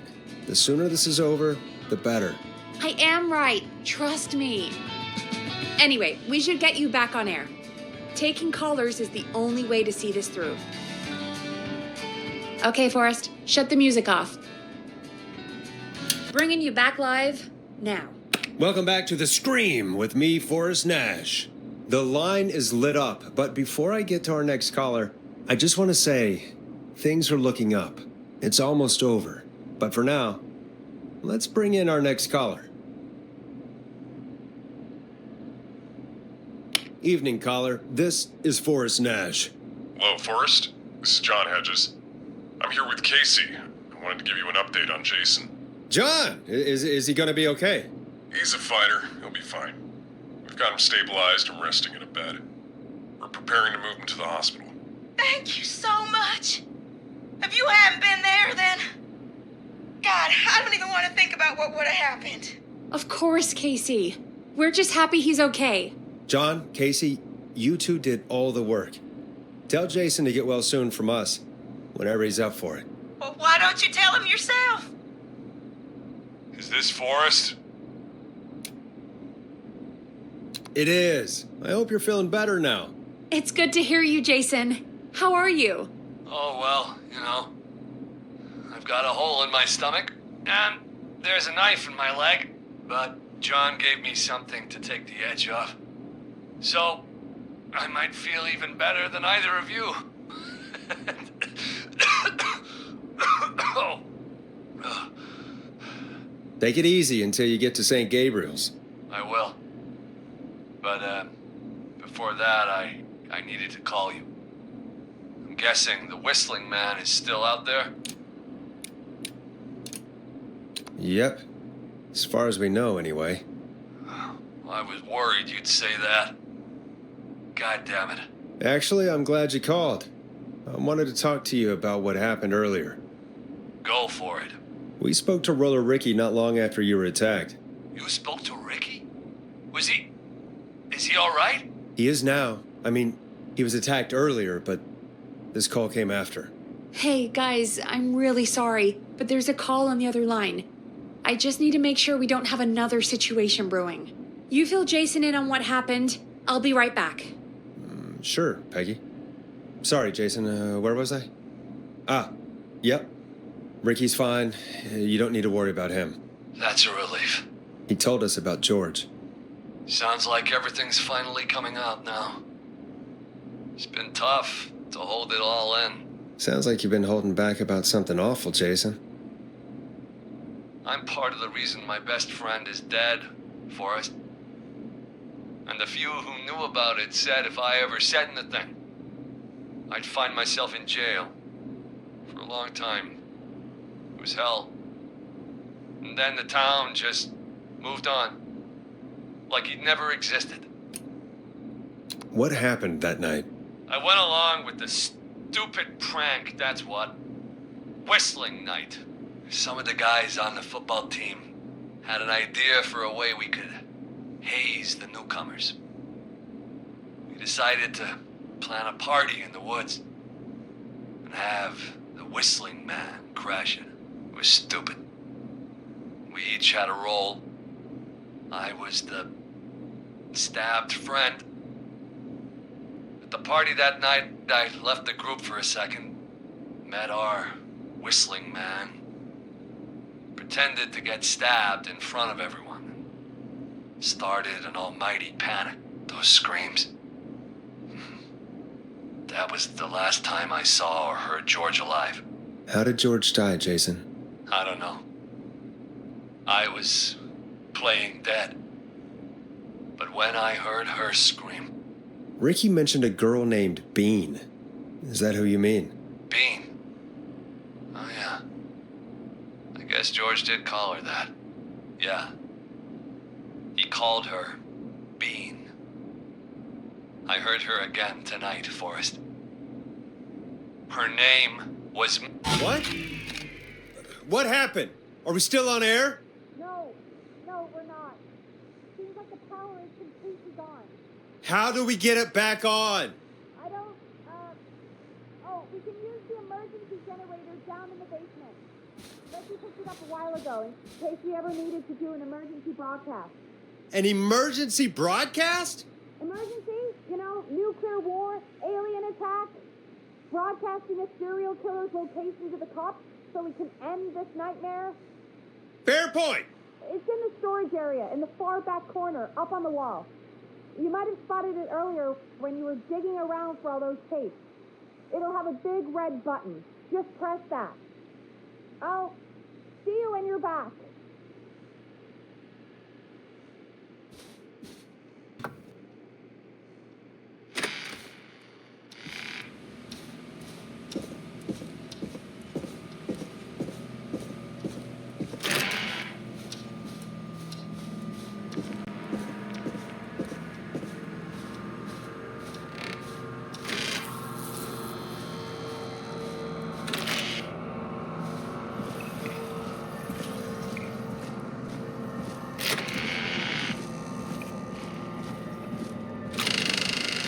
Far back corner. Why is this station so big?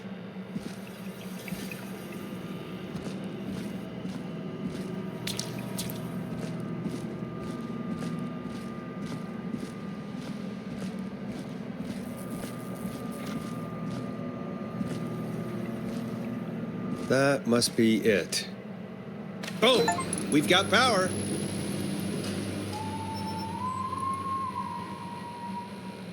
The whistling man.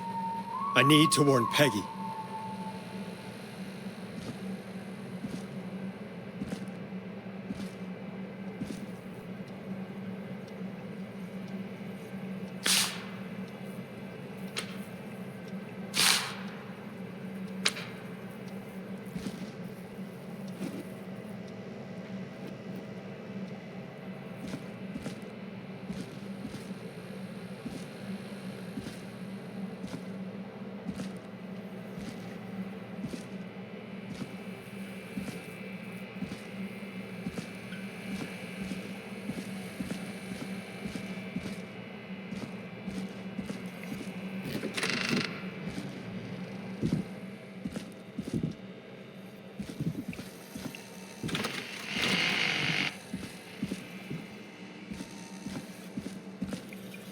Peggy, are you there? Are you... Peggy? I need to get back upstairs.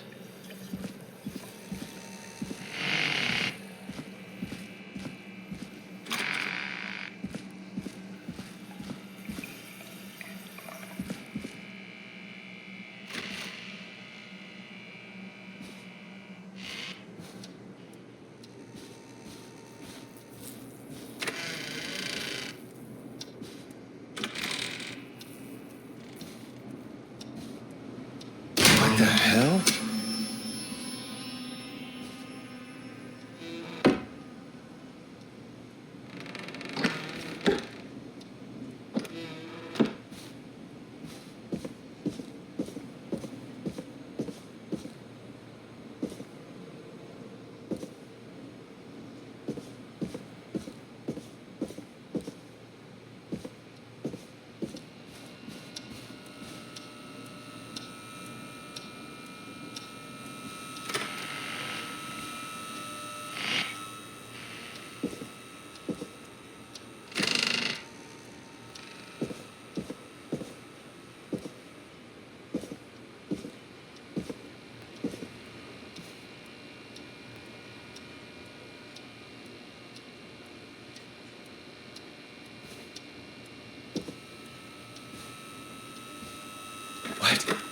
Why is it locked? What? Why is it locked? What? Why is it locked? What? Why is it locked? Oh no. That's not opening. Peggy! Where'd you go?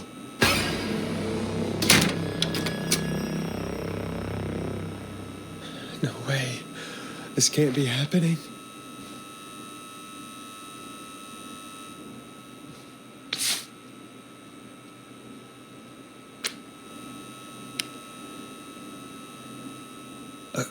A call.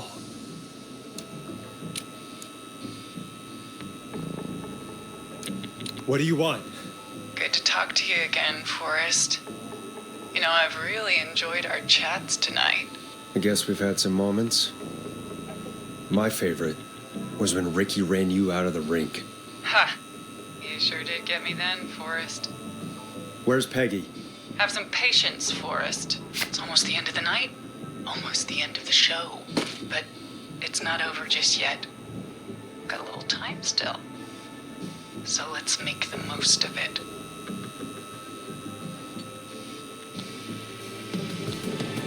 What do you mean? Make the most of it how? Well, I thought we'd end tonight's Whistling Man special with a special guest. The one who started it all. Let me take that out of your mouth and... You crazy bitch! Let me go! Welcome to the air, Mr. Teddy Gallows Jr. Wait. It's all gonna come out tonight, Teddy. Your daddy and his money saved you 20 years ago. But even if he crawled out of his coffin with all the money in the world... Wait, where the hell is Teddy? How are you talking to him if you're here with me? Because I'm not there with you, Forrest. I'm here with Teddy. And if he says where that is, well, he knows he'll get it. Wait, then who am I looking at? Forrest Nash, let me introduce you and all of Gallows Creek to my boy, Henry Barrow.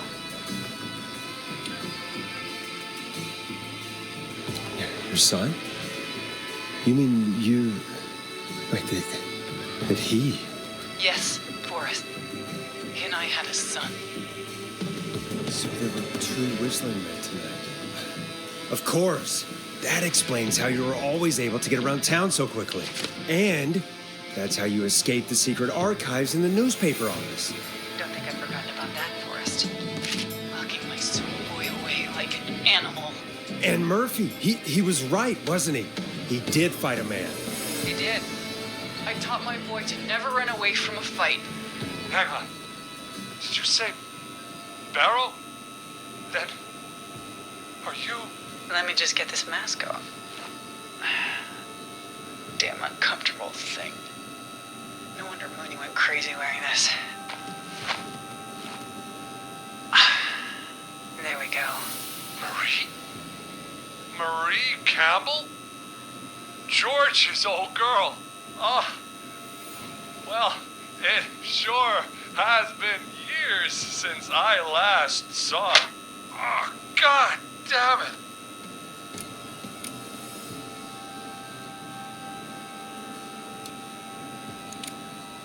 Marie Campbell. So, not Dawn, huh? No, not Dawn. What are you going to... Everyone's gonna know now what Teddy did. He killed George that night. This night. 20 years ago. Listen to me. You... You're gonna talk when I talk to you. And not a moment before. Meanwhile, Forrest, I'm gonna give you the chance to talk. You're gonna help me reveal what really happened to George all those years ago.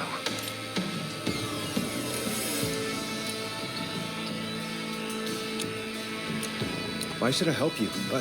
Why should I play any part in this? Because I think you believe in justice.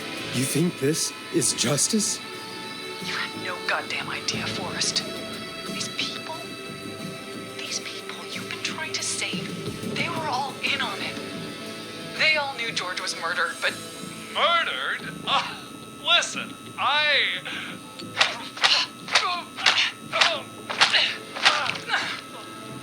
said you speak when you're spoken to.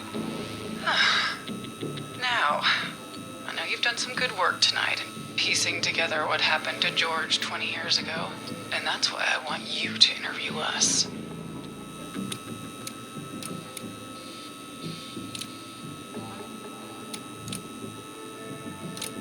Are you serious? You want me to interview you? Am I serious? After everything tonight, you really have to ask me if I'm serious. Do a good job. And hell, you might be the only one to leave here alive.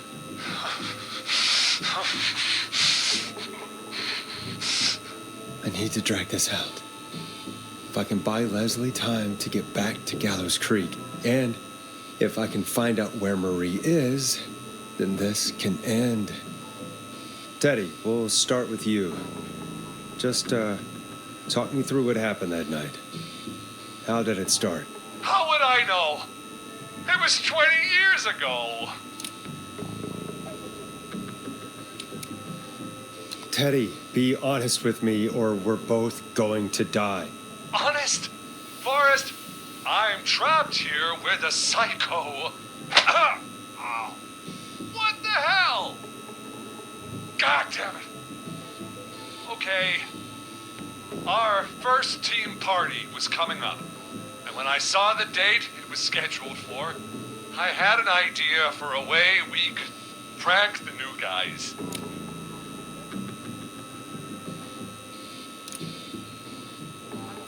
I understand that kids in Gallows Creek know tonight as Whistling Night. I'm guessing that's what you mean?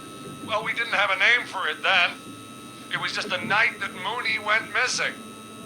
But Whistling Night is what they'd call it later. Wait. You mean this was the first Whistling Night? Keep talking, Teddy.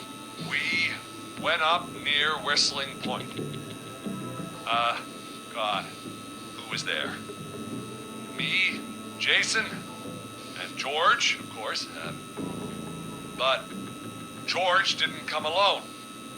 He brought Marie.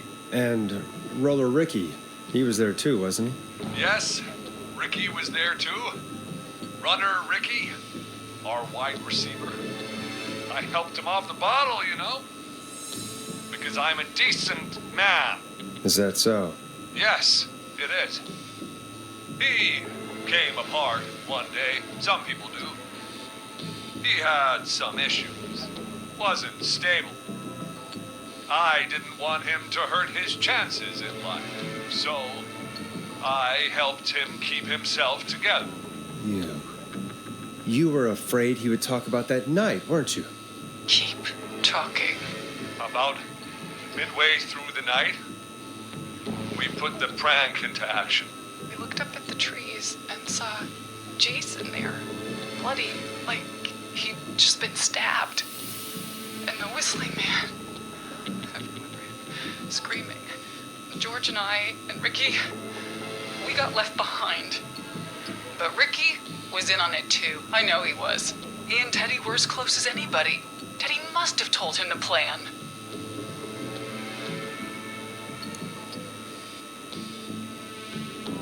No, Marie, you're wrong. Ricky didn't know. What? Did you miss that part of the broadcast? I spoke to him earlier. He had no idea what was happening. He said he was as terrified as anybody. Isn't that right, Teddy? You didn't tell him, did you? Ricky never could keep his mouth shut. If we told him, he would have given everything away. But well, it doesn't matter. He didn't run his mouth enough to tell anybody about it afterwards. He's still guilty. It was just a stupid prank.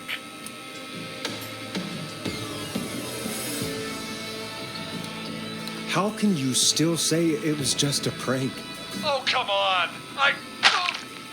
Oh, God damn it. You made George think Jason had been murdered. He thought his best friend was dead. And so tonight you stabbed him for real? It's the role he wanted to play. Jason's still alive, Marie. He was with a friend. We talked her through how to stop the bleeding and got him professional help just in time. Oh. Well, shame he didn't have the good sense to die earlier. He's gonna regret that. Enough about him. Me and George took off running, but somehow we got separated in the woods. I ended up near the bottom of Whistling Point, and when I noticed George wasn't with me, I panicked. And then, I don't know how he snuck up on me, but the Whistling Man grabs me. I scream, and he starts laughing, telling me it's just a joke. I could stall for time here. Who was it, Marie? Who was the Whistling Man? I suddenly recognized it was Chuck. Chuck Brody was the Whistling Man, laughing away. But then he stops, and he's looking up at the top of Whistling Point. What was he looking at? Teddy, what happened next? Nothing. I mean, it was just... Teddy? George fell off Whistling Point. How do you know what happened? I saw it. You pushed him. You were up there. You were dressed as the Whistling Man, too, and... I didn't push him, goddammit! I just chased him up there, and he kept backing up. When I saw he was about to go over, I reached out. That's what you saw. You liar. It's not my fault. He didn't know it was a joke. If he'd had any brains, he would have realized. Ugh. You bitch. No one's going to believe this. After all you did. If she's lying, why the cover-up? My future was at stake, Nash. You know what it's like. People like us are bred for bigger things. I'm going to be the mayor of this town, Forrest. And then governor. And then, who knows? What happened that night was tragic. It should never have happened. But it was a mistake. It was just a stupid joke gone wrong. So my father sent Clive out to clean it up.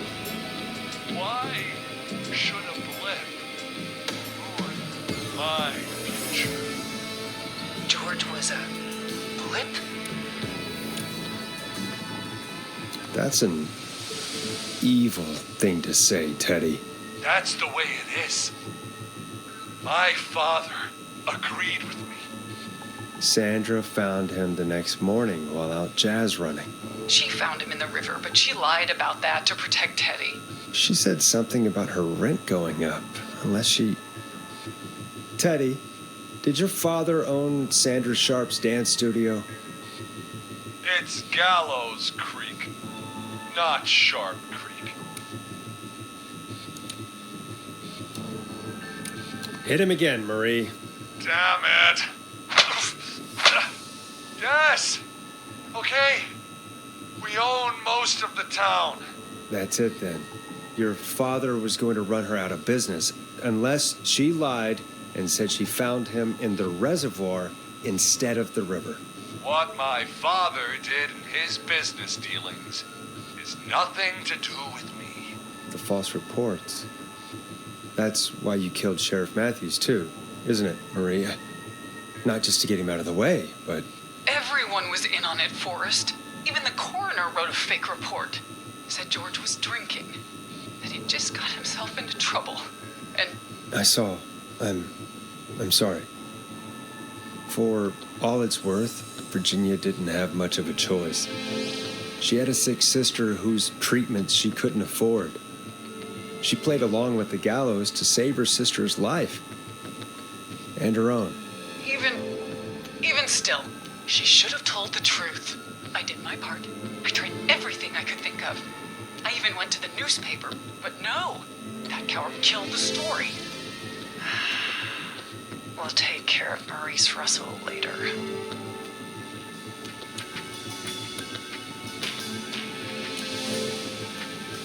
You've been through hell, Marie. I'm sorry. You've got no idea. It never should have started. He shouldn't have pushed my George off a cliff. He should have been punished. It's coming to a stop. At least for now. Here, where George and I first met, before he joined the football team, was right after he shot the winning throw. Wait a sec.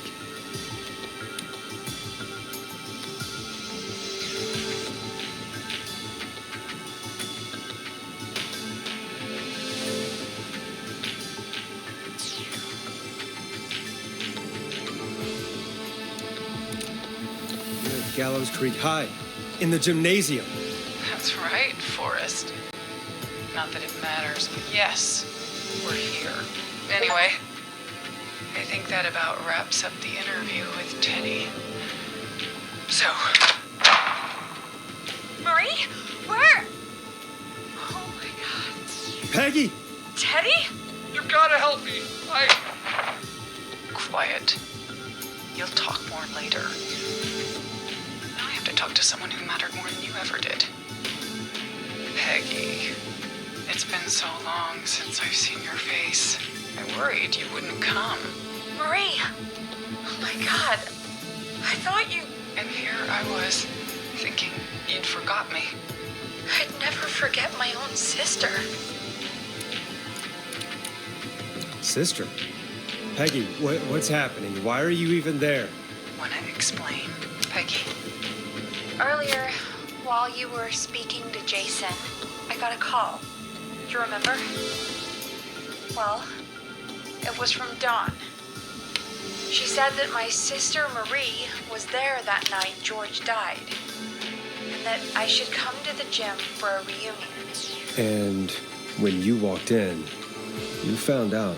That my sister is the Whistling Man. Good to see you too, Peggy. Why didn't you tell me any of this? She said that it was my last chance to see my sister. I knew if I told you, you'd try to stop me or come with me when we need you on the radio. And I just... You should have said something. You should have told me. I know, okay? I should have. But I didn't imagine this situation then, so just...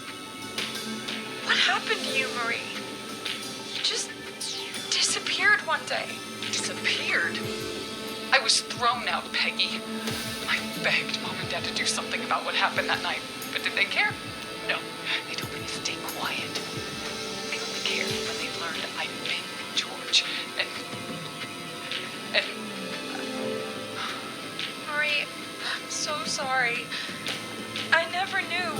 It's not your fault. Really, it's Mom and Dad I should be seeing right now. But since they're dead and gone, well... I'll have to settle for the next best thing. Wait. Is that why you went after that kid in the maze, Eugene Stein? Because his parents? That's right. Eugene's parents were there that night, too. But they got themselves killed in a bus accident. And since only their child was left... Marie, please. Mom and Dad are gone, Peggy. Besides, you forgot me. Just like the rest. You forgot. Marie, Peggy never forgot about you. Keep your mouth shut. She kept a card from you. She kept it here on her desk. What card? The card you made me for my 8th birthday. What does it say then?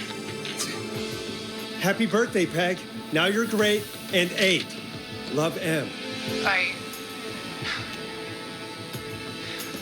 Henderson police! Freeze! No! Henry! Get out of there! Ah! Peggy! We have 2 wounded, and we're in pursuit of the suspect. Henderson police! Freeze! Forrest! Leslie, how's Peggy? She's been cut pretty bad, but we're here now. I'll be okay. God, Marie! Hey, Zara! I need you to look after Peggy. She needs help. Now, we got here just in the nick of time. Where's Marie? She bolted right as we got here. The police are right on her heels. It won't be long now. It's over, Forrest. Well, folks, it was a long night, but we made it through together. I'm gonna head off to go check on Peggy. This has been Forrest Nash.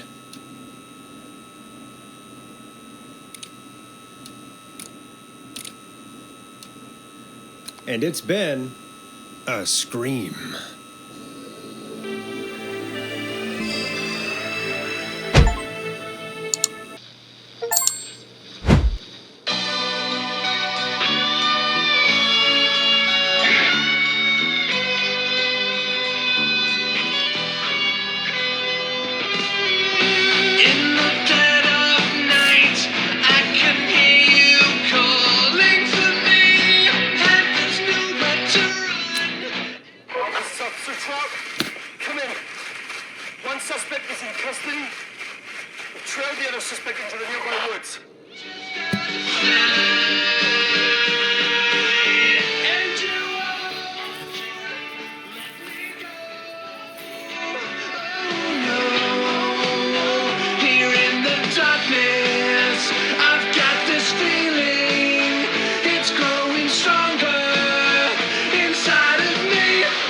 It's a killer frequency.